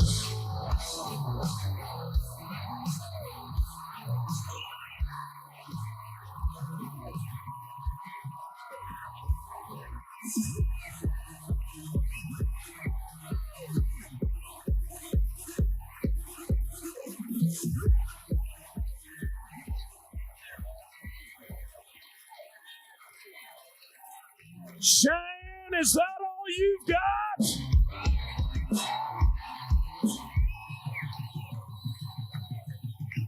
So that bull is unridden no more. Today the score is 83 points.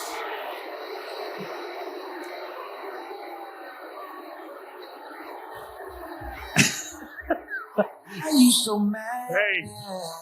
Hey. Don't shoot the messenger, okay? Don't shoot the messenger. Here we go. Meanwhile, back at the ranch, Jace Trosclair, Chauvin, Louisiana. Time for Scooby to get the snacks. Shoot 4. Jace is 11th in the world, a 2-time Southeastern Circuit finalist. Smith Pro Rodeo bull named Double Nickel. Stock score 44 in Coleman, Texas. The champion in Rosenberg, the champion in Lafayette. Louisiana man. Come on, Jace. Gotta be 90 and a half.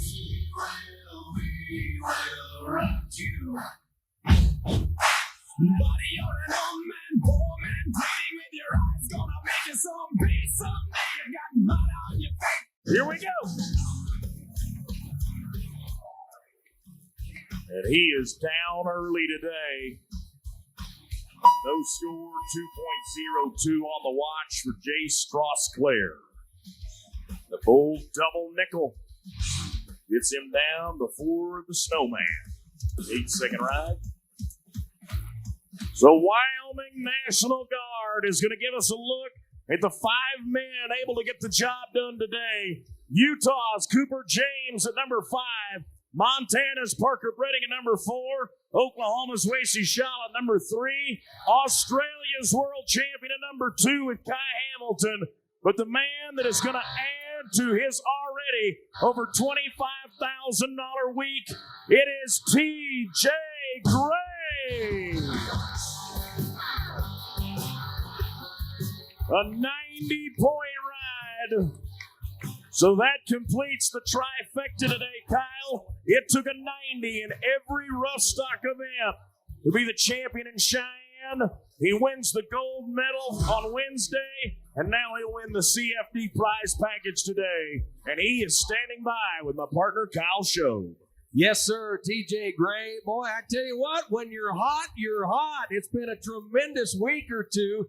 My goodness, they say rodeo's a blend of athleticism and courage, but when you get on a winning streak, things just kind of fall your way. Yes, sir.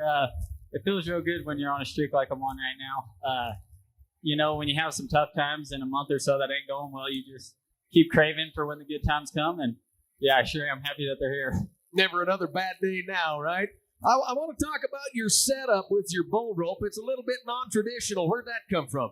Well, earlier this year in the San Angelo, I hurt my wrist.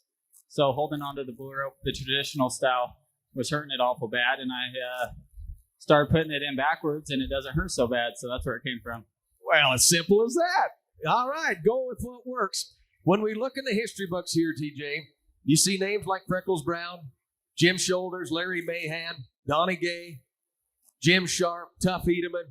Your name's going to be written right next to those guys at a historic rodeo. How's that make you feel? It feels real good. You know, this is my first time here to Cheyenne, and it's obviously such a legendary rodeo, and I couldn't be any happier with the way it turned out. Well, I guarantee you there's a lot of mad bull riders that you wanted on the first time here because they tried their whole career. But I tell you what, you look to do it in great style this week. Congratulations on a big win. How about some hardware? Does that sound good?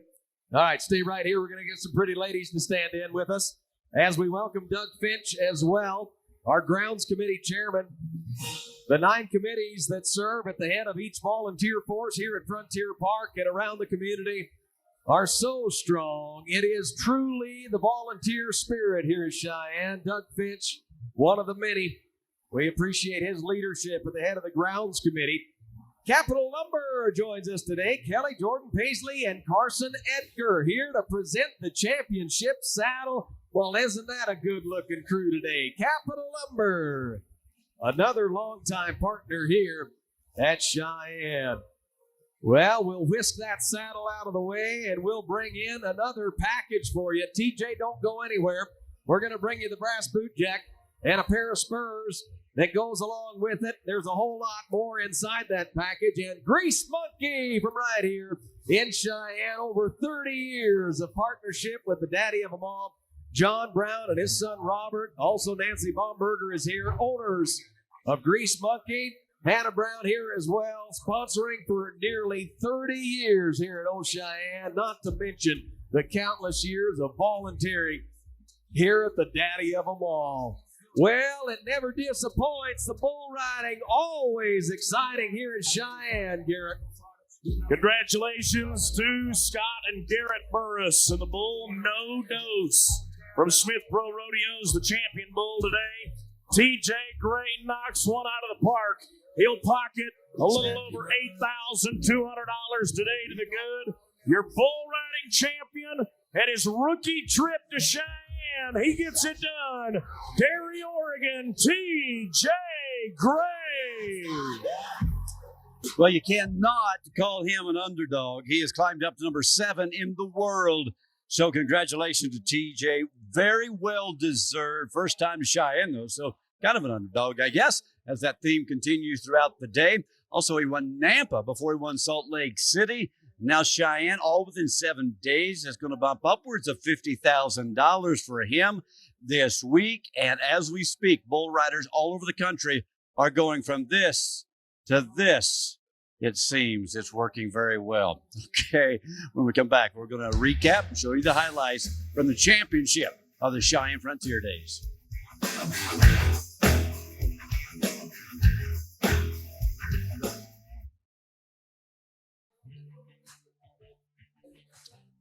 Welcome back, Cheyenne. Before we get to the highlights of the day, let's crown one more champion. The all-around title is going to be presented in a moment to the pride, or I should say the prince of Pryor Creek, Oklahoma, Coleman Proctor. It was a hard-fought battle. Let's go to Kyle Show down on the pit. the all-around champion in Cheyenne, Coleman Proctor.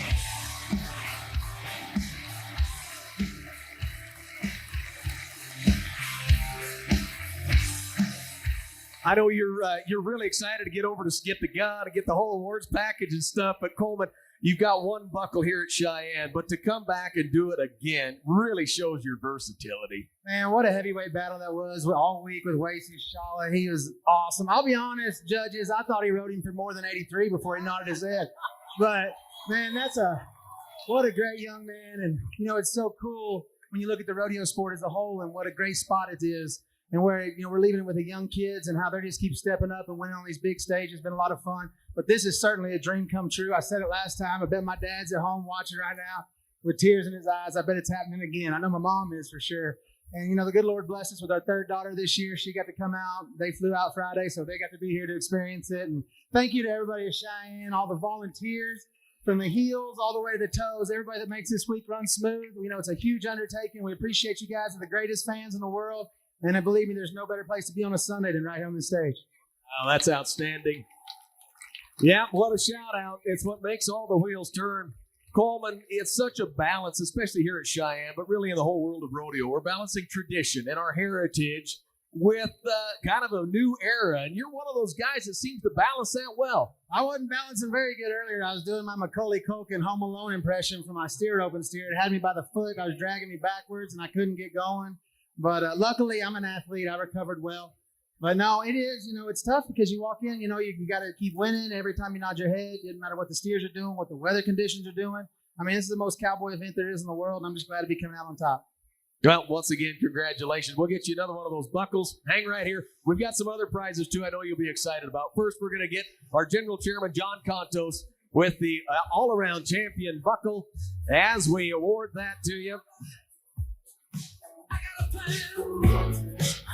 With Caitlin Garcia and Haley Turley, Miss Frontier and her lady in waiting, John Conto serving in his second year. In his second year as General Chairman of the committee. Noble Inc. is with us today. Adam Quanley, he's been very involved in volunteering here as well. His wife Raya going off as the Indians chairman. Adam and Carlos Gonzalez. Layla Gonzalez is there as well, stepping in as Noble Inc. brings us our saddle for the all-around champion. Southern Star Central Gas Pipeline. Raul Montoya and Joseph Barto are here today with Southern Star Central Gas Pipeline, bringing us the championship package. They'll hand over that brass boot jack, but as I've been talking about all day, there's a lot more than that inside that package. Thank you again to Southern Star Central Gas Pipeline. And the moment you've been waiting for, Coleman. I know you like the buckle, but here comes Stag Arms as they present a Stag Arms Pursuit bolt action rifle and a .308 Winchester with a custom commemorative Cheyenne Frontier Days paint job. Tori Roodhouse, marketing manager, and Amy Botkins are both here with Stag Arms as we present that, especially for our all-around champion this year. We'll hold on to that for a few minutes. We'll make sure you get it after the perf. But how about it once again for our all-around champion, Coleman Proctor? Look at me now. So just like, oh, nice. He is an athlete, folks, in case you were curious. Proving it, leaving no doubt. No doubt, yeah. Well, just like all of our champions, he's going to get one more ride around this hallowed ground for the second time in 3 years. The all-around.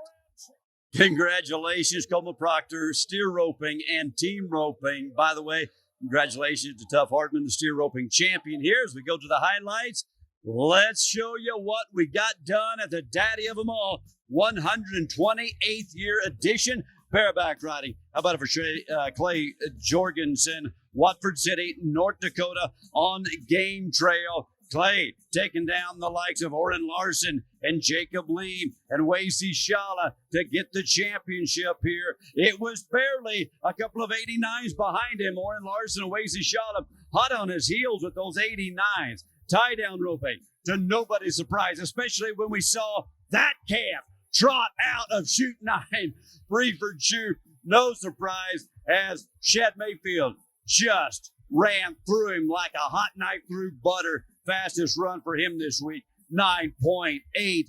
And that is down in arena record type time. How about Shelby Medjid in the breakaway roping? She wins it. The reigning world champion, 3.7. Second fastest run of the week when the pressure's on. Saddle bronc riding. Logan Cook, Alto, Texas. He's number 20 in the world, and he got the big win on a big ride, 90 points on a world champion. The Black Tie from Sankey Rodeo Company, a rematch that had bucked him off previous to this. He gets a little revenge and a Cheyenne buckle. In the team roping from way down the list, they drew the steer and used him. Hayes Smith, Central Point, Oregon. The horseshoer with Justin Davis of Cottonwood, California. They smoked the field by a large margin. 8.3 for that top team to get their first win. As we congratulate them, especially Justin Davis, remembering Brock Cresta today. Steer wrestling, about the 20-year-old from Long Valley, South Dakota, gets it done. 6.5. And only 10 rodeos he's attended for the entire year. He won more today than his entire pro rodeo career. And how about Rolo rocking it here in Cheyenne Park today? Jordan Briggs, the jockey, 17.06 by 2/100ths of a second ahead of Latricia Duke. Nice run. It's good to have them back at this level. World class through and through. And in the bull riding, he'd won Nampa last weekend. And on Wednesday, he got the gold medal at Salt Lake City. Today, he gets the win at Cheyenne, number 7 in the world. And he'll be a lot higher come Monday at ProRodeo.com. TJ Gray, Derry, Oregon, 90 points. The 23-year-old gets it done in grand fashion. Again, up against some great competition. 5 big rides in that championship round. Congratulations to all the winners. And I think one of the biggest takeaways is that we've seen the beginning of a great career, maybe a legendary career, as we watched Wacy Shala perform throughout this week in an extraordinary level and fashion.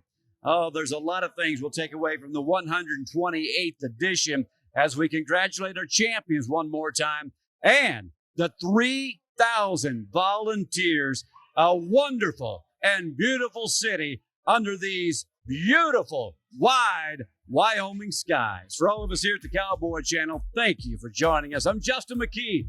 It's been an honor.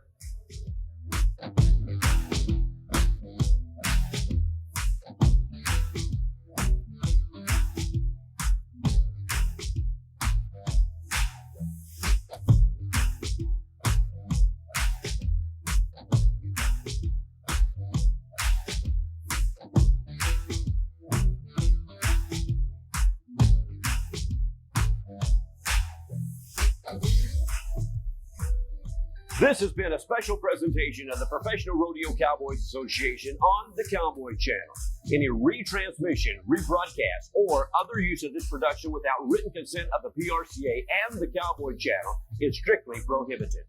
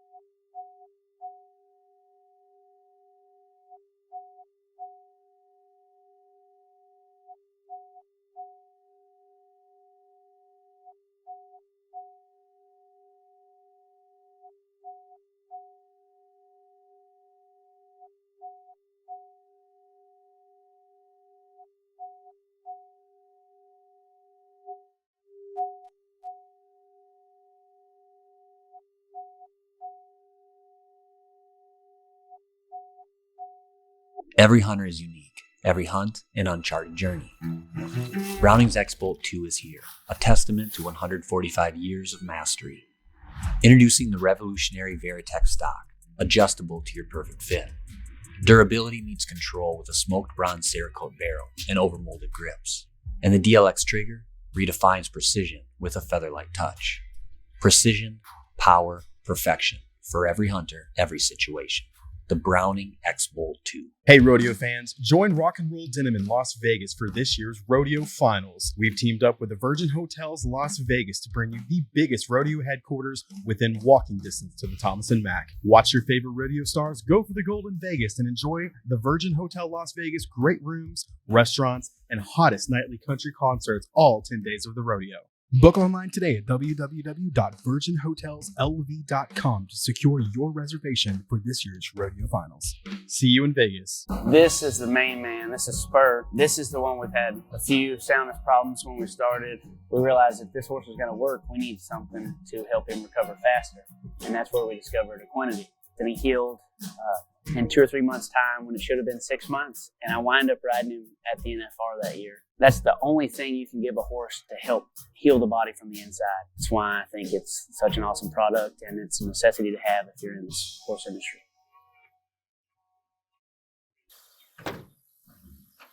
Discover Carbon County, Wyoming. Hot springs, cold streams, and wide open spaces.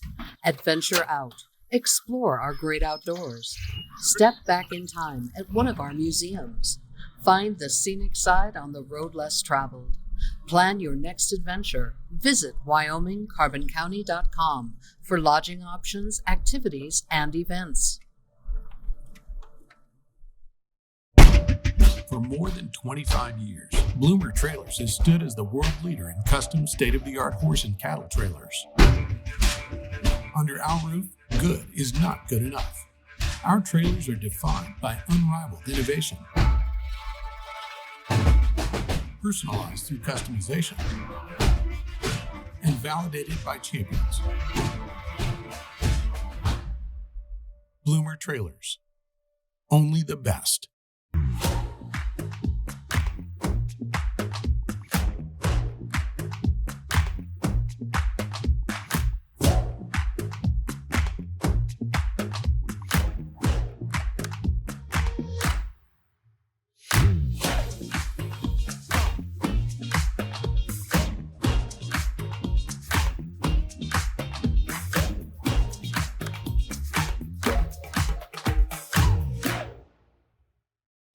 We now return you to regularly scheduled programming.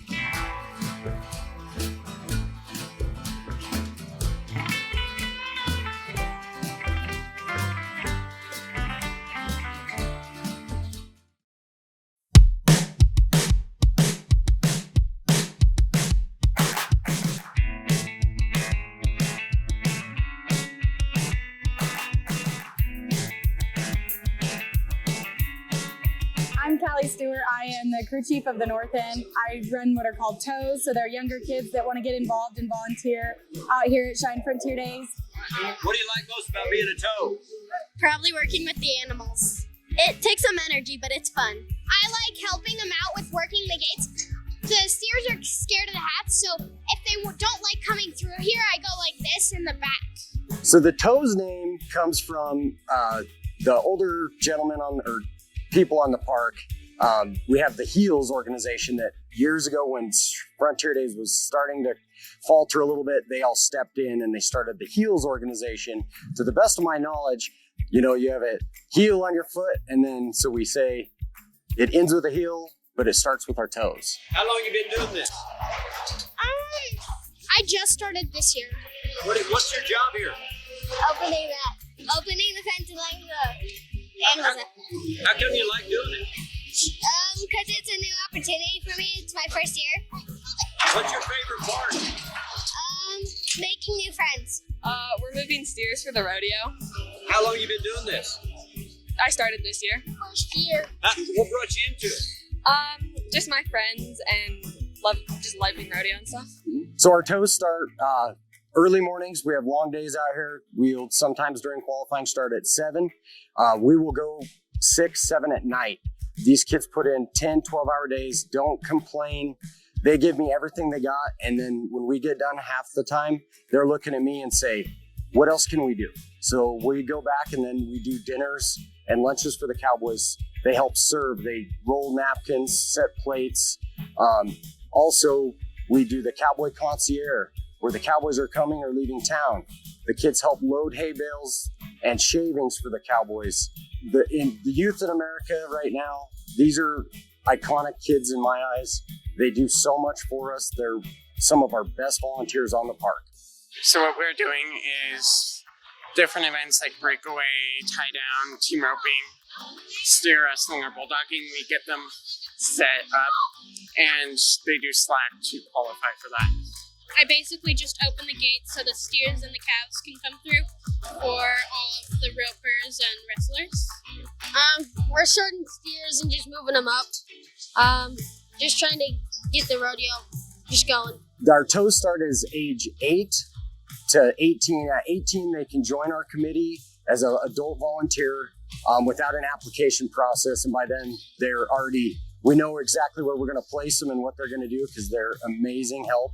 A lot of our toes have become adult volunteers, and even some of our past chairmen started as toes themselves back years ago. So, with 10 weeks left in the season, the World Championship race and the race for the top 15 in the NFR, not the only races contestants and fans are watching. The race for Resist All Rookie of the Year is also something we keep an eye on.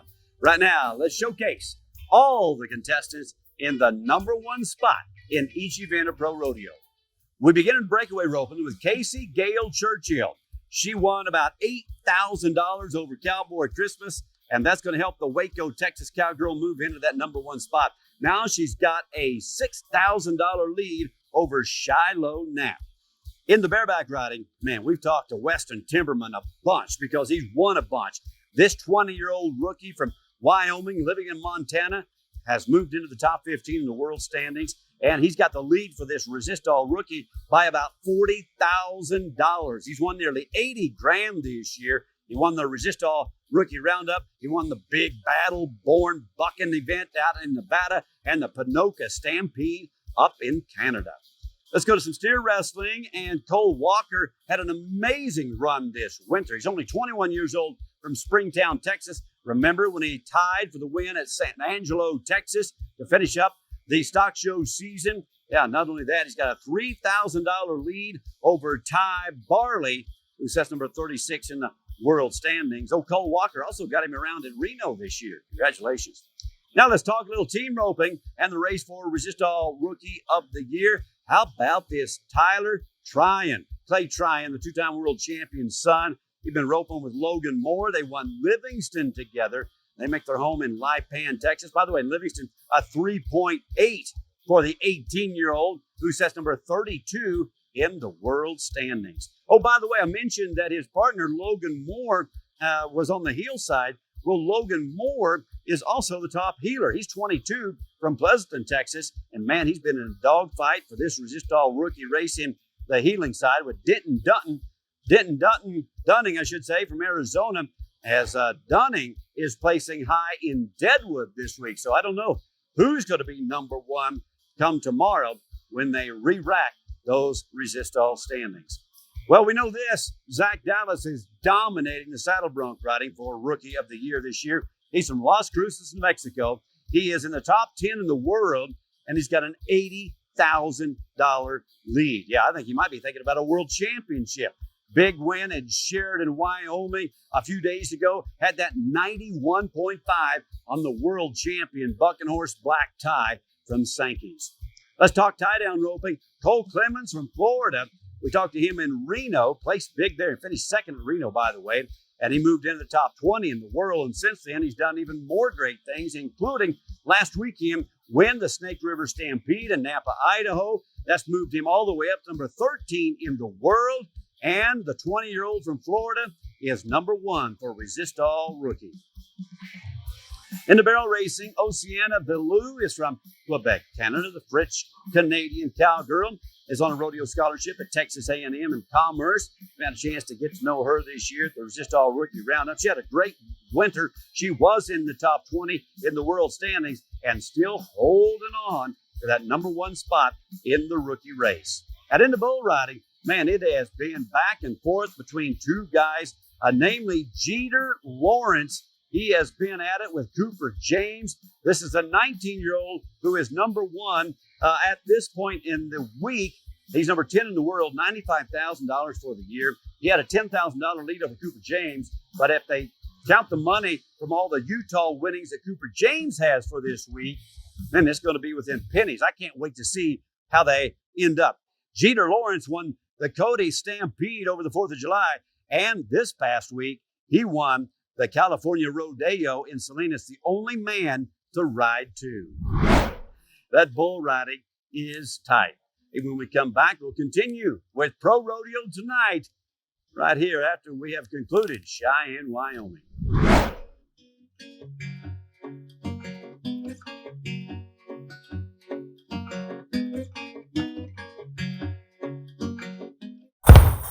They're not gonna give you anything. If you want it, go get it. I went now and I ain't never go back now. What about that? He gets the ride all day long. Now I'm fired up. I'm sorry, brother, your time's up. I see the top and I climb up. I came from the ashes, I rise up. Are you kidding me? Professional Bull Riding Camping World Team Series every weekend only on Merritt Street.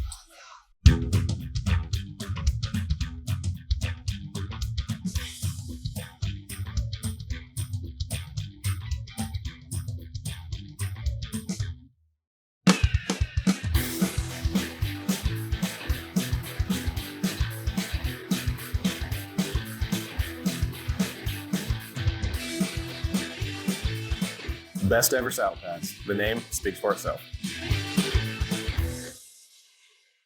It's just a great opportunity that we get to do this. Oh my gosh, it's awesome. They've given us so much opportunity. It's going to be a really fun opportunity. The WCRA's gave us so many opportunities. Again, the WCRA continues to present opportunity. Thank you to the WCRA for all the opportunities they give the Cowboys. Somehow, we have come to believe that opportunity is a gift reserved for a chosen few. And the rest of us can only stand by watching. You can forget that. We're all capable of it. All of us.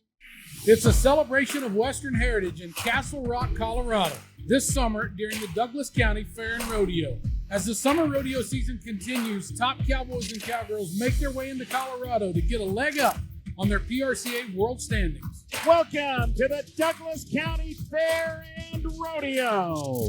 Watch the Douglas County Fair and Rodeo starting August 1st. It's all part of 100 rodeos in 100 days on the Cowboy Channel and streaming with Cowboy Channel Plus.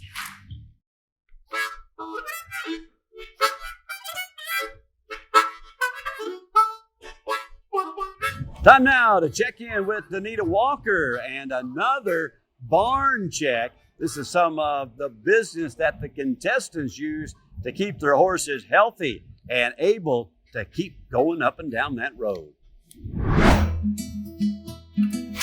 I just have always had a love for animals, but horses are unbelievable.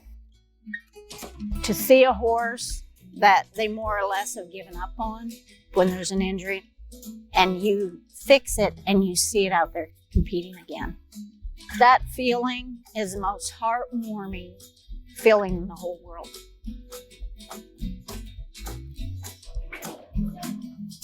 Good morning, I'm Danita Walker, Lipan, Texas. We're gonna do my equinety barn check.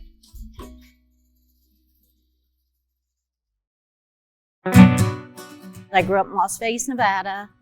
I rodeoed as a child, rode cutting horses, show horses.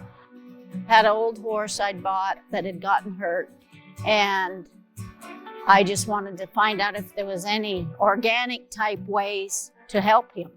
So I started doing research and stuff, and I went back to school, got my equine massage therapy, kinesiology, and it just went from there. So I've been doing the rehab on horses for about 32 years and love it. Come on, let's go feed the horses. So we've been here a little over a year. We love it here in Lipan, and all my customers live in this area, so it's just more convenient for them. I've got several world champion team ropers, a few calf horses, some barrel horses, but I really specialize in the team roping horses.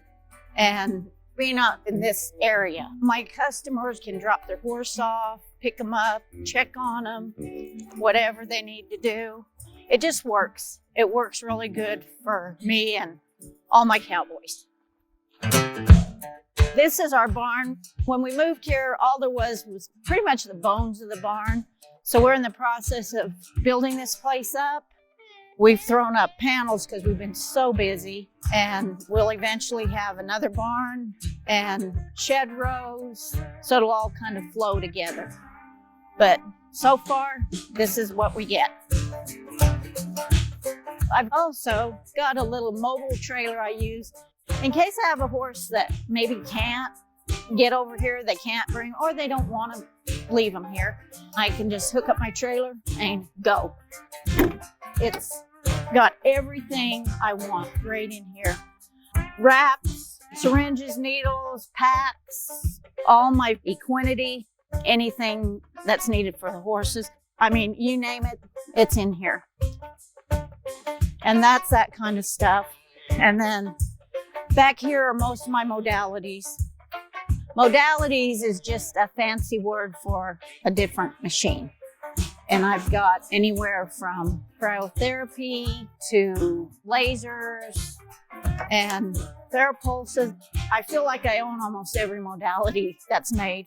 And they all have their own little niche that I'll use them for. But this is what helps me get these horses back on the road. Now we're gonna go over to the arena. I ride a lot of horses in it, and it's big enough that they're not in a tight bind when we're trying to get them back. I want long, open, big strides. Sometimes we use the Kubota when we exercise horses, and that way I can just see with my own eyes. We can do straight lines, big open areas. I can see their placement of their feet. I can see if they're limping, if they're off at all, because that will tell a lot about health with an animal. And so I just feel like if I'm one-on-one with the animal, I'm just more in tune with what's going on with them. Okay, I'm going to introduce you to some of these client horses that I have in at the moment. This horse here is Guapo. He's a 20-year-old head horse. He has a deep digital tear in one of his legs, and we've been rehabbing him with several different modalities. He will go on TheraPlate probably 3 times a week. It's just an overall really good machine. It helps with circulation, which helps the blood flow. Blood flow is oxygen. Oxygen is healing. And so it's just really a really good overall modality. Of course, he's on equinety twice a day. It has changed his hair coat, his top line, just everything about him. It's just been like night and day. Usually an injury like that, you're off a good 6 months to a year. And he's going on, about 2 months, and we're already going to start legging him up. Okay, and this horse here is Cuervo. He belongs to Caleb Drager, 2-time NFR world champion, and he stays with me most of the time. Caleb will pick him up when he needs him, and then he brings him back, and we just get spa day every day with all the little modalities. He loves it. He's done really well on the equinety too. It's helped his gut, coat, joints, focus, everything.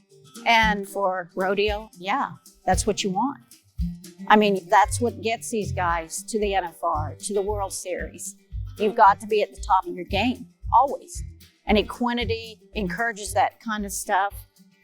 Actually, every horse that comes through my program goes on Equinety because it is just an overall good for everything. Muscle recovery, inflammation, just as a magnitude of things. And that's due to the fact it's an amino acid. And amino acids are just a huge building block of keeping things healthy. So when you give a scoop of it, it kind of signals that pituitary to go to work where it's needed in the body. It has just been an unbelievable product. I've been using it for, a little over 6 years now, getting these horses back on the road in these cowboys' hands. Because when they're down, these guys aren't making money and they can't, support their families and pay their bills like everybody. This is their job, and these horses are athletes. You've got to take care of them. I mean, feed is so important. Exercise is so important. Just keeping them in shape is so important. It's all about the horse. And if we can fix them, that does so much for my heart.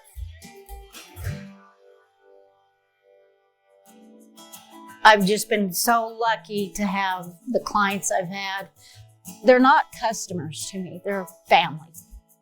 I have people that send me thank you notes with pictures of their horses and how they're doing since I've had them.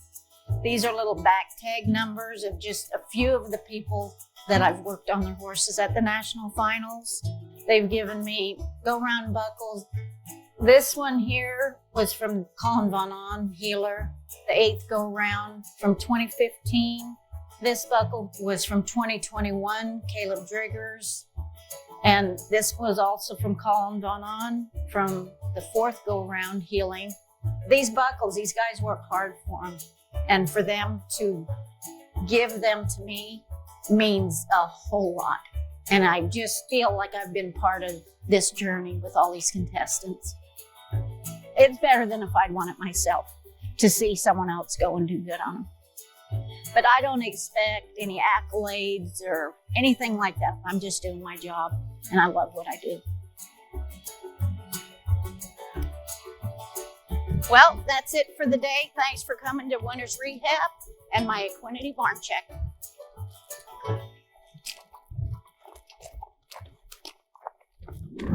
We love telling great stories about people really making a difference, especially in that animal world. Good stuff there. When we come back, we're going to take a look at the defending champions from the Dodge City Roundup. It was a real shootout last year. That's coming up when we come back.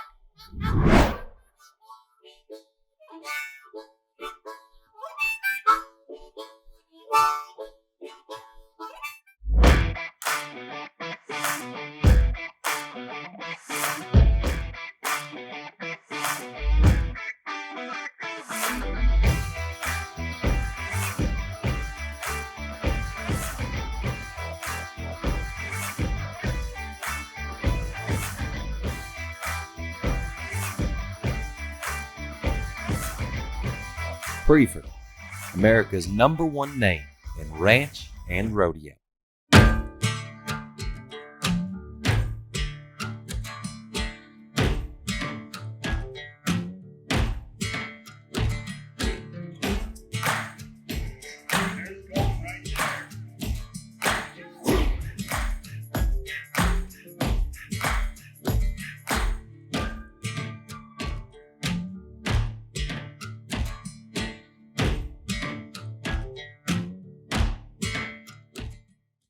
You know, 100 Rodeos in 100 Days is about one of the most iconic things that the Cowboy Channel does. I'm so grateful to be a part of it, but I also get to watch it when I'm at home. I always get to keep up with all the rodeo cowboys and cowgirls that I'm friends with, and I get to see how they do down the road as well, so I'm really excited about that. 100 Rodeos in 100 days. Sure, for us here on the Cowboy Channel, it's a busy time, but it kind of gives us an opportunity to kind of put yourself in the shoes of the contestants. Lets us tell you the great stories along the way for a great summer worth of rodeo. I love 100 Rodeos in 100 days because people can expect a Saturday 7 days a week. Don't have to be on the weekend to see the biggest shows. A lot of the rodeos like Cheyenne and Reno and Calgary, they're going wall to wall. they're going 8, 9, 10 performances in maybe 2 weeks, and that's what we show. We're in year 4 now of 100 rodeos in 100 days. It is a lot of work. It is a very busy time for us, but we're so proud to bring it all to you right here on the Cowboy Channel. Sprawling over 10,000 square feet, the John Wayne, an American Experience exhibit is structured to give you an intimate tour of the life of John Wayne. Starting with his early childhood and career, each room highlights an aspect of the Duke's legacy. For the film aficionados, an extensive gallery called Life on Screen highlights the most iconic film props and costumes. In the America Why Lover Gallery, guests can immerse themselves in patriotism through Grammy-nominated original poems recited by John Wayne.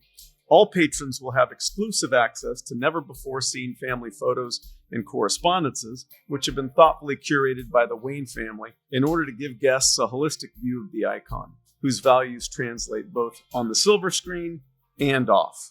In addition to the exhibit, the space in the stockyards features a 2,000 square foot retail space, which is stocked with limited edition items including apparel, headwear, drinkware, fine art, Western photography, leather goods, and Western accessories. Welcome to the Western Way of Life with Cowboy Channel Plus.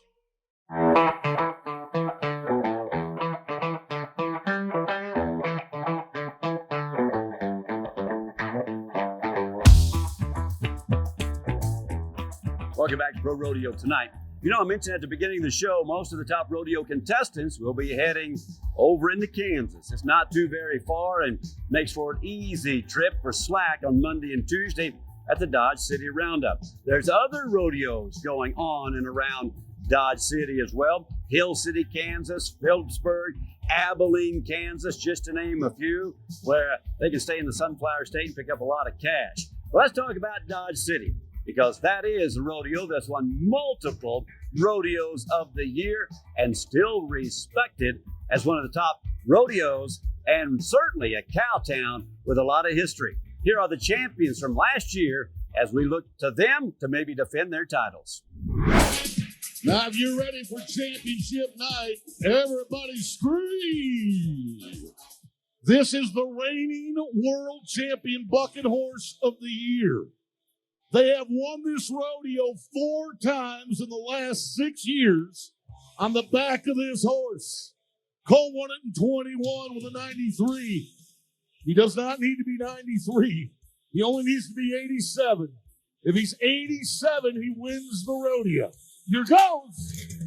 On gunfire. Come on. Come on, Cole. Whoa! He just got stepped on in the guts. Remember, he had to be 87 to take the lead. So how does 88 sound to you?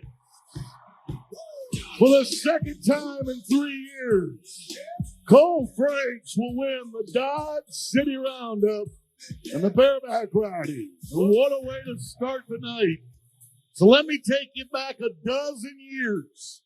Way back in 2010, this cowboy was 32 years old, and he won the Dodge City Roundup, and now he's got a chance to do it again.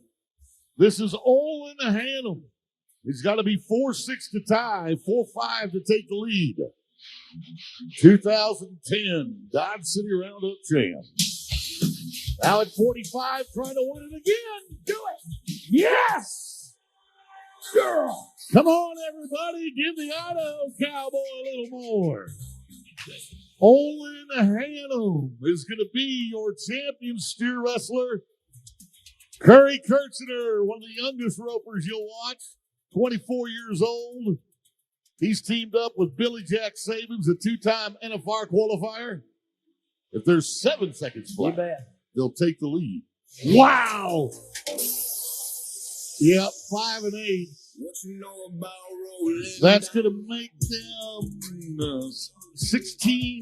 18 and 8. 18-6. 18 and 6 is winning it. That means this team's got to be 6-4 or faster. Pedro Igarola and J.C. Flake. Pedro Igarola, J.C. Flake. Oh, neck catch, that's legal. 6-4. is going to make them 18-6. They're tied.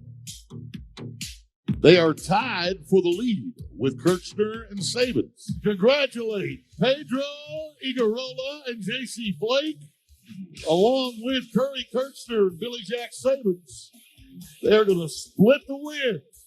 The Dodge City Roundup in the team roping. This is Brody Kress. He's 27 years old. He's a six-time national finalist, three-time NFR champ, three-time Cheyenne champ. And he's never ridden this horse. He's had this horse twice before, and the horse has bucked him off both times. Time to get even in Dodge City. Come on. Come on, Brody Kress.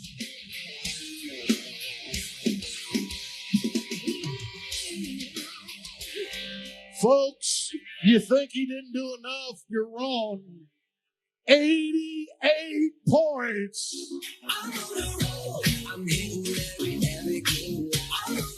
175.5 on 2. And now he's winning Dodge City. All right, let's go to Shelby Mosley. This lady won San Antonio earlier this year. She's the number 2 ranked breakaway roper in the world. Shelby Mosley, 3-time NFR breakaway roper. Comes in 5'9" on 2. 2 broken barriers to start. Please tell me she's clean. She is going to be 8-2 on 3 runs. It is Shelby Mosley who is going to be your champion. Paul David Tierney has to be 10-3 to tie, 10-2 to take the lead. 34-year-old all-around hand, he can do it all. 10-3 to tie, 10-2 to take the lead. Come on, Paul David. 26-8. The title is going to belong to Paul David Tierney. Here's the lady that comes back third, but she's number 1 in the world. I'm a fireball. Come on, y'all. 2-time champ of the world. 16-time NFR qualifier. Tanazi. Fireball. And, yeah, I think that's the fastest run of the rodeo. 16:81. That was the fastest run. It was. The second run under 17 seconds. That does it for the Cowgirls contest. With Brittany Posey Tanazi winning Reno, Calgary, Salt Lake City, and now the Dodge City Roundup, the number 1 barrel racer in the world. Get ready for the smackdown. So things bode well. I got a good feeling about this matchup, too. We almost made this the Bounty Bowl matchup tonight because Declan Garland has got an NFR bull called Glory Days. Declan Garland is a 23-year-old rookie. He won San Angelo with scores of 86, 88.5, and 84.5. He's number 7 in the Resist All Rookie of the Year standings. A win in Dodge City would help him climb those standings in a big way. They average 89 points when they ride this bull. The 11 times he's been ridden, 7 of the 11 were by right-handers. And they average 89 when they get him covered. Glory Days.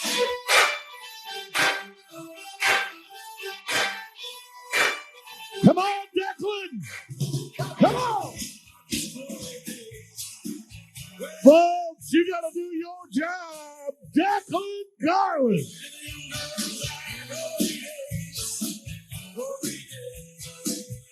He has just taken the lead in the rodeo. 88.5. That's 173.5 on 2.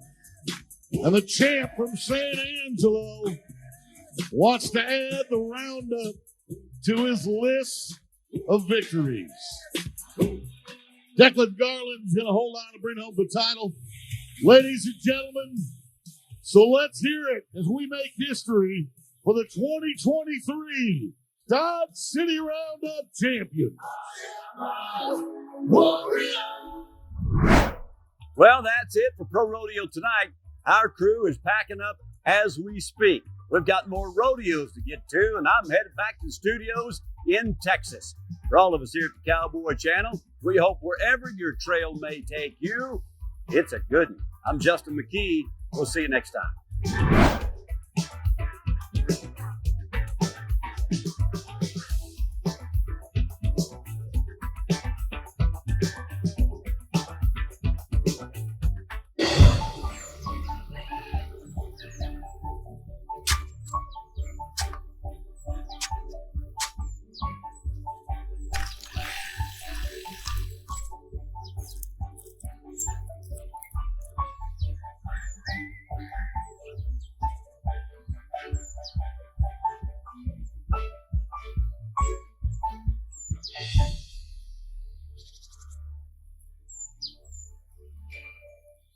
Celebrate 88 years of tradition during the Lee County Fair from Lovington, New Mexico.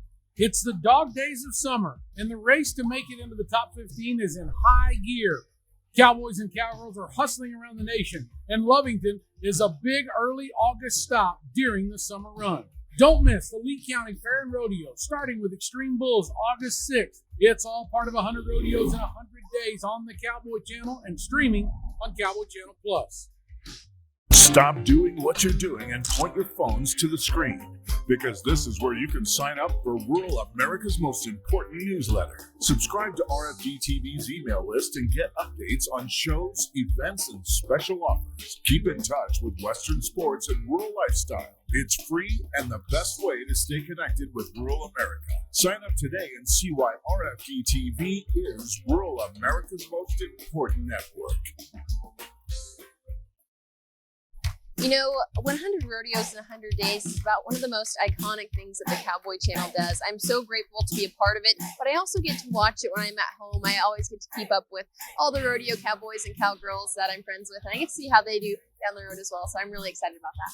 100 rodeos in 100 days. Sure, for us here on the Cowboy Channel, it's a busy time, but it kind of gives us an opportunity to kind of put yourself in the shoes of the contestants. Lets us tell you the great stories along the way for a great summer worth of rodeo.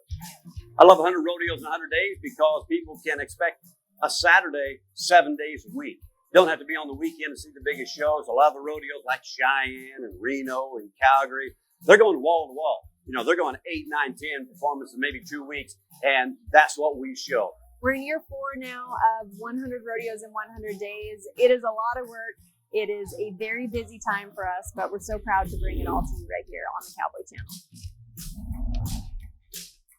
The Cowboy Channel's flagship news show continues to keep you up to date in the world of pro rodeo and Western sports. He ended up being the only man to ride 2 bulls. How about this monster score? 85.5. In-depth interviews. Take advantages of the opportunities and the contacts that you'll make along the way, because you never know where it may take you. And the latest in equine industry news and more, all in one spot. It's the new Western Sports Roundup, weekdays at 7 p.m. Eastern on the Cowboy Channel.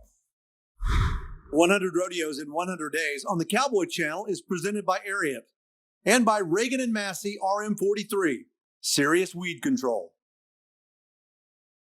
The 100 Rodeos in 100 Days opening ceremonies, prayer, and national anthem is being brought to you commercial-free by American Hat.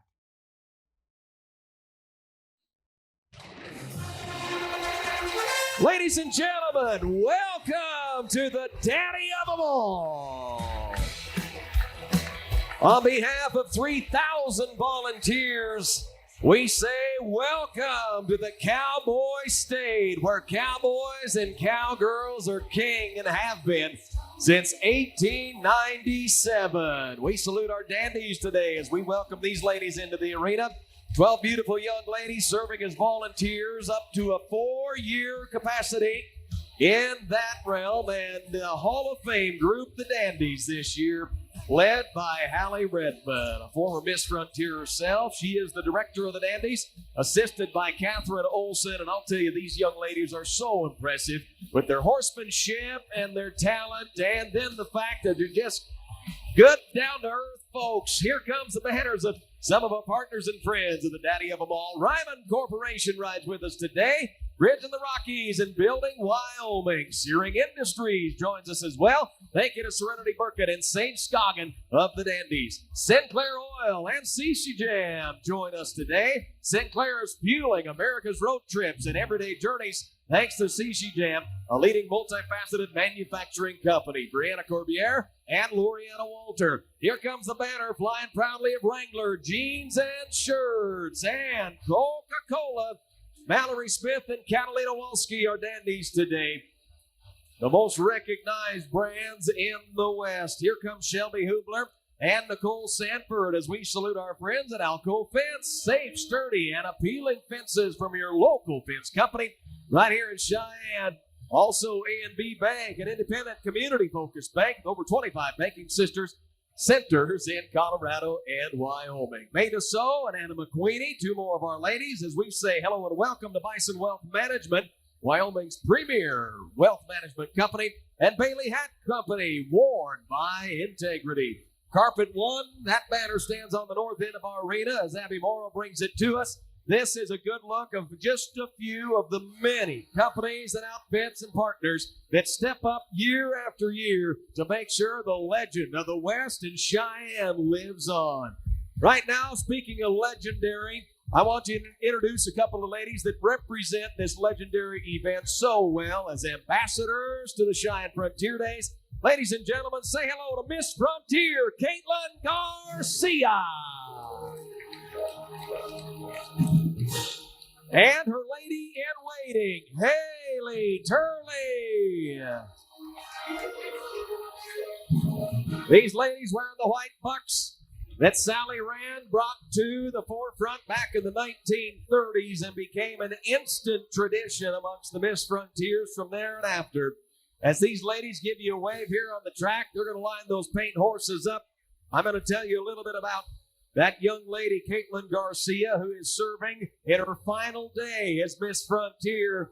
It's a 2-year term as they come from the lady in waiting into that Miss Frontier uniform. Caitlin is a ranch cowgirl, been volunteering and competing here in the junior barrel race since she was very young. She's got a lot of accomplishments to her name on the UW equestrian team over in Laramie, where she's currently a senior. They're going to fly by one more time. Haley Turley, she's on her way as well. She was a Dandy drill leader for 4 years. Chapter FFA president for 2 years in high school. Serving as the second VP of the Wyoming State FFA. A young lady we're very proud to have along with us. We'll see a lot of them today because right here on this camera pit where I'm standing is where we will award the champions that coveted buckle and the award and the championship package here in Cheyenne. But the bucket shoot, so I want to introduce you to the man whose voice has become the soundtrack of this rodeo. He's a 2-time rodeo announcer of the year. Ladies and gentlemen, will you please make welcome Mr. Garrett Garrigan. Thank you, Kyle. Thank you, Cheyenne. Austin, that's a perfect song because we're all feeling fresh today in Cheyenne.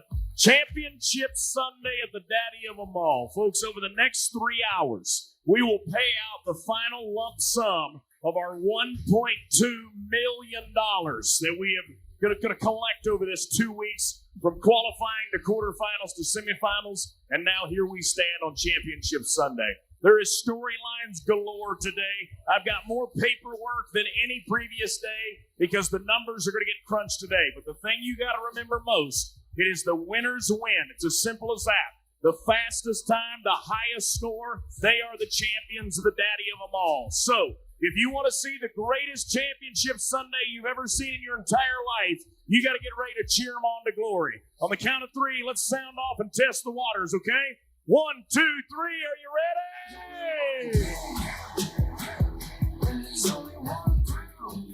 We are so blessed to live in a nation that allows us the freedoms that we have, and we believe our greatest freedom of all as cowboys and cowgirls is our freedom of religion. And at this time, friends, I'd ask you if you would please rise if you are able and join with us in today's invocation, led as always by Father Joe. Let us pray. Lord God of all creation, as our Western celebration draws near completion, we pause to give you thanks and praise for the blessings of these frontier days. We give you thanks for the inalienable rights which you, Holy Creator, alone have bestowed, and from which our freedoms flow. Gracious Lord, we ask your blessing and protection upon all who participate in the events of our arena. Be with our contestants, whose tested skills and grit have brought them to this final Sunday. Generous God, pour forth your Spirit upon all, that we may know your presence in our midst, especially upon our fans and spectators here today, that it may be a day of enjoyment and recreation. Lord, we give you thanks for the veterans who have served our country well, and we ask your blessing and grace upon those who serve her today, especially those who serve in harm's way. Shield them from danger, Lord. Bring them safely home. Lord, we ask you to bless and guide our travels till we gather here again next year. And at journey's end, may we live in your presence. We give you praise, Holy Creator, as we pray in your holy name. Amen.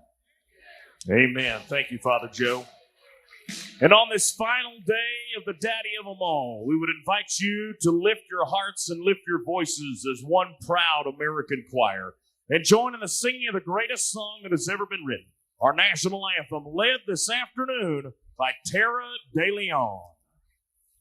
Oh, say, can you see by the dawn's early light what so proudly we hailed at the twilight's last gleaming, whose broad stripes and bright stars through the perilous fight, oh, the ramparts we watched were so gallantly streaming, and the rocket's red glare, the bombs bursting in air, gave proof through the night that our flag was still there. Oh, say does that star-spangled banner yet wave? Oh, the land of the free and the home of the brave. Thank you, Tara De Leon, with our Star-Spangled Banner. And what a way to kick off our championship Sunday here at the 128th Cheyenne Frontier Days.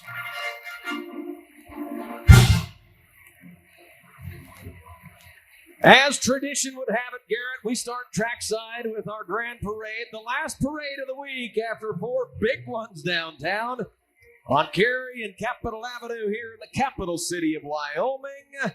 We'll show you a little bit of a flavor of the evolution of transportation here trackside today as we welcome our color guard today on the Year of the Cowgirl, the American flag flown by Isabel Leffler. She's the daughter of Justin and Kelly Leffler. Wyoming flag flown by Kaylin Moore, daughter of Josh and Michaela Moore. The flag of the Cheyenne Frontier Days flown by Haley Eider, daughter of Scott and Crystal Turdley. We're highlighting the spirit and the strength of Western women throughout history this year, ladies and gentlemen. And just a few weeks ago, we unveiled a new statue out in front of the park, right off of the interstate. that sits right beside the statue of Chris Ledoux. And we believe in the legend of cowgirls here in Cheyenne. They have written so much of this history. Chris Ledoux sings about them. Ian Munsick sings about them. Chancey Williams sings about them. And we are so proud to honor ladies this year, especially in the year of the cowgirl here at Cheyenne. Our color guard is flanked by Chief Master Sergeant Michael Kopner and Chief Master Sergeant Major Catherine Zweifel. There is Miss Frontier leading the pack today. Caitlin Garcia, the daughter of Caesar and Denise Garcia. And right behind her are the three committee chairs at the head of their respective committees that have served their final term.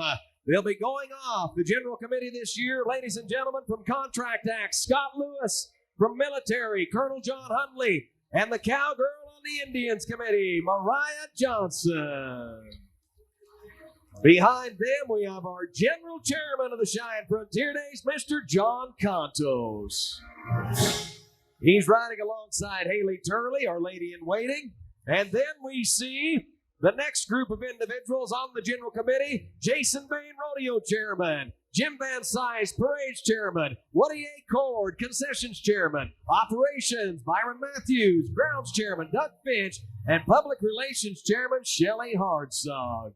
It takes a team of volunteers and great leadership at the top is where that continues to move forward at.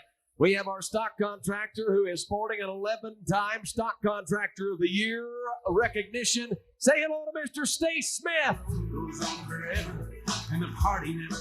Alongside him, the world champion steer wrestler from right here in Wyoming, Frank Thompson, our arena director. Mayor Patrick Collins joins us today, along with his wife Judy, as they roll out the red carpet every year here in the capital city. You know, it takes an awful lot of time to be a general committee head. At the head of those committees, you just met them. Here are the spouses of those men and women. The committee spouses: Connie Garrett, Mary Hundley, Sharon Accord, Mary Matthews, Kathy Lewis, Nancy Van Sice, Valerie Finch, Marty Hartsog, Adam Quanley, and Sheila Bain. We want to salute our friends at the Wagon Barns and on the Parades Committee for supplying that beautiful Surrey top wagon and that white vis-a-vis. We also welcome today the Marine Corps Mounted Color Guard of Barstow, California. With a saber salute today, they are the final remaining Mounted Color Guard of the Marine Corps, riding Mustangs that they selected and trained themselves. We welcome them to Cheyenne. And rounding out our opening grand entry parade, the Fort Irwin 11th ACR Horse Detachment from the U.S. Army, as we celebrate the tradition of the cavalry and the West here at the Daddy of them all. So, we've got tradition, we've got history, and we've got rodeo coming your way. It is the year of the cowgirl here at the Cheyenne Frontier Days. Yesterday was the National Day of the Cowboy. We're in the Cowboy State, so I think it's fair to say the world needs more cowboys.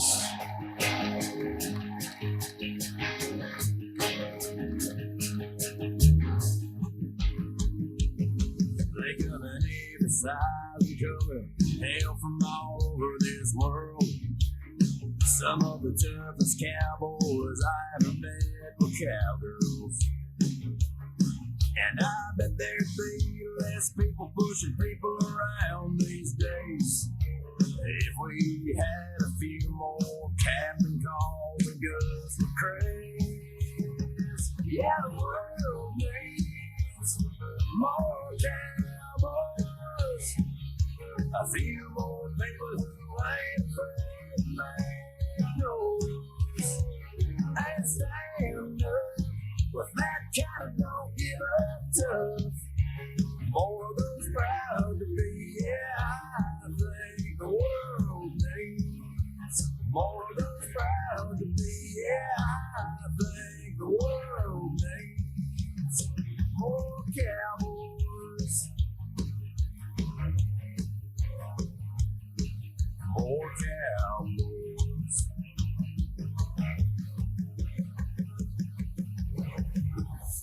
As we get ready for Final Sunday, if this was baseball, they'd be calling the balls and strikes. If it was football, they'd be looking for touchdowns. They are our contest officials, the 5-man officiating team today. Ray Brown and Travis Howe down at Wrangler Shoot 9. Down at the Buck and Shoots, Phil Smith, Rocky Stegall, and crew chief Scott Quigg. They are our contest officials here at the Daddy of them all. First event they'll be watching on is called Single Steer Roping. And here's Laramie County Community College with Rodeo 101. Steer roping can be traced back to the 1800s on the working ranches of the West. It's the only way a cattleman working alone can treat an injured or sick animal. This method of catching cattle is still used on ranches today for medical treatment and branding. Starting out as an informal competition between ranch hands, steer roping has grown to be its own rodeo event. Steer roping was the second event added to Cheyenne Frontier Days. Here in Cheyenne, the steer is given a head start. If the rider starts before then, a 10-second penalty is given. The horse must keep the rope tight so the steer doesn't get up before the roper can get to him. The rider must rope the steer's horns, bring the steer to the ground, and tie 3 of the 4 legs together. If the steer stands up before the rider ties its legs, he is given a no time.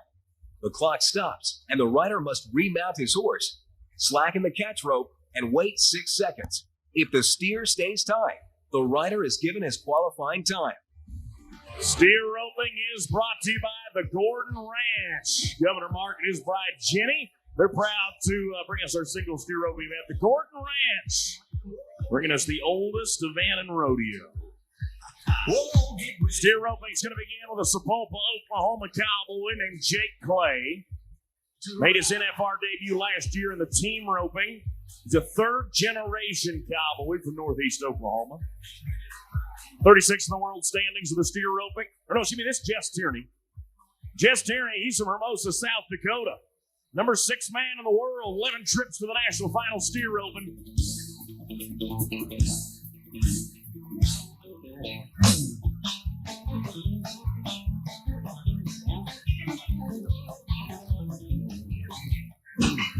And we'll look at 17-9.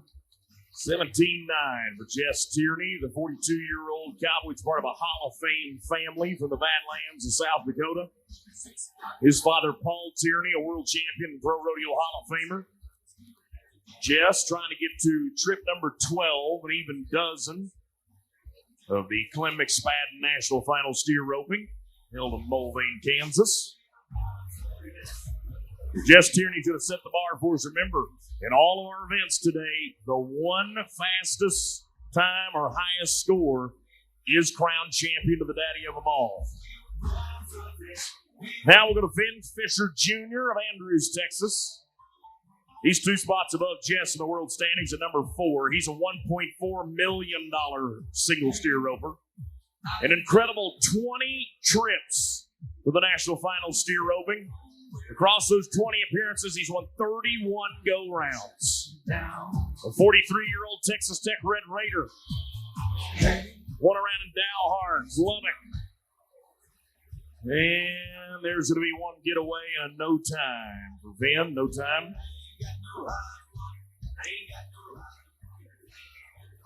Now we'll take a look at Tough Hardman. Atoka, Oklahoma, top 35 of the world standings. He's trying to climb to his first NFR steer roping. He won a round of the Roping Fiesta in San Angelo last fall. That held right there at the end of October in Tom Green County in San Angelo, Roping Fiesta.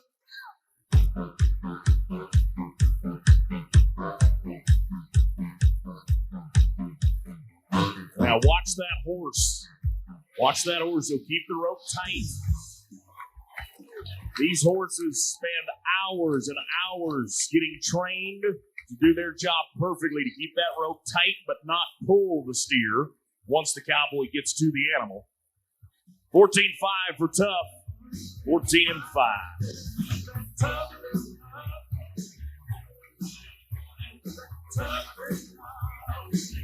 Now back to Oklahoma. Eufaula, Oklahoma. Cowboy from the eastern part of the state. On the track, as we continue to rope steers from Chute 9, I want you to meet a couple of young ladies, North America's women's trick riding champion, Ginger Duke, 10-time Calgary Stampede Trick Rider Piper Ewell, and 5-time Canadian Rodeo Act of the Year Shelby Pearson. I have trouble sitting on a horse, Kyle, and they're standing on theirs. Blake Deckard, you follow Oklahoma. 18th in the world. He's about $5,300 out of the top 15 today. Watch the red roan horse. Perfectly executed. Stops right when the cowboy gets to the steer. 16-9 for Blake. 16-9. Now the steer roping, all 12 cowboys, this is unique to the steer roping payout. All 12 cowboys get a check for qualifying here today. The winner is going to receive just shy of $11,000. So Blake right now, number 2, that would be worth $9,300. That would be enough to get him in the top 15.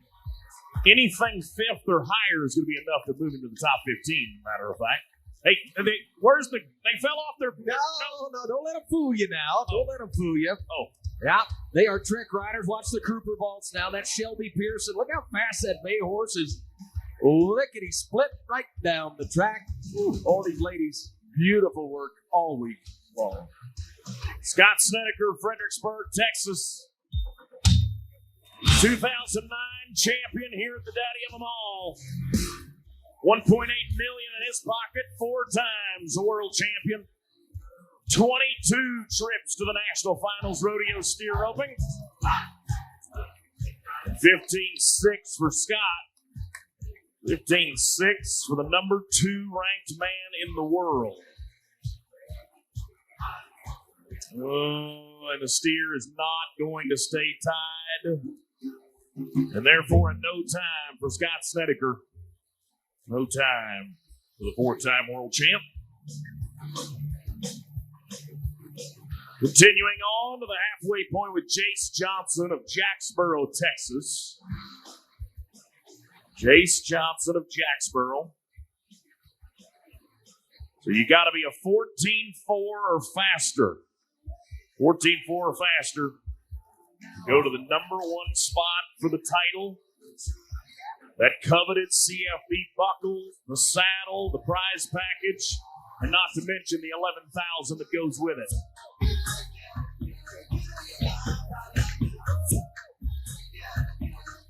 Old sorrel horse right there on command, takes the pause. And it's going to be 16-9 for Jay, 16-9. Hey, our friends at Bailey Hat Company, they're one of our new partners this year. They're going to give you an opportunity to bet your neighbor. So take a look at the big screen. Everybody take a look at the big screen. Under one of those Bailey hats, we're going to slide the CFD arrowhead, okay? It's under number 2 right now. Now watch as we shuffle them up. Keep your eyes close. Is it under 1, 2, or 3? Hold up your hand. Hold up your hand. One, as I see a lot of 3s. I see some 2s. I see some 1s. All right, Pat. Oh, it's 2. It got me. I'm not going to lie. I thought it was 3 also. Thank you to Bailey Hat Company, one of our new partners at the Daddy of them all.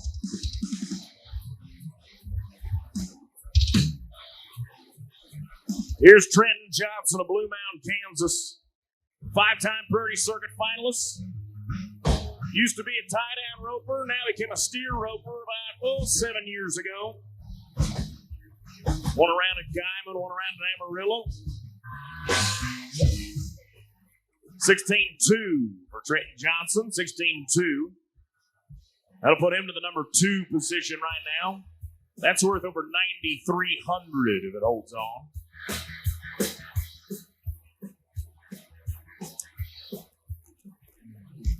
So still Tough Hardman on top of the 14-5.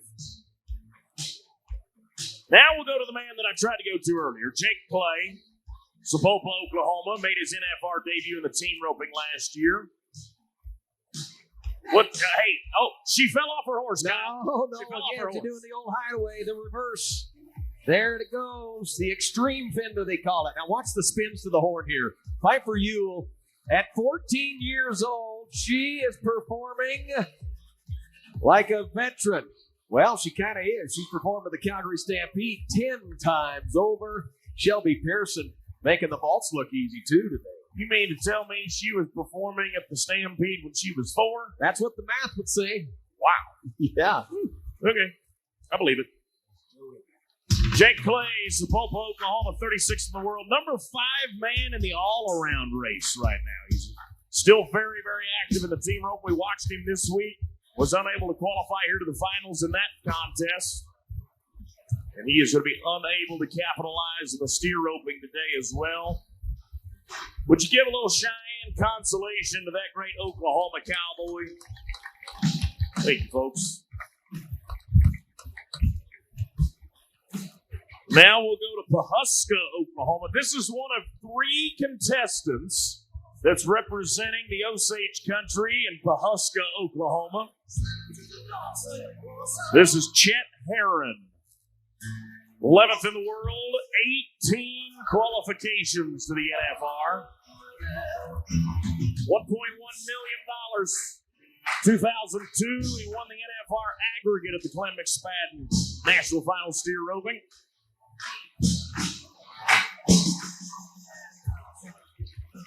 And the bail bondsman is going to go to number 2 by 1/10 of a second. 14-6 for Chet Herron. 14-6. That is right there, nipping on the heels of Tough Hardman. And Tough has got 3 more guys to sweat out. The first of those 3 is a second-generation steer roper from Canyon, Texas, out in the Panhandle, named Tyler Hargrave. Is it legal to be upside down on your horse, Kyle? Or standing with one foot? These girls are rewriting the rules, I'll tell you that. As fast as those horses are flying down that track, the grace and agility of these young ladies, just beautiful. What a partnership with their horses. That is unreal. All right, Tyler Hargrave. Here's one of the sleepers in the field today.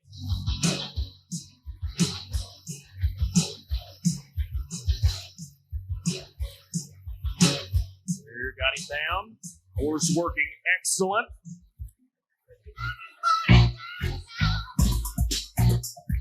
$16.5 for Tyler, 16.5.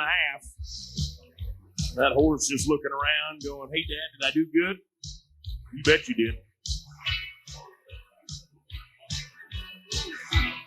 Kyle, I think it might be safe to say that the steer ropers might have the most heavily trained horses, just all the things they have to think and do on their own. Yeah, I'd like to see a stat on the average age of a steer roping horse, because I would venture to guess it's probably in the 20s. Yep. These are those horses you can do anything on, put anybody on. Yep.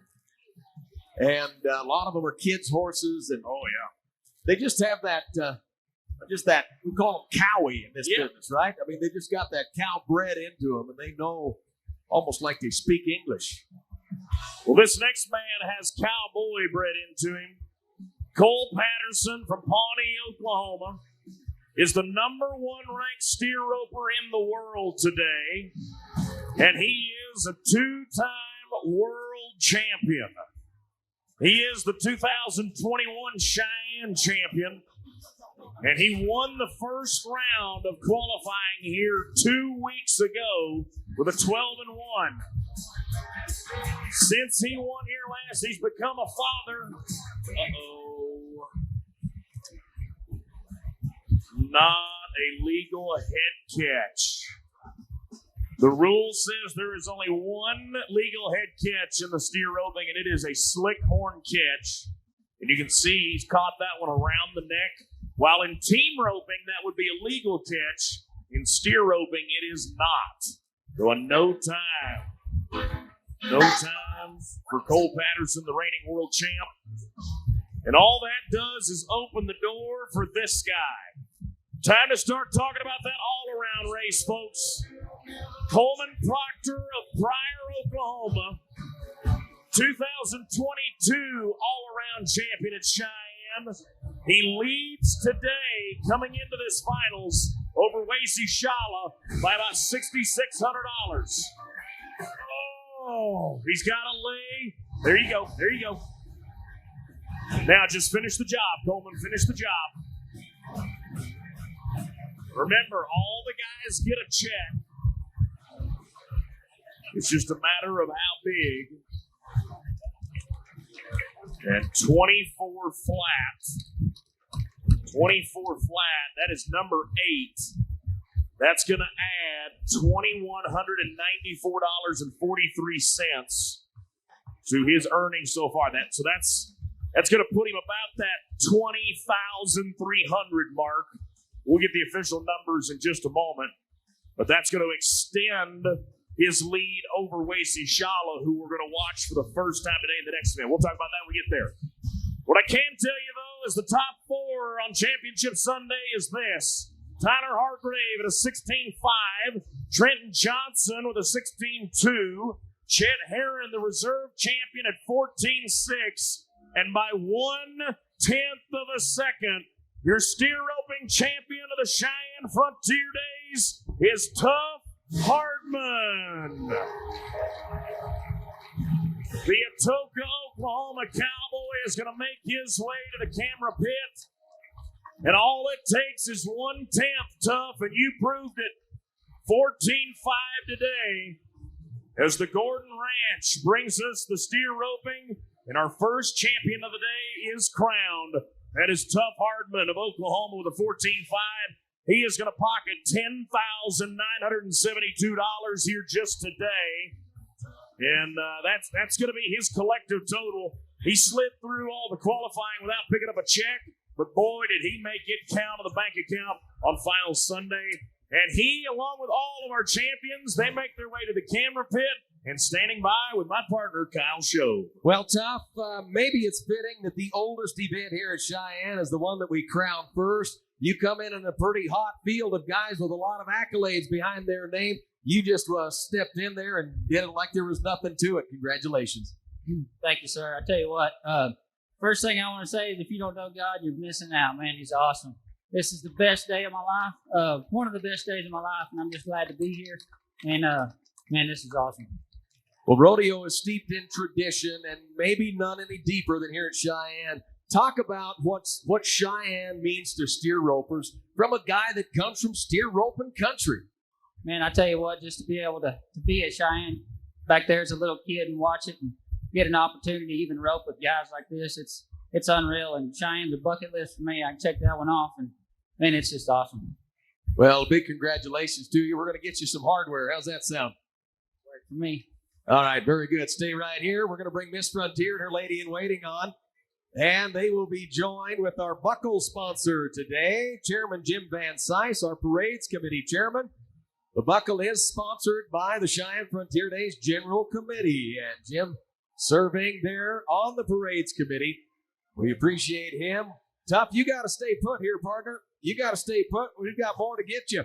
307 Horse Racing. Art Hansen is with us today, along with Jack Greer, as CEO of 307 Horse Racing. They present that custom-built saddle that has shades, stay there, has shades of the old days, the way these things are made.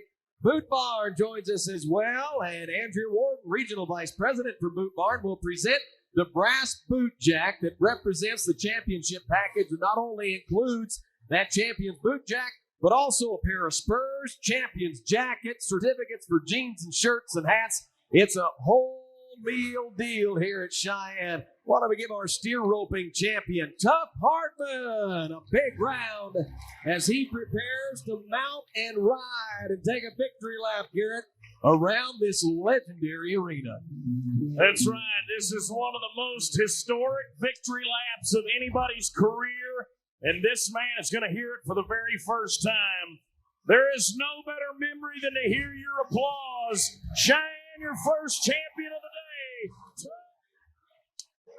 Well, our first champion has been crowned. Congratulations to Tough Hardman. He comes in number 32 in the world standings and is going to move up into the top 20, maybe landing in around number 18. Of course, the national finals of steer roping is held the first weekend at the Kansas Star Casino. They're south of Wichita.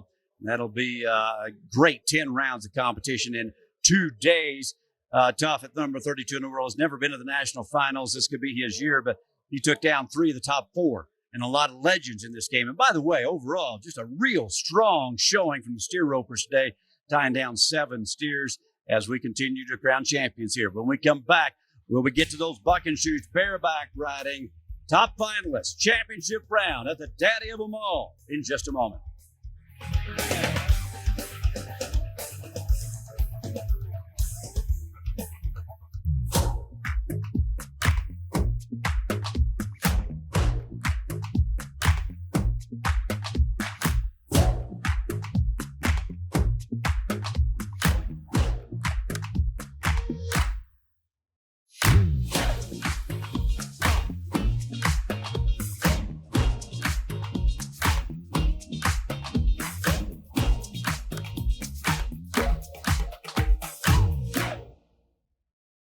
The vibrant community of Cheyenne, Wyoming is a place where business and families thrive, where you're surrounded by opportunities to enjoy the outdoors, grow professionally, and spend time with friends and family. At the northern end of the Front Range, Cheyenne has the amenities of a large city and advantages of a small town.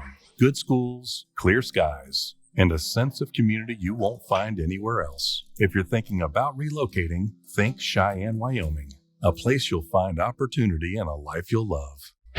Rodeo fans, join the Rocky Mountain Elk Foundation during the Wrangler NFR, December 5th through the 14th. Don't miss the Hunter and Outdoor Christmas Expo, presented by Cinch at the Las Vegas Convention Center. Hundreds of exhibitors, plus daily entertainment on the live stage, including RMEF's Conserving Country. Then take in the rodeo action at the RMEF Viewing Party at the Palms, featuring food and drink specials, giveaways, and live country music. Visit hunterchristmas.org for details.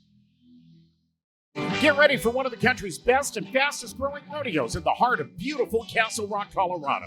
The Douglas County Fair and Rodeo, August 1st through 4th. The PRCA's 2023 Remuda Award winner for the top string of bucking horses. Pro Rodeo's best cowboys and cowgirls at what should be the biggest paying Douglas County Fair and Rodeo ever.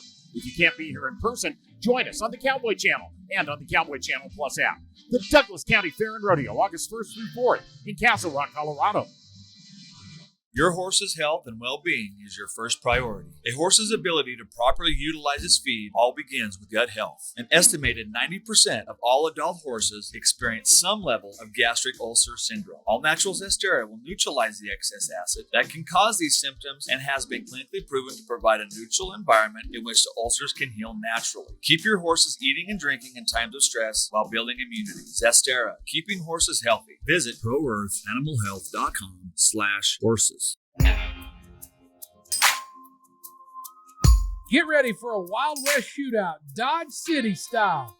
The roundup is back. All right, folks, there's nothing more American than rodeo in Dodge City, Kansas. Events kick off with Extreme Bulls July 30th, and then 5 nights of rodeo take us into the last half of the summer run.